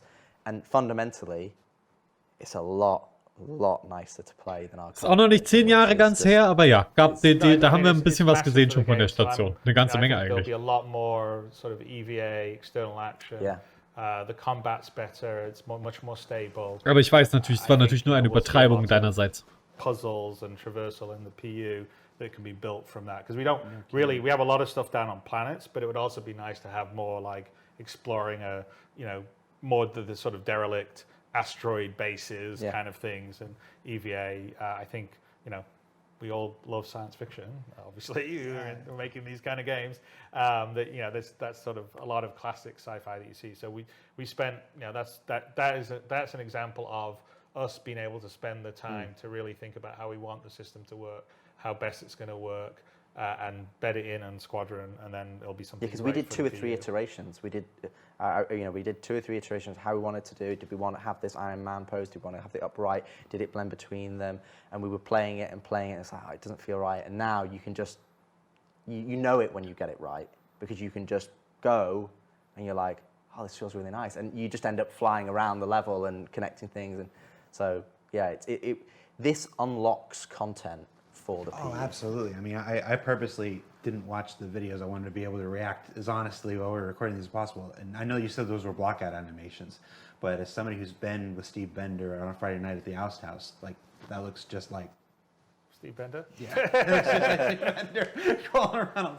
Sorry, Steve. But no, it looks great, and I think everybody who saw that now is going to see the potential, the absolute gameplay potential for all kinds of zero-G gameplay possibilities. That is really, really cool. That's great. I mean, there's some other. I mean, there's some smaller things like we have one other thing here. We have a video for which is, it's not as big as a system as like say the EVA replacement, but like the hover trolley. Ist das jetzt eigentlich die CitizenCon nach der CitizenCon oder was? I really like the hover trolley. Yeah, no, I like really it a lot. like I it. saw the Reddit threads. Den Rest davor hätten sie wirklich einfach als entsetzter Citizens rausballern können.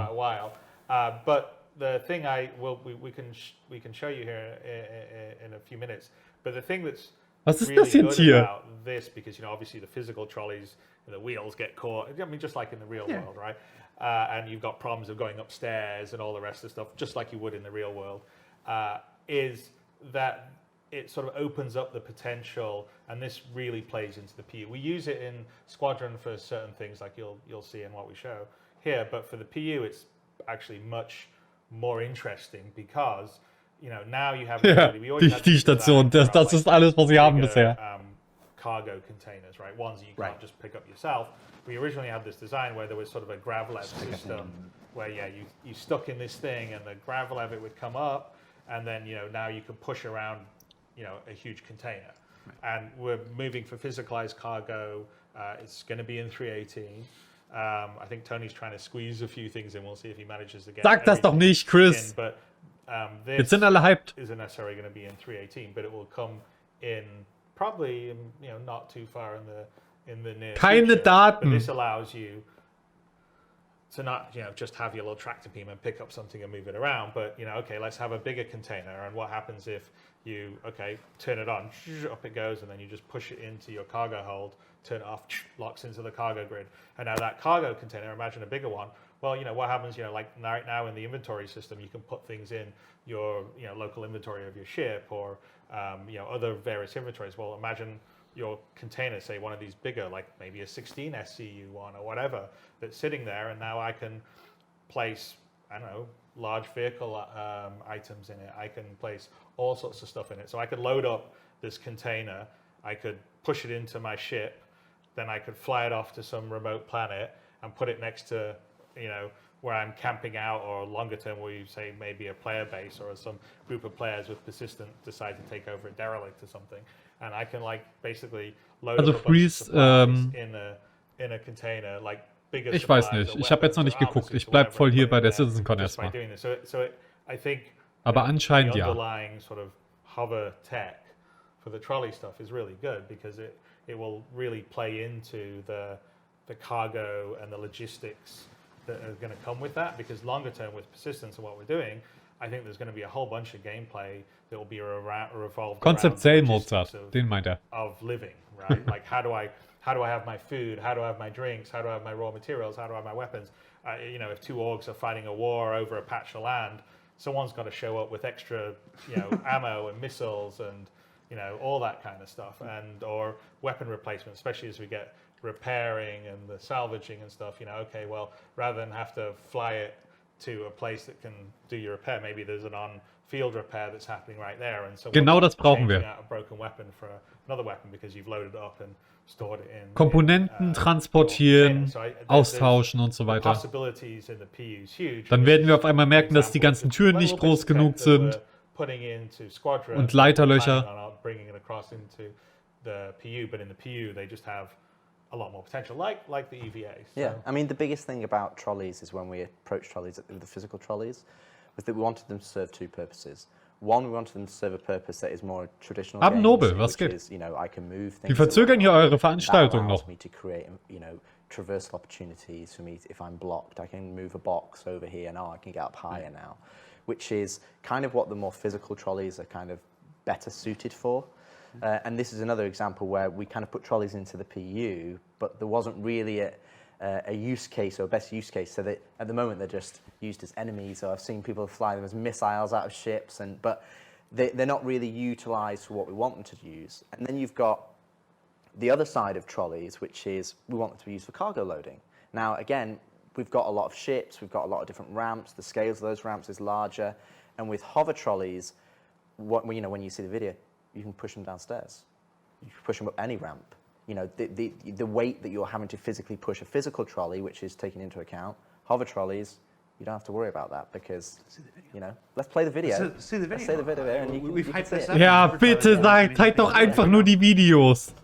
Die zeigen alles, was ihr sagt, nur viel effizienter und die Leute schlafen uns hier ein. Okay, sehr cool. Wir haben eine Zelle, das ist sehr schön. Guck mal, das haben sie auch mit Absicht gemacht. Das ist doch eindeutig unsere Carbonit-Anspielung hier. As you can see, it's getting pushed over bulkheads. Sehr gut. This is essentially a really big improvement for us because we want physical cargo, and we want physical cargo to be a big deal in the PU. That you have to move that cargo, you have to make decisions on how long it's going to take to load it up, not just buy it from a kiosk and it appear in your ship.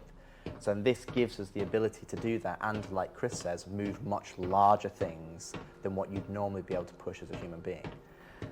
Yeah, I mean, this happens to be just a slaver pod, but obviously you'd be pushing, as long as it's grav lever equipped and has the sort of hover device, then like I said, you could have large shipping containers and stuff like that. And this is all underpinned by our grav leg technology, so the same, as a dragonfly, or eventually you'll hopefully be able to move much larger ships if you need to rearrange them, or when you're moving things around. On your homestead or whatever. Ich weiß, haben sie schon gesagt. Wir wechseln ja dann auch rüber, wenn wir fertig sind. And we've actually had this working on a planet, so you can just push this over planet terrain. You don't let go. You stay stable because it doesn't actually undulate unless there's something actually physically touching it. So it allows it to be much more stable. And what we want to do for your cargo loading is that we'll use a system similar to the cargo grid that you'll be able to snap things on top of it. So if you have a flat platform, you'll be able to snap cargo boxes onto it so they won't fall off. Das ist sehr gut. Reliably move them without frustration. And again, you can see some of our design ethos coming through is that we're trying to remove the barrier to entry. We're trying to remove the control mechanism, the things that frustrate you as you play the game, and kind of make that a lot simpler. I see this and all I can think about is Spock and the photon torpedo tube. That's true. Very cool. So Okay, cool, ja. Das sah doch schon mal wieder nach was aus. Related to the player, to the first person and stuff like this. And we got a couple more we're going to come back to later. But let's move up into spaceships. Yep. Because spaceships are a big Das part hört nicht auf. Was ist das denn? We just had earlier in the day, we had our flight experience a segment where they talked about master modes and quantum boosts and stuff. Nobel, sag doch mal, was haben die sich denn dabei gedacht At hier? a higher level and stuff, let's talk about how the flight experience is changing a bit through the work in Squadron 42, and anything you want to share with us on that. I think the biggest thing for me, and I think it's what Chris and I have talked about, is the difficulty of developing a game over a period of time when it's a live product. Is that you're developing things in isolation and you're putting them out. So you're going, okay, this is our T0. Ja, stimmt, wie viele gucken das eigentlich gerade noch? And okay, now we want 25.000! Und das sind die besten Informationen, die wir hier bekommen eigentlich. Aber es ist halt so komisch präsentiert. Jetzt fragst du mich, ich mache nur Spaß, Nobel. Ich weiß ja, dass du damit nichts zu tun hast.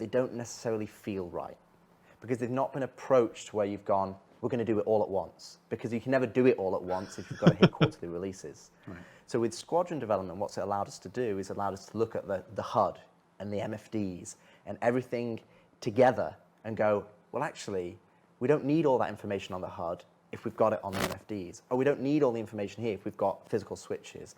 And it's allowed us to approach the design of the cockpit experience holistically so that we can go, okay, let's pull all this noise away because we've tried to fit everything onto the HUD. We've tried to put everything on there. You need to know your G-forces and your heading direction and I need to know my ammo and master modes is a good way of going down that road is kind of going, okay, we want to have traversal and we want to have combat. So if you've got SCM, combat, if you're in QCM, you're in quantum mode, so that's traversal and flight. And then we've taken that approach and gone, okay, well, do you always need an altimeter? Well, no, maybe not if you're in space. Maybe you only need an altimeter when you go down to to atmosphere. You know, your MFDs, if you're in SCM, what do you really care about? Well, you care about your health, your weapons, your target's health, how they're doing. But as a default experience, we're only giving you the information that is needed to you at that point in time. And what we actually saw is that you're flying around. We've got gorgeous space environments. I want to be able to look at them. I don't want to. Das stimmt, ne? Vielleicht wäre es gut, irgendwie mehr Fenster einzubauen in die Schiffe. You're flying around it. I mean, one of the big things that were the big initiative on the vehicle side for Squadron is the sort of complete redo of the HUD and the MFD systems, and basically the display where we're first of all we have to refactor it to move away from some of the old flash that's been around forever, which is what the MFD displays. And on the HUD, we sort of took a look at where we were going and felt like Rich said, it's just too much stuff's there all the time. We want to be more contextual. So, yeah, and we're doing this in a overall holistic way that would be probably almost impossible if we were trying to fit it into quarterly releases. Ich mag übrigens diesen kontextuellen Ansatz nicht. Ich habe immer gerne alle Informationen und wenn da nur Striche sind, weil die gerade nicht verfügbar ist, die Information. Aber dann weiß ich es immer. Saw some aspects of it, which is the different modes you can be in depending on what you're trying to do. But you know, a lot of that's also reflected on the HUD and the information of what you're targeting, and whether you can, you know, whether you want to be able to cast up, say, your target status, Moin, or your Trees. ship status to your Moin, fighter. Derby. Now, that won't be the case Hab's for dich nicht everything. begrüßt. Every suit, like for instance, if you have a more combat-oriented ship or suit that you would wear, you know, like a, you know, I don't know, a Gladius or a Hornet. Die E1 Paco, meinst du? Equipment, then you should be able to cast. Okay. If you're just flying an old rust bucket like an Aurora. Well, what was the Drake ship we saw the other day when we were looking at it, saying all the HUD was on there? We're like, well, it's kind of the equivalent of a lorry. Oh yeah, you know, it's a Caterpillar. Yeah. So yeah, you wouldn't have the Caterpillar, you know, you wouldn't cast it up to your visor like you would as a fighter pilot. It would be sitting down on the MFDs. But in the cases that you have the ability to cast it and do stuff, in all the ships are also building in the ability, like there's not just a game config screen in your ship. You go in, you have your like settings screen, and the settings will be remembered on a per ship basis.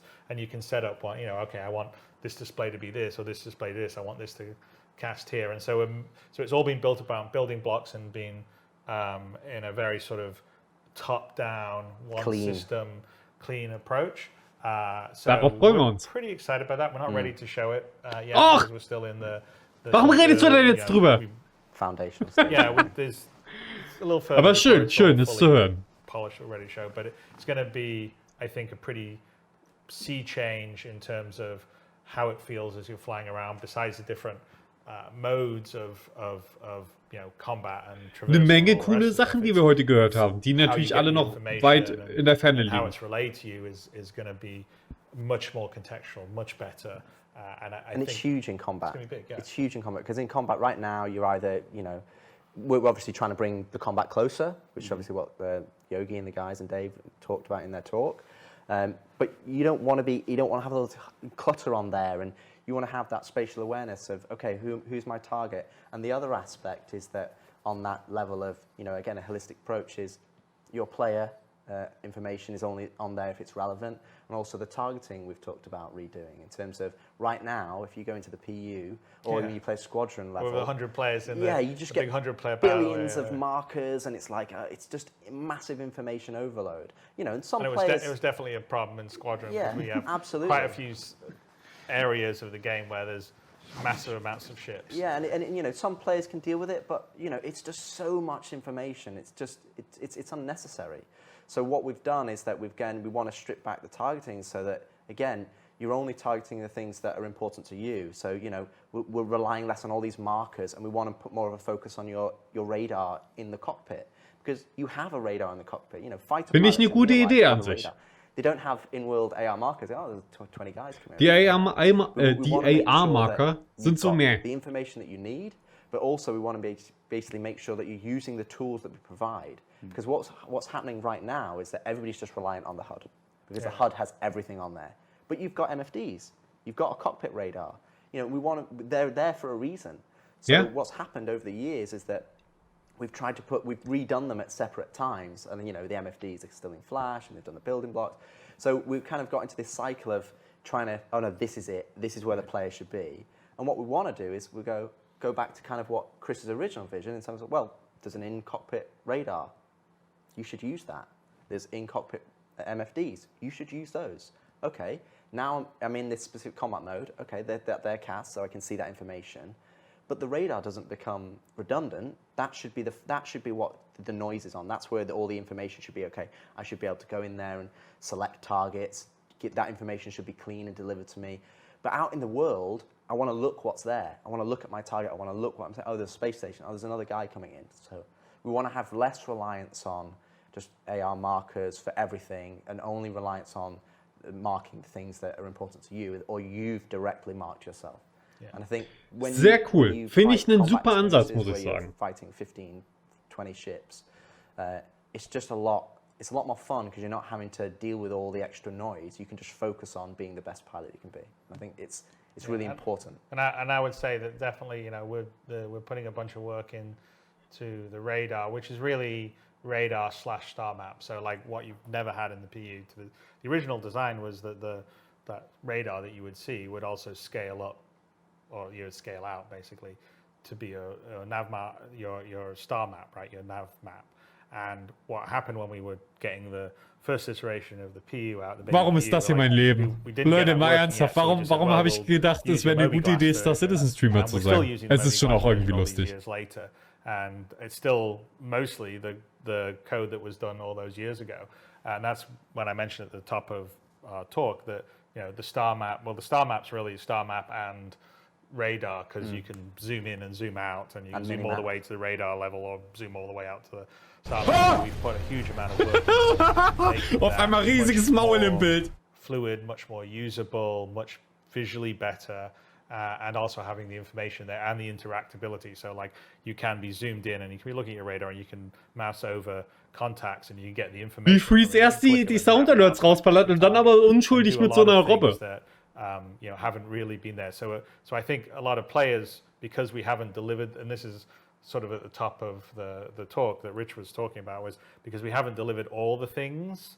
We've just delivered some of the things. Sometimes people just are focusing on certain things, and if they could do things like select their targets easily from the radar, they may not be wanting to see 400 AR markers when they're flying around.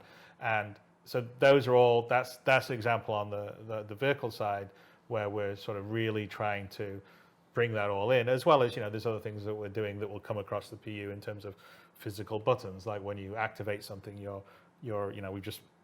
that's in process right now, but yeah, you'll click a button and you'll see your character, click, here's for the landing gear, or here's to turn the lights on, or here's to activate my quantum drive, just to make it sort of feel physical. But we're going to give you modes and ease of use so that information's presenting to you well, and you can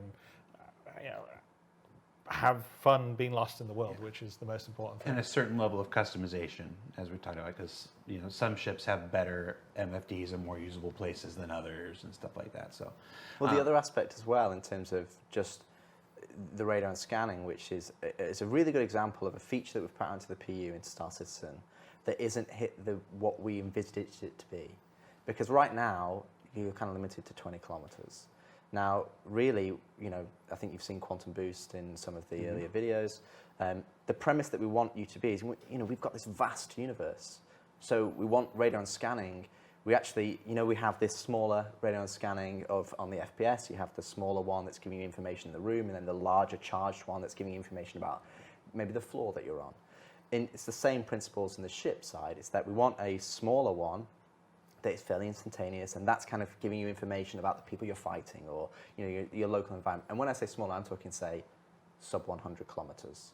That's Freeze, nächstes Jahr vielleicht. But then we've got the charge scan wave, and that should be giving you information about things that are 10, 15, 20,000 kilometers away. And then that's where Q-Boost comes in the fact that you're Q-boosting to these locations. You're not having to go, okay, there's a quantum travel marker there that's 1 million kilometers away. That's like, okay, I'm making a conscious decision to go there.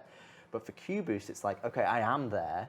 I want to boost around the environment, but I want to have things spread around so that we're not just cramped in, because radar and scanning is fundamentally, it has two purposes. One purpose is to give you information about the things in your environment, and the second purpose is to help you explore. It's to help you find things that are not necessarily apparent, because space is a big, dark place. So we need that, we want to be able to take advantage of that. So when you have this ability to detect things that are much further away, all of a sudden you feel like Ich hatte überlegt, ob ich heute einen Rapper fly mache. to them to investigate. Hab's leider nicht them. geschafft, I think planungstechnisch. that's a good example of something on Squadron that we were also looking at, like, how do we solve the problem of your patrolling an area, right? And it's not very much fun if you patrol an area and then it's like, space is big. I go to this area and then I look around and my radar covers 10 kilometers in front of me, and that's it. That doesn't feel like I was patrolling, a large area of space. And so we sort of were thinking about, well, how, really, if we think about it, there's like short range, which is, what you would call the standard control mode, like slower exploration. I come up to a derelict, or there's a cluster of asteroids that I'm going to fly around to see what's happening. And then there's the medium range, which hat meinen Lieblingsmove wieder gemacht, den hier. Both the PU and it's something that we really wanted to have in Squadron, and we really should be in the PU, which is, well, what's that over there that's Gott, Mann! Ja, Paco, guten Abend. I don't know what's on it, but I'm going to drive over there. I'll walk over to that mountain. And so the idea with sort of the scanning is like the wave goes out, and you'll pick up things 10, 20, 30,000 kilometers away. So you definitely won't be able to understand what's there, but you'll say, there's something There's a point of interest. There's a point of interest. And so you'll be able to map things, and then we need to get there. But, the quantum travel, spooling up, spooling down, and so this is the whole the idea of quantum boost is your sort of mid-level traversal speed, where it allows you, it's probably about 1/10 the speed of the full quantum travel, sort of, not using all the quantum juice, if you want to think of it that way. But it allows you to sort of get there pretty quickly, and, also appreciate the environment you're going through, and, get over there. Oh, I go over to the mountain. Okay, no, I can see what's there. Oh, there's trees here. Oh, that's really cool. And that opens up a whole bunch of gameplay. I mean, definitely. Ja, das ist wirklich sehr cool. Damit kann man viel machen. Squadron, but in the PU it's massive, because in the PU, when this rolls into the PU, now you can have exploration gameplay in space. So, for instance, you could be we've never had. Yeah, we've never had. So you could be in a big nebula gas cloud, and you scan, and I get a contact 20k away. Okay, I'm going to boost over to see whether. I come up. Oh, look, it's a derelict, or there's a abandoned mining station, this group of rocks over here, or I go over here, and we can even in the PU be in a case where you can sort of almost procedurally generate some points of interest when you start to scan that you can go and visit. So I think the whole idea of sort of these three sort of levels of traversal. One is you sort of regular, non-quantum one, where you're just using your regular thrusters, which is much more sort of limited and, works for, Also haben wir dann 4 Modi, ja? Stuff like that. Then there's the quantum boost, which is SCM, sort of fast QCM, run over to a place. And then there's the Quantum Boost und Quantum Normal. Okay, I'm going to go to this planet that's 500,000 kilometers away, and I'm going to be in quantum for 5 minutes to get. Das ist ja wesentlich weniger verwirrend. Nein, ist es nicht. PU. Das ist okay. I mean, it makes a big difference to the gameplay. I mean, makes the exploring in Squadron in space feel much bigger. Yeah. Because that was the thing we were trying to follow. And I think it's a problem in the PU right now, is when you're in space, it's sort of like, most of it is point to point. It's empty for you, right? It's like you spend your time around the space stations, or some asteroids here around the planet, but we want to open it up a bit more and have that idea of, I can detect something, I want to investigate it. So the whole sort of exploration, investigative gameplay that can happen in space now because of these different Exploration modes of Gameplay scanning confirmed auf jeden Fall. A huge deal. War's ja vorher nicht. For this, for folks who maybe joined the program late and didn't see the flight experience segment earlier, or if you're watching this separately on YouTube and you don't know what this looks like, let's take a look at the quantum boost clip that we have, so we can see it one more time here. So just to call out, that's going to be the old HUD. Yeah, that is the old HUD. That's too busy. That's the next old HUD. Yeah. Earlier we were showing the old HUD. So we've done a scan here. That's also the old point of interest, because the point of interest will be just points. Yeah. But basically, we've done a scan. We've got some points of interest that are multiple 10Ks away. And you can see the distance there. It says 13,000 kilometers on the right-hand side. So this is obviously just placeholder UI for the quantum boost. But again, you can just boost over there.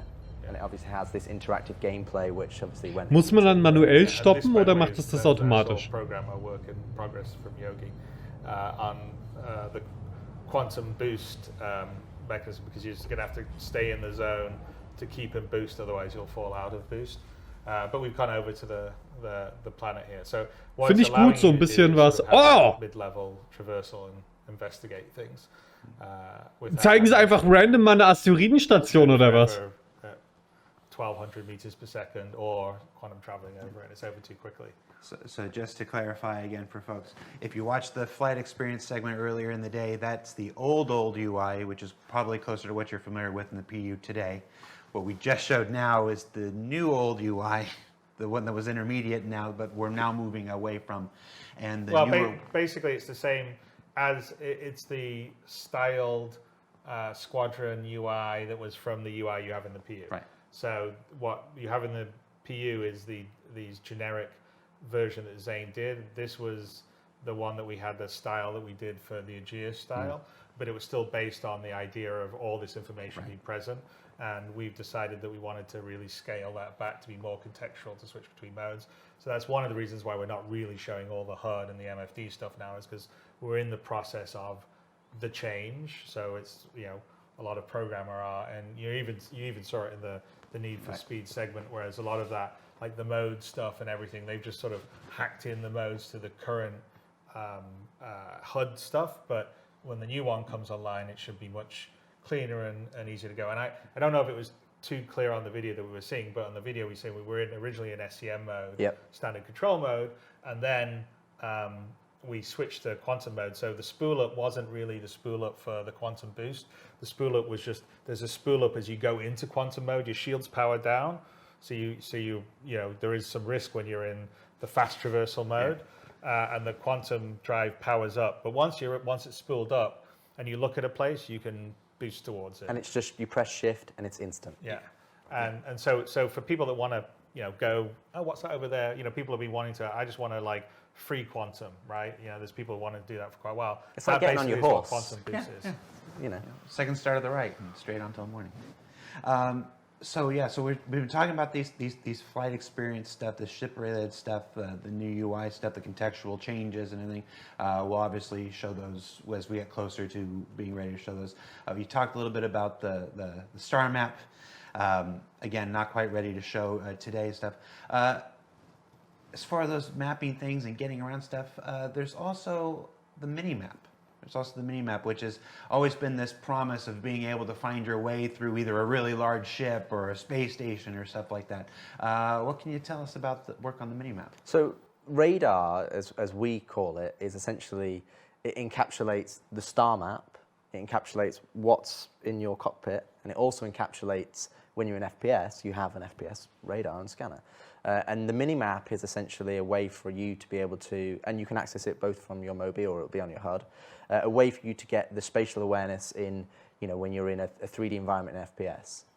So I think what we have in terms of the mini-map, it gives you that 3D isometric view that you can move around, and all the information in there is underpinned by the FPS radar and scanner. So the information that you're scanning in the environment is the information that you'll see on the minimap.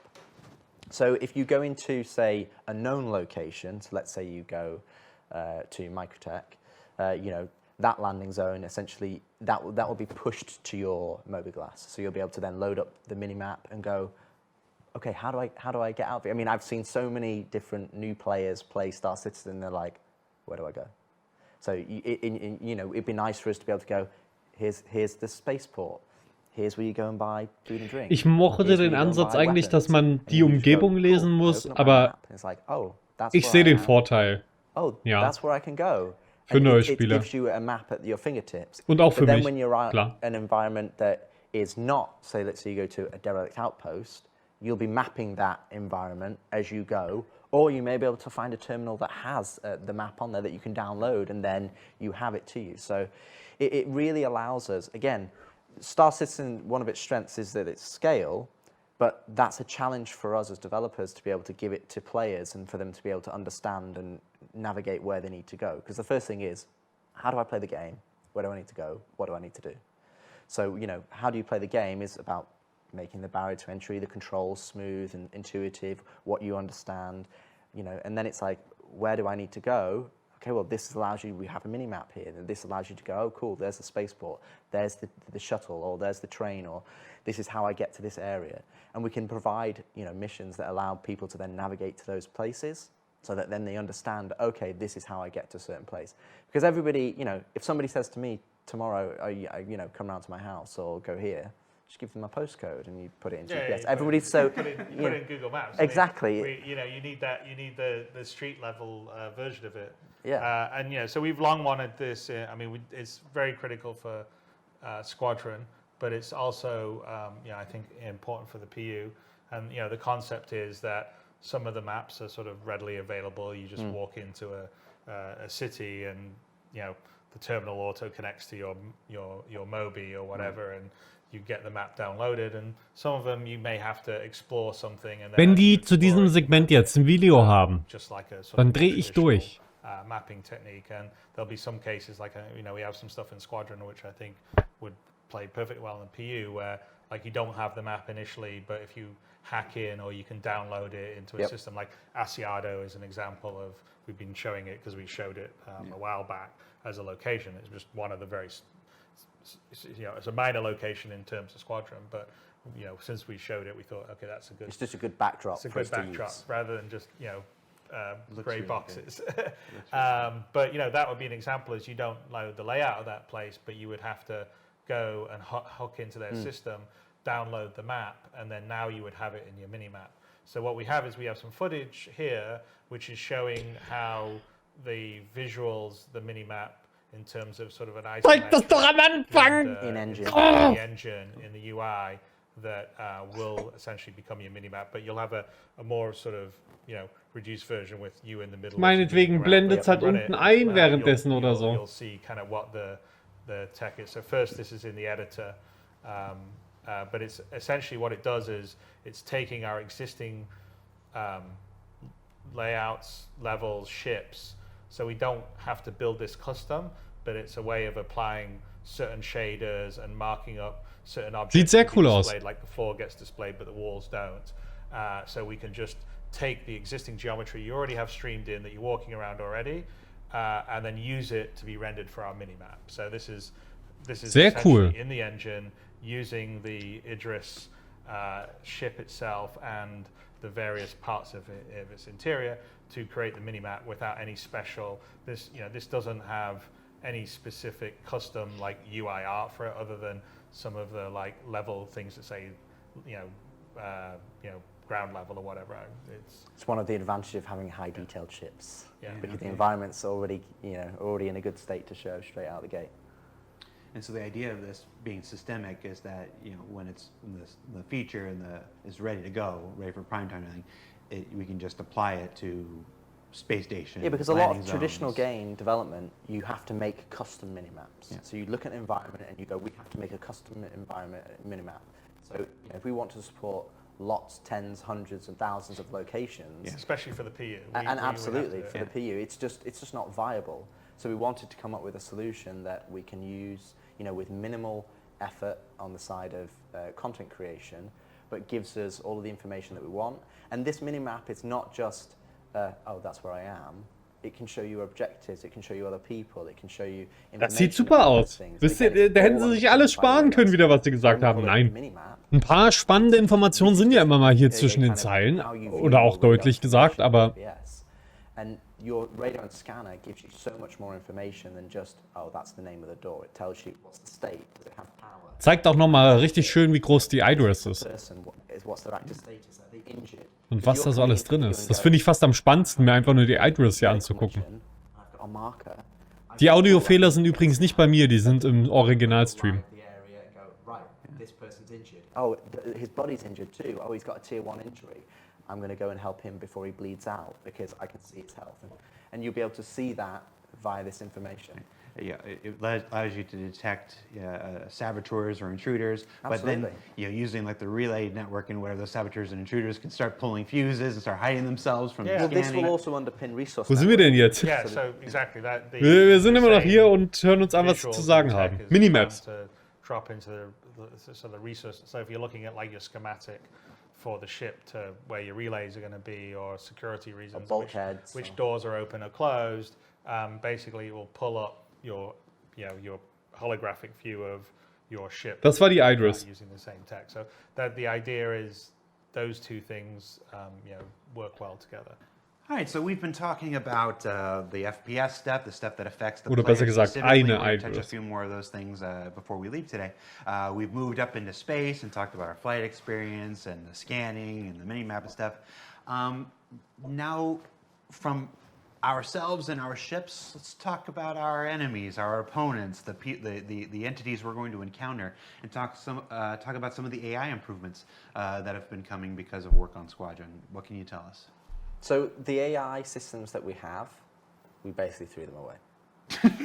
So we found out, we wanted to... Das hört man doch we gerne. wanted to understand where we wanted to go, what we wanted to achieve, and over the years as I've worked in games, and I think probably Chris would attest to as well, is that the Ja, ich will die AI auch and begehen. kind of some of the simpler AI, that you have a really good solid foundation, then you build on top of it.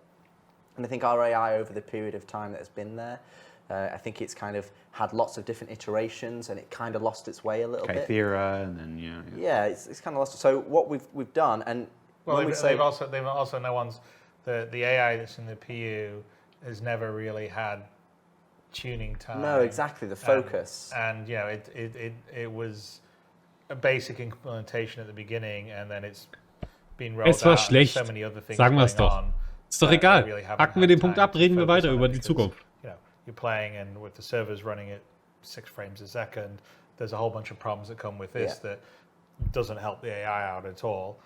So this is actually a really good example of where Squadron really helps, because we're saying, okay, don't worry about that. I mean, I'm sorry that the AI is Ja, die Nummer von dem Telefon in da hinten. the PU. Da eins. It's a combination of the Das wäre schön. it's older logic and behaviors haven't been well developed, but also it's because of poor performance of the servers, and what's going to happen with server meshing is going to make a big difference for that. And there's other things that are happening in the background that will also make it better. But the advantage of taking it onto the Squadron side is that we can really just focus on the AI, the behaviors, iterating on it, adding sort of interest and complexity, and making them feel like real humans fighting you, or in the case of Vandal, real aliens fighting you, and not or creatures. Well, hey, let's be quiet about that. But not get tied up in some other problems that come with multiplayer, come with online servers, and make that work really good as a single player, having fun, feeling challenged, feeling like I'm not just shooting dummies that jump up and I can easily blast. And when that all works, then comes across into the PU, especially when some of the later stuff's going to trigger in the PU, I think it'll be a whole different experience. And I won't argue, it's been like a long, hard slog on the AI side. It's partly because we wanted to become really systemic, and we have a massive, especially in the PU, a massive Ich muss mir kurz die Beine all these vertreten. different situations. So it's not, like if you're doing a standard FPS game, a Call of Duty, like the narrative parts of it, you know exactly where everyone's going to be, and you can sort of script actions for the AI to make them seem intelligent, but really they're kind of following scripts. Whereas with us, all the different planets, all the different, can you be, locations on the planets, or up in a spaceship, or all these Das ist different live, glaube ich. situations the AI could be in.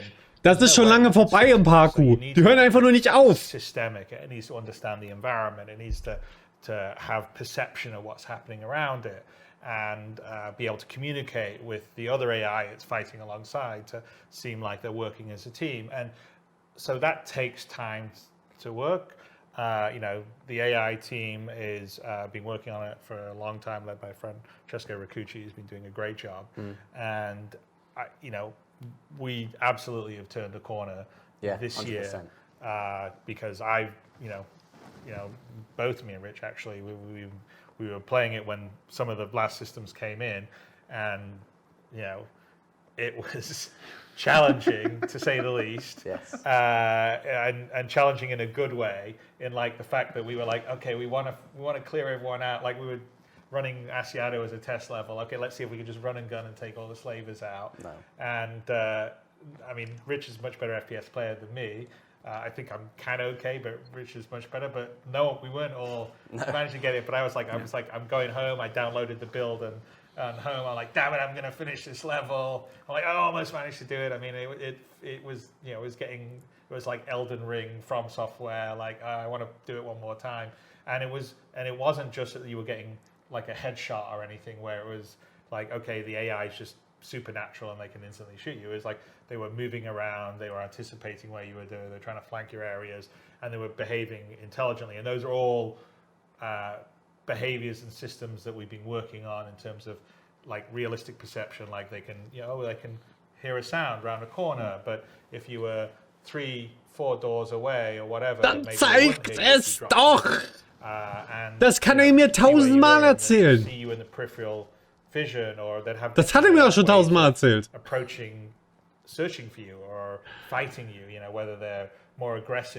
wir können mal den Chat drauf machen vom Star Citizen Channel hier. Oh nein, ich will es nicht klippen. So there's a whole bunch of work that's done, and so on the AI side, I'm actually feeling like realistic to see some pretty great stuff. And so that is going to be stuff that will ultimately be coming to the PU, and it will be really cool. But I don't know if, you know, Rich wants to add a bit to it. Well, I need to ask something because I've spent more than a single day on the internet. Wir sind runter auf 24.000 Zuschauer. Well, actually, I was about to come back to that. So because that's going to be the title of the Kotaku article. Well, it's interesting because what we talked about is we identified everything that was there. So when I came on, I wanted to free Jared. It's echt so. Years now. So what is there? How do we want to change it, and how do we want to manipulate it? So we're not throwing away the more technical underpinnings of the AI. Subsumption's so still there. No, like subsumption or like how how they navigate and pathfind around the world. Das Studio war sicher sehr teuer, ja. The bits that you go and you tune and the bits you tweak, and we call them behaviors, like AI behaviors. So what we did is we pulled all the AI back and stripped it back to essentially 3 base behaviors. Essentially defender, so I want to stay back and cover and defend a location. A strafer who kind of wants to get, you know, siege you and wants to go behind you, and then pushers that kind of want to put pressure onto you. So we wanted to create these 3 core behaviors that the AI can choose to go, you know, they can choose combat behaviors this is. So once you've engaged in combat, they can then select one of these behaviors to engage you so that you get a mixture of combat when you're fighting them, and obviously you might get 3 defenders, or you might get 1 strafer and 2 pushers, and we've got a video to show some of the behaviors. But then what we have is we have a trait system that sits on top of that, and that's where designers can go in and go, okay, I want this defender to be to always defend. He can never re-roll as another behavior, or I want him to be like a turret, so he never moves from cover to cover. Or I want pushers to be, you know, I want always to be a pusher. I want them to, you know, be aggressive. I want them to be reckless. I want them to have friendly fire. So we can go in and essentially we've got 3 base behaviors that just by themselves play well. You can play that and go, okay, do these 3, is that a fun experience?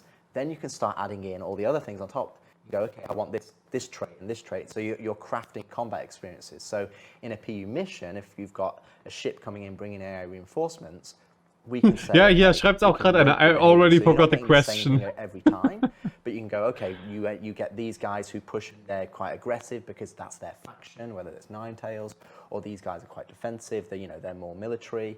And what we have is these traits that multiply the behavior. So now we've got multiple different things, and then you add different weapons in there. So you've got sniper rifles, so the different engagement ranges, and all of a sudden you have this matrix of individual behaviors that is multiplied into the hundreds. Okay, er übertreibt's ein bisschen.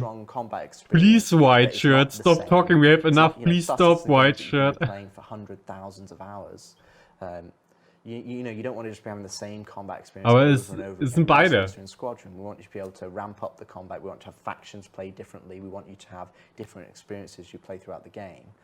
And when we looked at the AI combat behavior, that's something we identified. But then we also looked at perception and basically tweaked that and readed that in a way that allows us, you're coming around the corner, it's not just instant headshot. Because to be honest, AI, it's very easy to make AI that are amazing.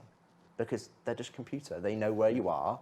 They know exactly. Das ist auch ein Meme-Zitat auf jeden Fall. It's very easy to make them too hard. It's not human. No, exactly. What we want to do is we want to make Alles it gut, Nobel. challenging, but Du kannst weiter einfach nur den Free Jared Hashtag mögen und das reicht. talking about playing through Asiado. Even though it was very challenging, when we died, it was because we made a mistake. It was like, okay, I didn't check my left when I came out here, and I'm like, I got Was ist das? And we've also looked at accuracy. So we've looked at accuracy as that, even a human, even a soldier. Das wäre voll gut für den Pillar Talk, aber doch nicht für eine CitizenCon Überraschungsend irgendwas. So, as soon as you pop out of cover, they're like, oh, someone's there. Pillar Talks, das Citizen Live. They've got a bit of time. Calling all deaths, all diese Formate. To be 100% accurate, but we want you to still feel pressure. So we have a silhouette-based accuracy model now, so that if they do miss, kind of you getting that sense of like, pew, pew, it's kind of going past your head, and you're like, okay, I'm under pressure, and we want the AI to pressure you. Ich finde das ja alles voll interessant und so weiter. Ich finde nur das irgendwie alles ein bisschen merkwürdig. Es sind ja auch interessante Informationen dabei. And I think that's where we've put our real focus on how they perceive you. Warum ist das hier mein Leben? Leute, mal ernsthaft, warum habe ich gedacht, es wäre eine gute Idee, Star Citizen Streamer zu sein? Es ist schon auch irgendwie lustig. Das stimmt, das ist schon sehr lustig. Ich finde das ja auch alles, es ist ein Videospiel, Leute. Ich bin unterhalten auf jeden Fall, ja. Es geht nur um Spiel. We've got versions of them doing medic behavior. Warte mal kurz. And ammo management and all the other advanced combat behaviors that we can pull on top, which we're already working on.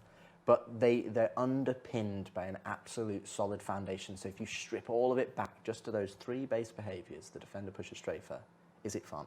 Because if it's not fun there, it's not going to be fun here. You can't just keep relying on putting stuff on top and going, oh, it's going to get fun when we do this. It's going to get fun when we do this. So we pulled it back so that you have a challenge, that you feel like you're being pushed, that you feel like you're under pressure. Ja, Bullshit-Bingo. Ich hab das tatsächlich auch mir eins runtergeladen.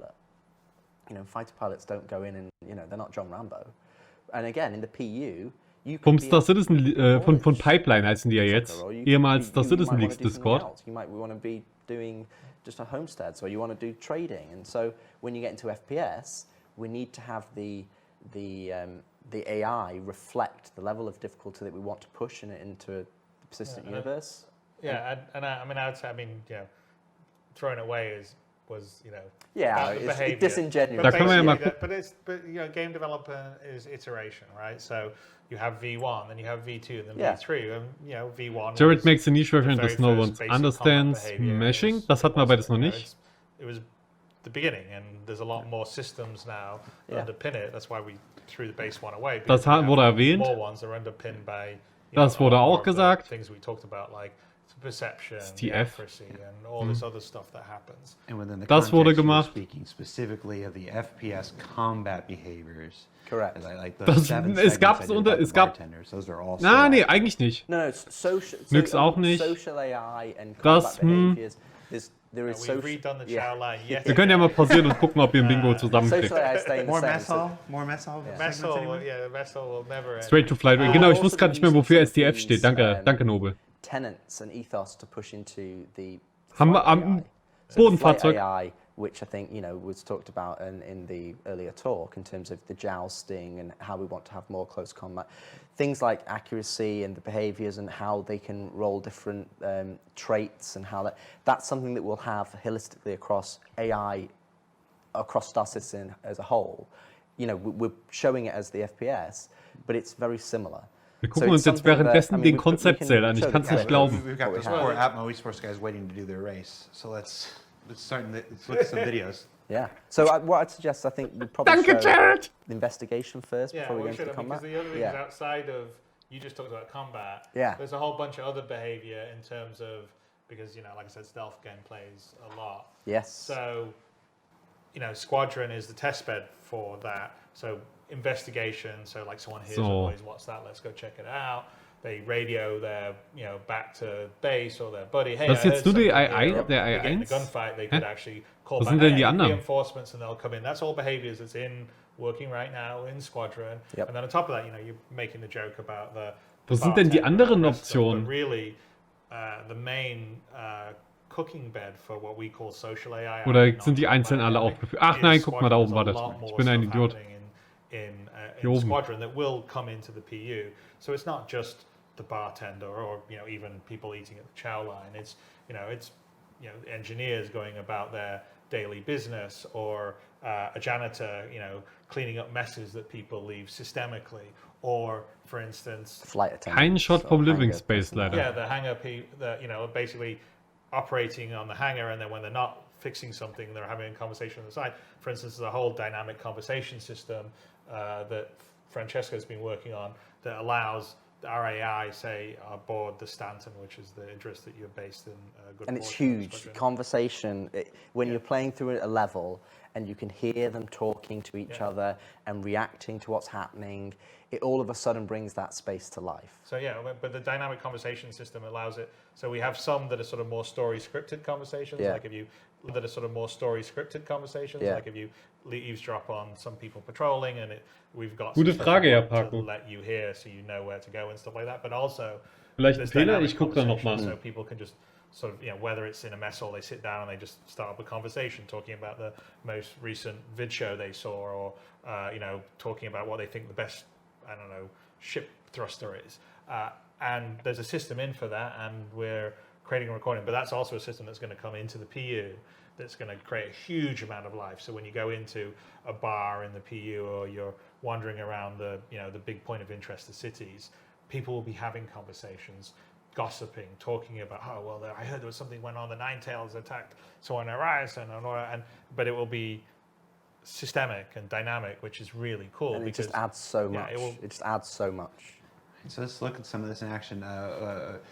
We don't have the conversation system stuff to show today, but let's look at some of the investigation stuff, and then we'll look at some of the combat stuff you're talking about afterwards. Ja, ja, So ja, I've actually got it as 48 two machen voll videos. Sinn. So there's the investigation in the test map, and what you're seeing here, in some respects, you might think that this is scripted, that this is something that we just put on a track. This is purely systemic. So if we captured this 20 different times, it would be 20. It would play out 20 different ways. So those individual there is going away to hide behind that orangey boxy, whatever we want to call that color. So that's the player. He's going to go. This is essentially a standard for the player. The other two AI are searching for him at the moment.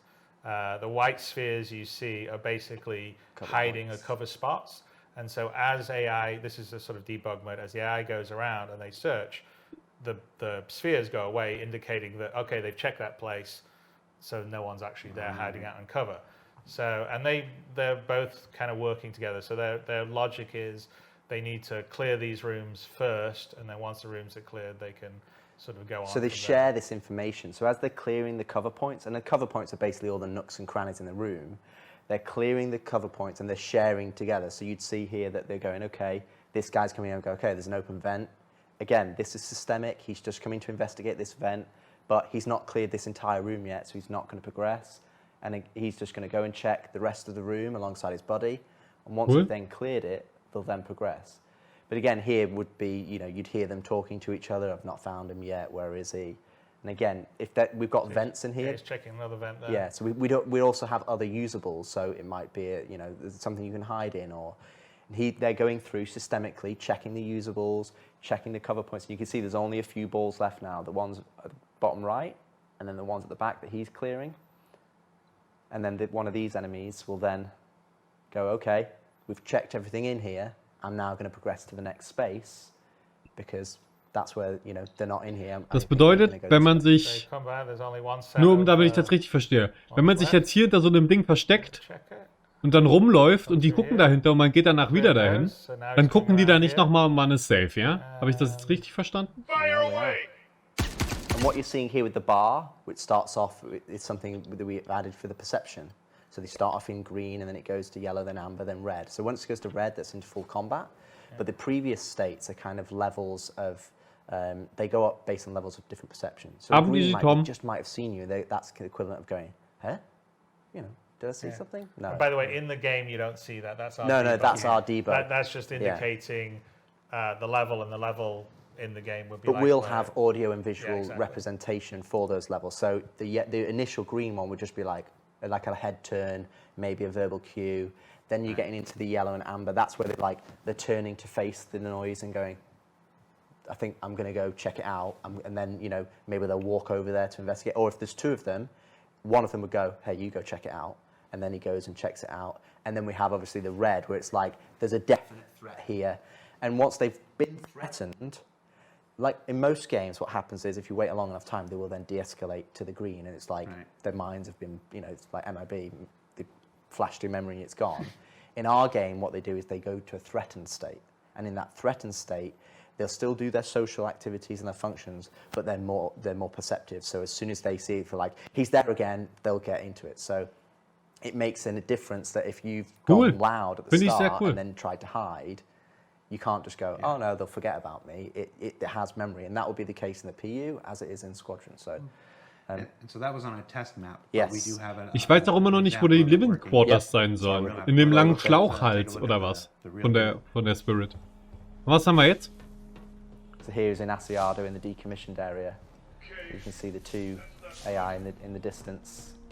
Oh, diese Framerate ist ja so gut von diesem Video. Of it doing the same thing in a real environment, but obviously we wanted to show you the kind of the thing behind the curtain. What are they actually doing? They're checking cover points, they're checking the usables that are there, and then, you know, in a lot of the cases when we actually captured this video, if we actually failed because they pincered the player and they actually found you before we were able to show you, you know, what was happening.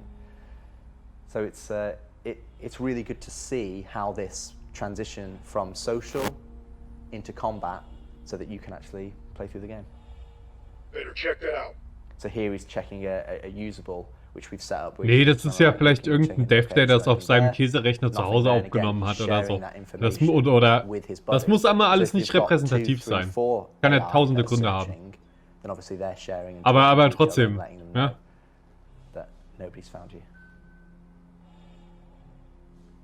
Die Betten sind im Hals. Okay, gut. Dann weiß ich das jetzt. Danke dir, Japak.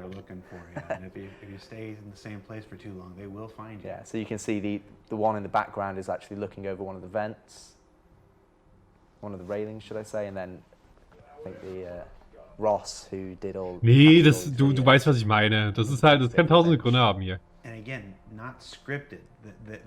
It's systemic. They understand all the hiding places. This is their station. They understand the hiding places. They understand where to look, and they just go through. Der kann ja auch einen krassen Rechner haben und hat sich halt Pornos runtergeladen in dem Moment. And they will play out like this, but obviously the choices that they make at runtime will be different. Ihr macht den Gag ja bei mir immer. And this is where we have to make sure that the AI that we're working on, even though we're working on it in Squadron, it has to work for the entirety of Star Citizen in all the different environments, in all the different scenarios that you're put in. So it's a major improvement. So that's hiding from the AI, but let's look at some of the combat tactics now. So let's do combat tactics 1. So danke, Jared. Jared fühlt sich einfach, der pusht das jetzt durch. We've just turned God mode on so you can see it. And you can see the labels here. So we've got the defenders that kind of push to cover points. Then we've got the pusher who's kind of pushing towards you. And then we've got the strafer who is kind of like taking more of a wider angle. Now, there are some similarities between all the behaviors, but it depends on what happens. So whether they go to cover, you know, a pusher, for example, can still go from cover to cover. A defender can still go to cover. So it's not like you've got these binary choices. It's about weighting the different choices throughout the behavior so that the AI provides something different, but also applies pressure to you as a player so that you're having to react to the AI. You know, right now, our current AI, you basically get the jump on them and you can just take them all out. But in reality, what we want is we want you to react to the AI because they're pushing you and challenging you. And we want that challenge to be fair so that you feel like you've made the mistake when you eventually, or if you do, get taken out. I want to get some of that God mode. And then we have one more video showing the tactics situation. Let's take a look at that.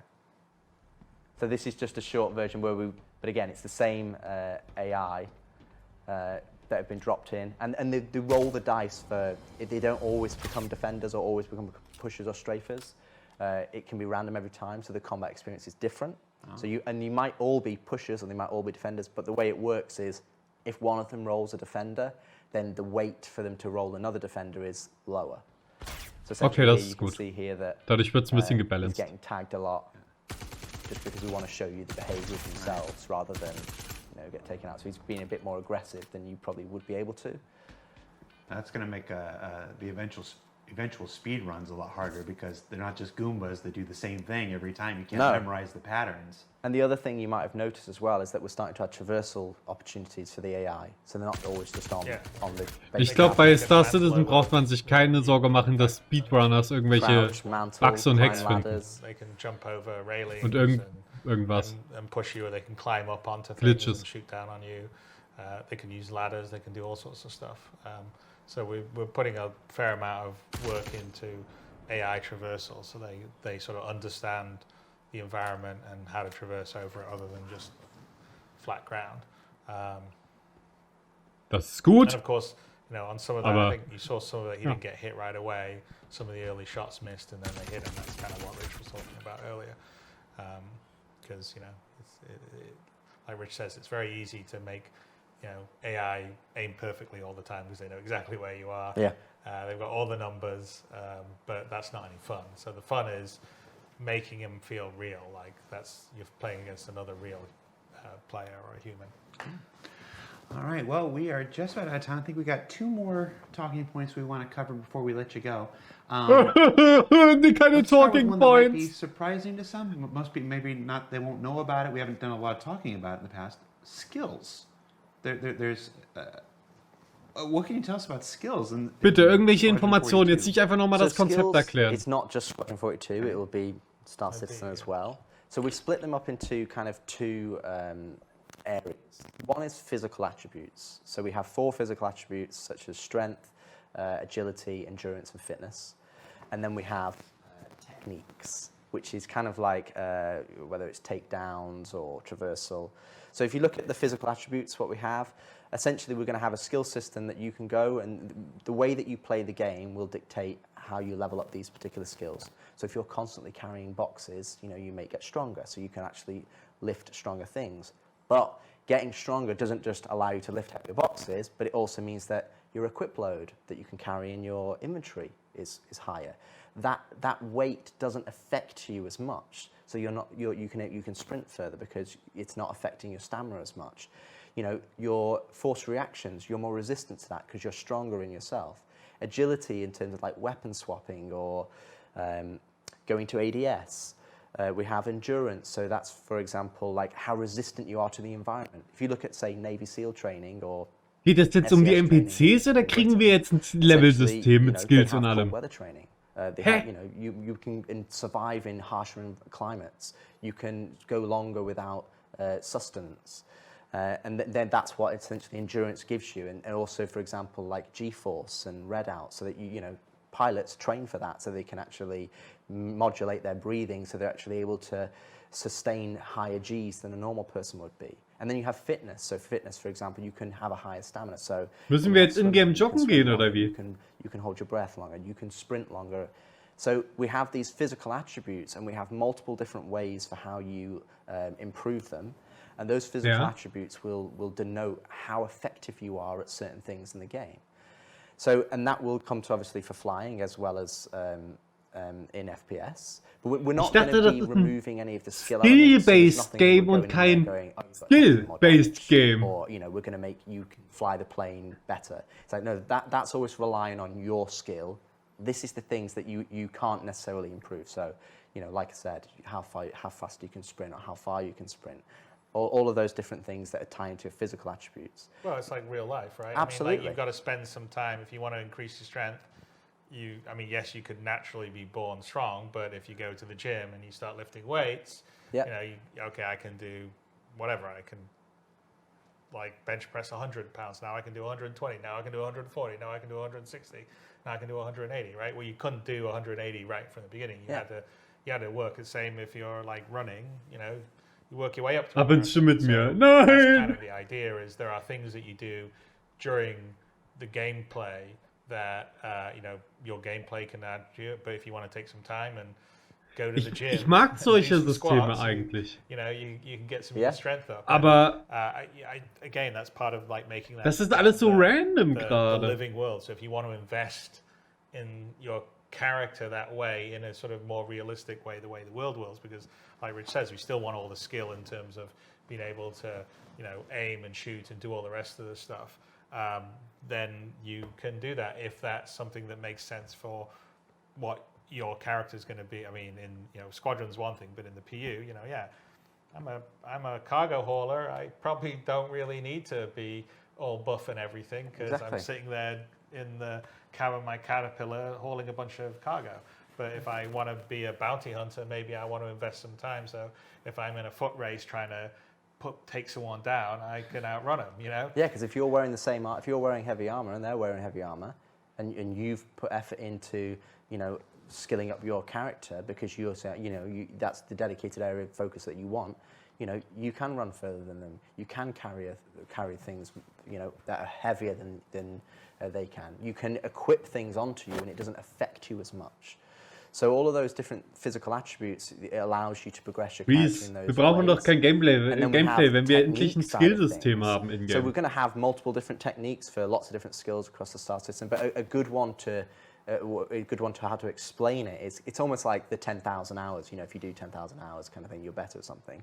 So takedowns is a good example. So the first time you do a takedown, that's going to be quite sloppy. It's going to take quite a long time. You might struggle and, eventually you take them down and it's like, oh, okay, the guy over there heard me. It's not very good. Das ist Feature Creep gerade einfach nur. You practice it, you'll get better, so then they'll change different animations. So now you'll unlock a different animation where it's smoother. Yeah, it's very looking forward to doing all the versions of Takedown, from sloppy to super killer pro. Yeah, and at the end ones, it'd be like, straight in, straight out, you lower him down. Darüber reden Sie gerade, Freeze, ja! It's much faster. But you've put in the effort to level that skill to a level that Du musst ein paar Gewichte heben und dann, keine Ahnung, kannst du irgendwie mehr Gewichte heben. Giving players goals that they want to do. We'll have the same for like, melee, like fist fighting, melee combat, or knife fighting. Longer term, we want to sort of, this is more. Ich will Raumschiffe fliegen. Introduce, say, more moves you could do in fight, say martial arts or whatever. You have to go somewhere. Or traversal as well. And learn them from someone. Ich hatte nie irgendwas gegen Buffs oder so, So these are all things you could gain, and that's kind of the, like you said, the idea of sort of, the skills and techniques. Ich finde auch, wenn man super viel Fast Food isst, meinetwegen, dann läuft man halt langsamer. Aber wir werden geklont als perfekte, muskulöse, durchtrainierte Leute. Was soll ich denn da trainieren? Absolutely extreme athletes. They don't just go get in the car and like the car does everything. It's not the 70s. No, exactly. You don't. They have a pint of beer before they go to try to race a Formula One or they play a football match. Absolutely. So that's what it gives you. It gives us that ability for you to specialize your character in areas that if you really enjoy FPS, then you can push it there. If all you care about is flying VIP, Freeze, du bist Mod. then you can be like, okay, I want to level up agility or I want to level up endurance because endurance allows me to hold more Gs. So, if that guy was going to black out, I'm not going to black out because I'm going to be able to do it. And it's those slight 1% differences that allow you to geht put some effort dann into do. never And that you will be able to level them as you just play the game organically. So you're not going to have to go out and level them, like Chris said, squats. If you do squats, like that's the equivalent of us going from crouch to stand, essentially. It's like we will allow you to do things like that. If you want to go and kind of like level them yourself, but you'll also just be able to level them by naturally playing what you like in the game. That Pilates area and microtech. Well, we went all the info, and then the other thing that we're going to do, which will tie into the last thing you're going to talk about, is the way that you'll sort of track this is the same way as I've got an Apple Watch on here, and I can have my health app that will tell me kind of how unfit I am, right? Or how fit I am. Unfortunately, at the moment, it's mostly unfit. But that will be essentially one of the apps in the Moby Glass, and then one of the last, things that we were going to talk about as far as some of the stuff we're doing in Squadron is, there's a complete redo of the Mobi-Glass. And the first iteration Jetzt geht's ums Mobi-Glas. Leute, mein Gehirn ist matsch langsam. Set of apps in Squadron because it's the military Mobi-Glass, and you don't need all the cargo trading and all that kind of stuff that you would want in the PU. But it's a framework that we're building almost like our own operating Mobi OS. system, And it's all in building blocks, so all Flash stuff's gone away. Es gab ein paar kleinere Highlights auf jeden Fall, Easy-Tom. Neues Climbing-System fand ich jetzt ganz geil. Was sie auch zum Radar gesagt haben, fand ich toll. Ich habe doch auch irgendwo noch. Und Resource Management natürlich, fand ich auch toll.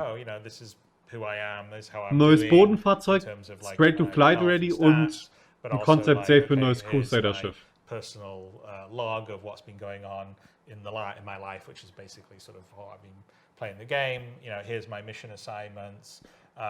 Here's the ship chat channel. And, the ship WhatsApp. Yeah, the ship WhatsApp basically. Obviously your. Ich meine, letztendlich sage ich immer, wenn es das Spiel besser macht, dann I don't care. Dann akzeptiere ich es und lebe damit. Aber ich sehe nicht, warum. Warum ist das jetzt so? Mit dem Skillsystem. But it will all go in the same framework using the same base work. So one of the things that we've been really trying, not just on the Mobi, but on the HUDs and the MFDs, is they're all using Hinterher würde er fragen, warum habt ihr mich nicht aufgehalten, Leute? Hä? Ja. Sagst du nichts mehr? It's easier to support and maintain, because one of the problems right now in the PU is because there's a hodgepodge of the old system, which is the old sort of Flash scale form system. Ja, das kommt noch dazu. Aber ja. To extend stuff right now, and so one of the big obstacles to doing features. Ich frage mich ja, wie der Nubefire das zusammenfassen wird hier. Squadron's one of the ways that we're really going to sort of just, clean the house and make it easier. So then in the PU, extending things will be easier and simpler. I don't know if you want to say anything more on the Mobi-Glass. Well, I'd roll the clip that we have, and we can. Let's roll the Mobi-Glass. Let's take a look. Okay, neues Mobi-Glas. So the first page that you'll see that's coming up right now, kind of like the overview. Okay, cool. So it's the overview of your player. Dumme, unnötige Animation mal wieder. And then it's like your primary objective. So and all of these widgets that we call them are kind of shortcuts to the main focus areas. Alerts as you go to the Och, hört auf mit den Kack-Animationen dazu. Nobel, das geht jetzt an dich. Ich stürme in die Abteilung und sage, keine Animation zwischen den ganzen Sachen, die länger als 0,001 Sekunden dauern. Das ist so nervig, wenn du das Ding den ganzen Tag benutzt. Muss so da sein, sofort. Yeah, and it's just a lot cleaner. Alles gut, Nobel, alles gut. Ich mache nur Spaß. Werd dir trotzdem dankbar. You can see like the alerts. So the alerts are now cleared from the messaging app because we've read the messages, so it's gone. But there was an alert down on our mission side here, but now we've gone and looked at it. It's cleared. So that's the system. It's a framework. So ich finde es auch geil, wie alles so leicht doppelt angezeigt wird. Oh, look, I got a new message over here. I'll click over to it. Now we're back.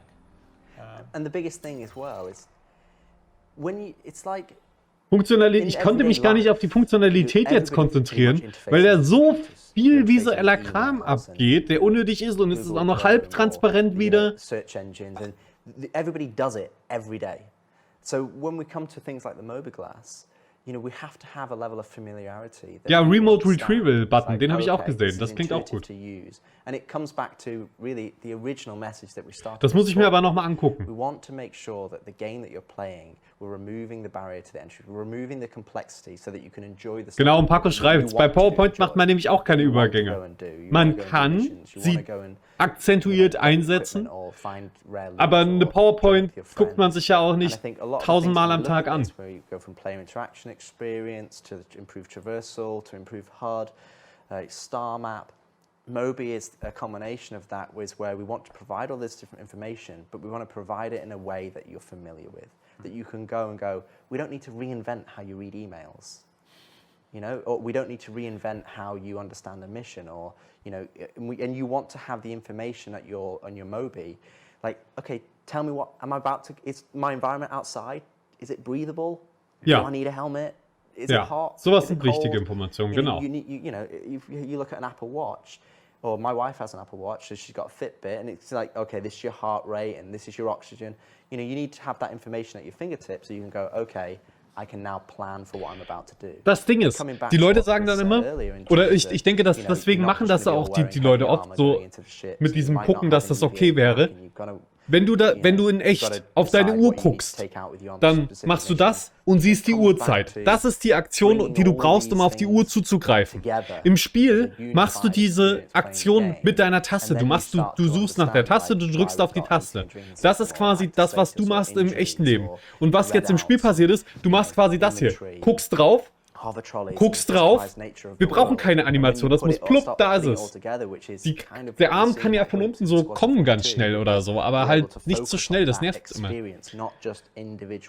Deswegen nervt das Mobiglas ja auch aktuell so, neben der Funktionalität, dass das einfach alles immer so lange dauert mit dem Mobiglas.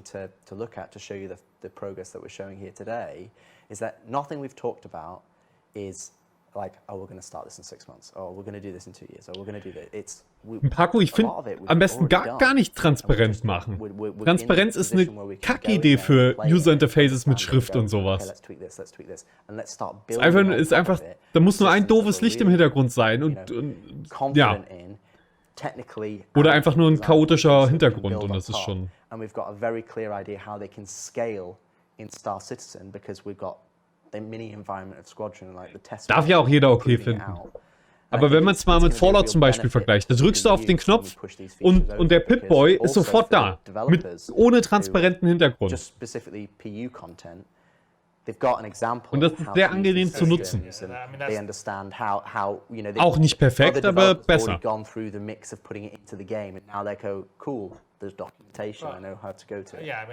Und auch da, wenn du zwischen den Dingen hin und her schaltest, dann gibt es keine Animation, das geht klick, klick, klick, weil es halt am besten ist. Here's where you're using it in Squadron, and here's how we use these different physical elements to make an interesting game experience.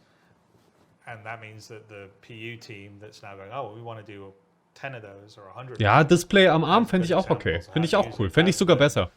Finde ich cooler. Aber das ist persönlicher Geschmack. Nichts gegen jemanden, der jetzt diese Animation und sowas mag. Ich kann ja deswegen, irgendjemand mochte sie ja auch, deswegen sind sie da. Just features that didn't really have gameplay or use associated with them. So, you know, I mean, there's a lot more going on in Squadron than just this, but we thought this is just a snapshot. It would be very good to talk about some of the core gameplay things that we're working on, because we know that people are saying, hey, we'd like these to be better or this to be easier. Jared's Blick einfach nur. More responsive, and that's absolutely we know and we're working on, and the plan is it's definitely going to be in the PU as well as Squadron, and Squadron is working on the PU too. Aber ich sag's mal so, Mozart, selbst wenn du das visuell mehr magst, ich glaube, wenn du spielen würdest und würdest einfach ohne diese ganzen Animationen mal spielen, dann würdest du merken, wie gerne du auf einmal das Mobiglas nutzt und so weiter, weil alles so snappy ist und schnell geht.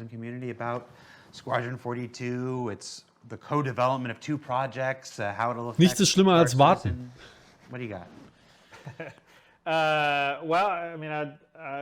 Also auf so Elemente, dass sie sich aufbauen und so.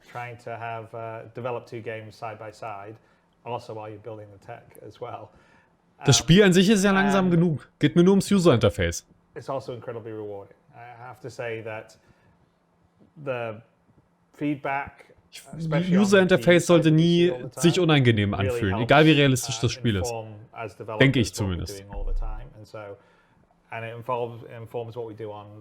ich finde es auch okay, wenn man es mag. So, ich bin ja nicht des Weisheitsschluss oder so. Der Weisheitsschluss? Ihr wisst, was ich meine.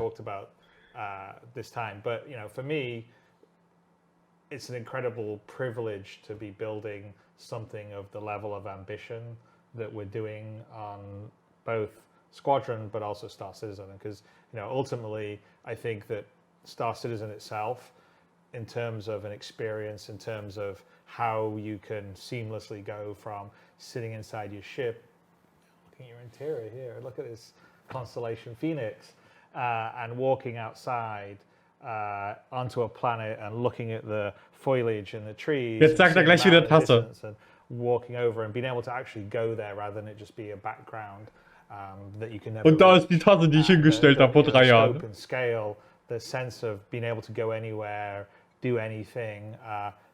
That is something that most game engines and games generally just can't do and don't do. You know, they're limited to more limited spaces, and you know, we're utilizing in Squadron to give you a sort of single player experience that sort of feels like you're, you know, in a huge play environment and system that you traverse around. Das ist der beste Kommentar, glaube ich, bisher. Hier. All the different, you know, down to the Stop putting coins into crits. Also hör auf, Münzen in Crits reinzuwerfen. And being able to build a system that can do that for the detail and fidelity that we're telling a really rich story in Squadron, but also a huge universe that you can exist in as a sandbox for everyone to play it is a complete, I mean, from a developer's standpoint, it's a dream. I mean, it's a dream I've had, you know, my whole life. Being able to do it because ja, Chris, wir wissen's. Deswegen sind wir ja hier. Deswegen gucken wir auch überhaupt noch zu. I'm always eternally grateful for, and you know, it's the best job in the world. So, as much as it can be difficult sometimes, as much as it can be frustrating when you see everyone bitching about something. Ist jetzt die Frage, liegt das alles nur daran, dass Jared das blöd anmoderiert hat? Dass er gesagt hat, in 5 Minuten schauen wir uns, gibt's eine große Überraschung? Und dann kam das hier? It's still the best job in the world. So you've read the feedback. Well, of course, we all read the feedback. Every developer reads everything, but you know, you need a thick skin. I mean, at the end of the day, Nobel, stimmt das?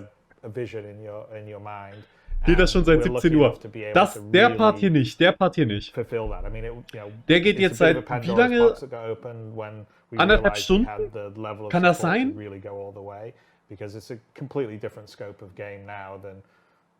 Ich check viel aus, okay. Aber alles. Dein Chef hat gerade gesagt, du musst alles lesen. Alles.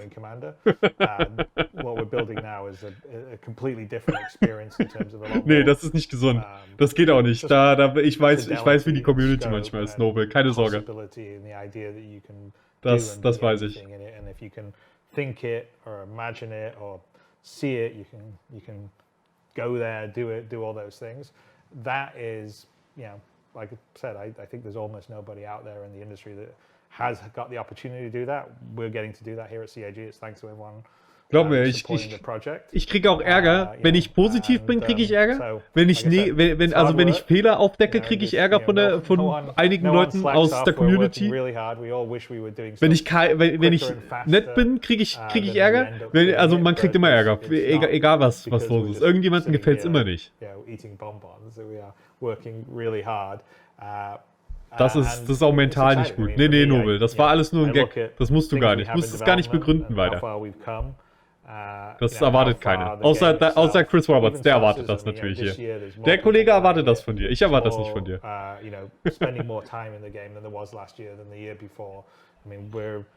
Nö, ich finde das schon richtig alles, was ich mache, aber ja. Manchmal macht man ja auch mal einen Fehler, aber das versuche ich dann auch zuzugeben, natürlich. Sonst lernt man ja nicht draus. It's more of a, you know, yes, it's rough around the edges, but there is something there that keeps people coming back despite the frustrations, right? And I think it's das stimmt, da hat er recht. Wir kommen immer wieder zurück. Be anything in the universe, and we're really committed to finishing that off and making that a really great experience that's frictionless. So, you know, while it is challenging doing these two games together, it's also a hell of a lot of fun, and I'm, you know, looking forward, you know, over the next few years, because we got a whole bunch of really cool stuff coming down the pike, beyond what we already have here. That, you know, it's a good time to be making games. It is a lot of fun. I think. Ich weiß noch nicht, ob ich dieses YouTube-Video nennen werde. Gameplay bei Minute 361 oder Folter von Chris. They're creative. They're expansive. they're collaborative. They're definitely iterative. Jared, jetzt fang nicht auch an zu reden. No other industry in the world would have a weekly behind-the-scenes documentary series that I now get to do from a spaceship landed on one of Pyro's planets. Rich, you want to try to follow that? So the only one thing I would say is that even though we are focused on Squadron 42, we still read all of the feedback in online, comments or Reddit. So a lot of that feedback that's been come to the game over the years, we've taken that on board and we're starting to execute Brainstorming, das ist auch gut. some of the systems that are not Weiter von Chris bei Minute 361, ja, ab Minute 361, das muss ich dann schreiben. And the action queuing and traversal. And I think the biggest takeaway for me when we start to look at all these features is that don't think of it as feature. Ja, hier schreiben sie auch schon, why Jared, why? That we're starting to put that game together and we can sit down and play it. And while Star Citizen, there already is a game there, this is Chris about schläft auch schon ein. Even better and making sure that all the things that ich find's geil, wenn sie zurück auf Jared schreibt. Nein, und er schläft. We're smoothing them over and removing the friction. And then about injecting that new feature on top. Auf Jared, war schon richtig hinten. So I think perfekt, guter Titel. Die können nicht mehr. Nein.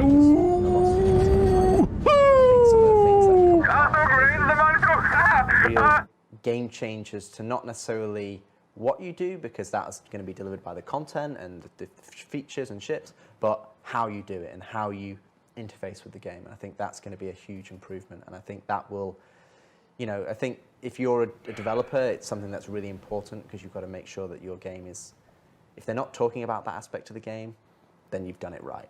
And I think that's where we're getting close on at least on Squadron 42, so that we can then map that over to the game.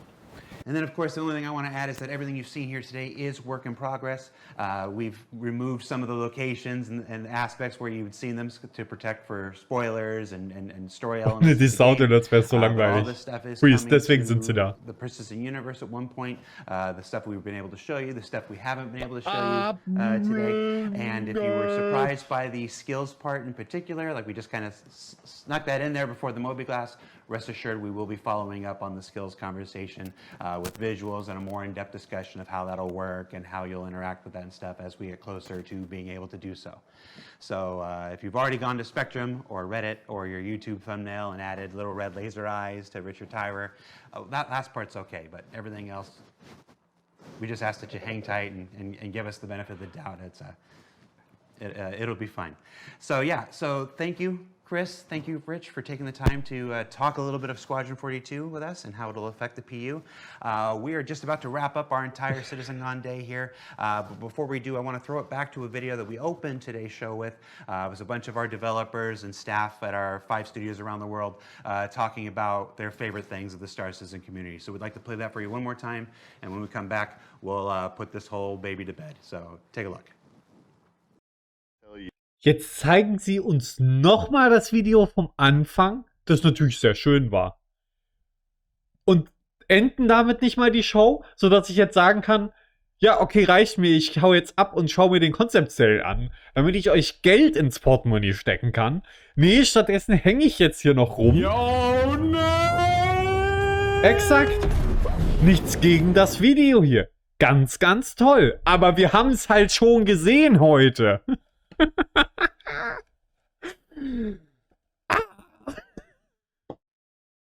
Aua. Hä? Ja. Sagst du nichts mehr? Man soll nichts machen, was ist.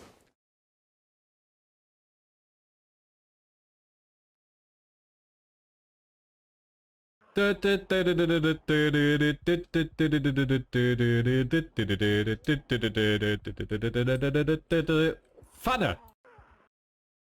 Oh ja, viel Erfolg, Nobel. Sorry, ich hab's jetzt gelesen. Vater!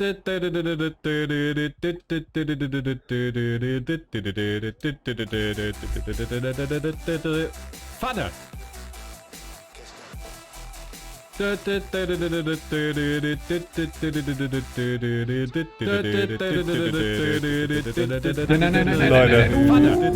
Oh Gott. Warum, Leute? Warum?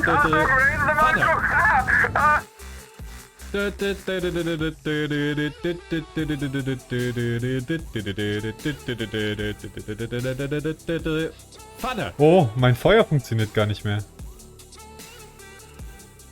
Mein Raid Alert auch nicht. Schade. Geht alles nicht mehr. Alles kaputt hier. Der Stream brennt.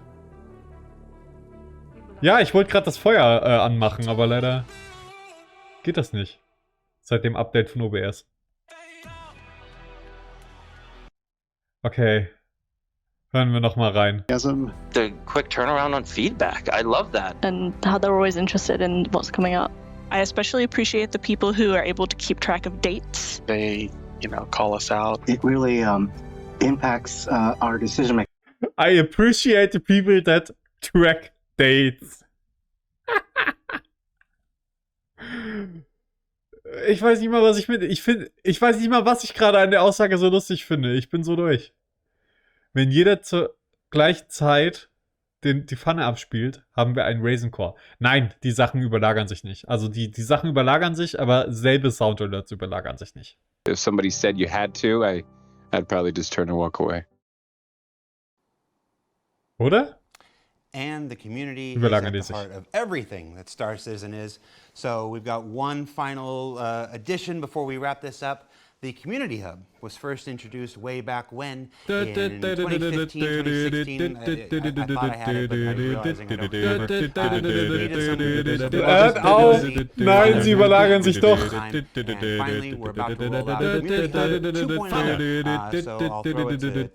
jetzt auf! Community Hub 2.0 ist draußen, Leute. Pfanne!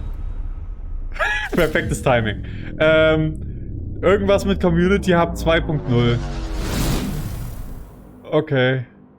Solange es kein Orga-System ist, interessiert es mich eigentlich nicht wirklich, muss ich sagen. Hi everyone, my name is Tyler Whitkin and I'm the Director of Community at Cloud Imperium Games. Each and every day we're taken aback by the tremendous amount of creative community content coming from all of you.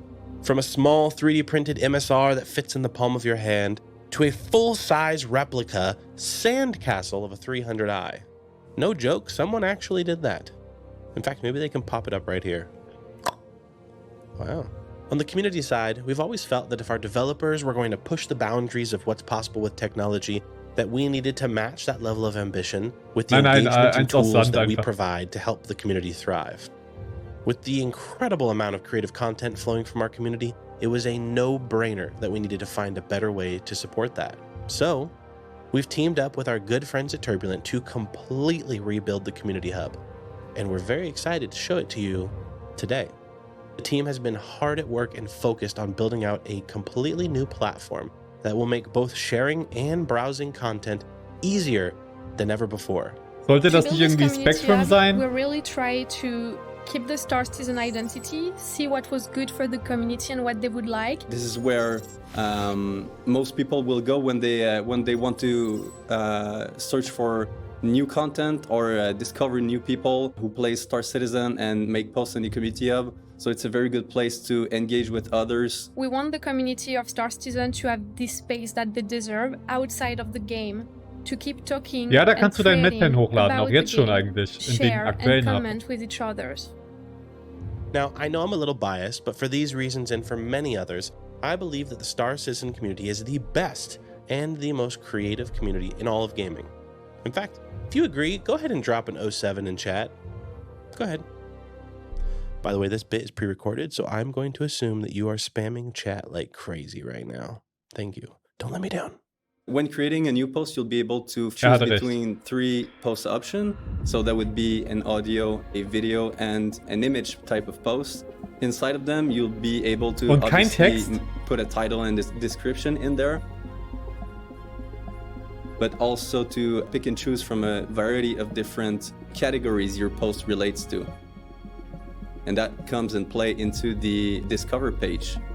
On the Discover page, you can browse Ist das Spectrum Nummer 2? You can also filter content with your preferences. For example, if I want to see only videos that are about cosplay, I can now filter Warum that ist das and find separat? only videos about cosplay. And I can also sort them by popularity or by Dr. date. Chicken. When you first arrive on the Community Hub, you arrive on the homepage, which features top trending content as well as posts from people you follow. Because yes, you can Sieht now aus wie follow Twitch. people on the new community hub.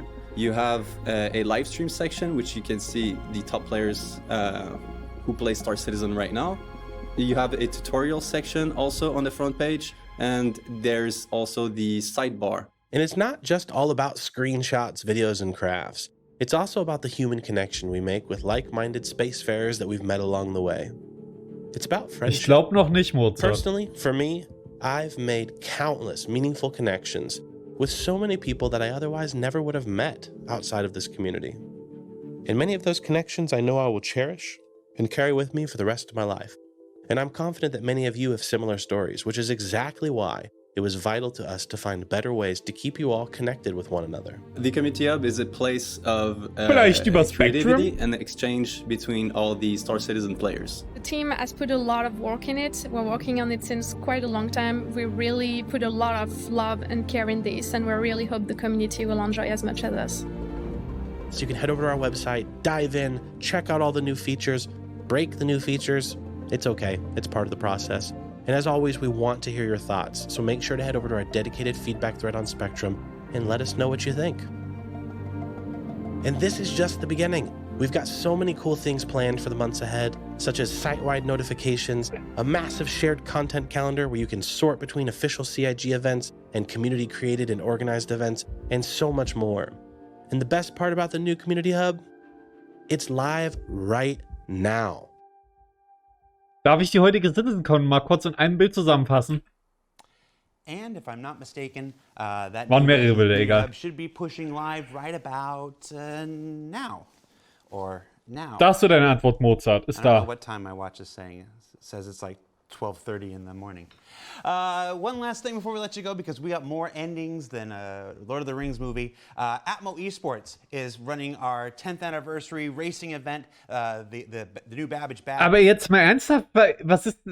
Die haben doch Spectrum, die haben doch eine Kommunikationsplattform, die quasi wie Reddit oder sowas ist. Und jetzt machen sie eine zweite, die wieder ein bisschen wie Reddit ist. Die alte ersetzt, die schon.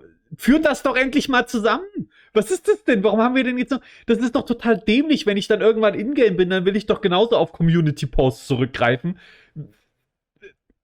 Das ist doch komplett doof, diese Sachen getrennt voneinander zu machen, oder? Sollten die nicht irgendwie einen Weg finden, das alles miteinander zu vereinen, statt nochmal eine extra Unter-Website zu machen, die dann... Hatte ich das gepostet auf Reddit oder auf Spectrum oder im Community Hub oder im neuen Community Hub? Den alten gibt es natürlich nicht mehr, aber ich bereue nicht, dass ich mir den Reysn-Stream angesehen habe, aber die CitizenCon hätte ich mir dieses Jahr nicht ansehen müssen. Danke, Freeze. Es waren ja viele interessante Sachen dabei, aber alles war so merkwürdig. Und auch die Entscheidungen, die getroffen werden, sind ja ganz schön komisch. Die kommen so aus dem Nichts, besser gesagt. Neuer Community Hub kommt aus dem Nichts. Und vor allen Dingen, was aus dem Nichts kommt, ist das Skillsystem. Hä? Hatten wir dafür nicht Reputation oder irgendwas? Ich blick gar nicht mehr durch. Was ist das denn? Ja, es ging doch jetzt noch. Also, ich habe das jetzt auf stumm gemacht. Das war doch jetzt nichts mehr Wichtiges. Oh, da ist nochmal ein Gerald. That's it. Another CitizenCon in the bag. The debut of our new home for our evergreen, recurring weekly video content for the foreseeable future. Hope you enjoyed it. There's a ton of information that I'm sure is going to feed our content creators in the community for months and months to come. But the last word on things shouldn't come from me. Let's throw it over to the peanut gallery, to our esteemed group of guests and visitors. Chris. Oh, shoot. Hold on, let me get in here. Es ist immer noch nicht zu Ende, Leute. Hey, what do you want to say? I think I've said quite a lot already. I don't really need to see that much more. You can do like 15 minutes more. Well, let me start with back in 2012. All I'm going to say is that we wouldn't be here without all of you out there that have supported us over these years and believed in the Schieb das jetzt nicht auf uns. world and the universe that we're doing. I know everyone that meets everyone from the community out here really appreciates the sense of support and love that everyone puts in from your side and also from our side into the project. So we really appreciate that. This year's CitizenCon didn't quite have the big flashy demos that we've had in the past, but that's mostly because we've got a huge amount of people heads down working on getting persistent and streaming out, and 3.18, which hopefully we're going to go to Evocati this coming week, right, Aaron? We think maybe. We're absolutely working. Yep. on it. All right. So we'll see Guillaume. Yep. All right. But he's Nächste Woche, gut. Director of Development on Star Citizen Live. So we're working hard on that for this year, and that's going to be a massive patch with a lot of really cool features and gameplay in it. And of course, we're working very hard on Squadron 2. But it's been a great time. It's been an amazing ride so far. I'm looking forward to the future. Hat er nicht eben gesagt, er hat genug geredet? Twinsies with you. Yes. There you go. And thank you very much. Happy birthday, Star Citizen. Happy birthday, the community. Happy birthday, Happy birthday. Star Citizen. Cheers. Cheers. Cheers. Let's throw it to Atmo. Cheers. Bye, everybody. Goodbye. See you next year. Mein Getränk ist leer, das muss ich gleich mal korrigieren. Was war das? Das war ja... Ich finde es jetzt auch nicht alles schlecht oder so. Sagst du nichts mehr? Also, ja, sage ich nichts mehr. Also, das will ich will jetzt nicht den Eindruck aufkommen lassen, dass ich die von vorne bis hinten irgendwie kacke fand. Das war überhaupt nicht der Fall. Auch nicht der Part, der mich zum Schluss komplett gefoltert hat. Auch den fand ich nicht komplett schlecht. Es war nur alles so komisch irgendwie. Ich kann das gar nicht alles richtig verarbeiten, was wir heute alles gehört haben. Also ich kann es wirklich nicht alles verarbeiten. Genau, deswegen gucken wir jetzt noch mal auf den Sale. Ja, diese Frage stellt sich dir jetzt, ne? Ich kann es dir nicht sagen. Ich habe keine Meinung. Hat einen Traktorbeam am Start? Okay. Das ist preislich schon okay, denke ich. Gibt's jetzt nichts groß zu sagen. Wir können ja nochmal auf die Specs kurz gucken. Ist denn das alles? Warte mal. Ach, das ist ein Flyer wieder. Den können wir uns jetzt gerade... Können wir uns den angucken? Egal. Und warte mal kurz. Das ist jetzt die C1. Wie viel kostet die E1?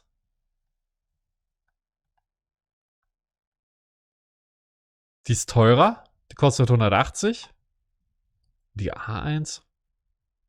Die müsste ja bestimmt die teuerste sein, oder? Ja, 210.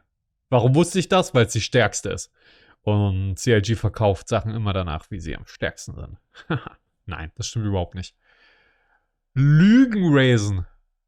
Absoluter Lügen-Reysn. So. Wir raiden jetzt auch gleich. Ich kopiere mir schon mal den Titel nochmal, damit ich es gleich auch habe. Wir raiden die gleich. Ich bedanke mich sehr fürs Zusehen, Leute. Ich bin für heute durch. Ich bin einfach durch.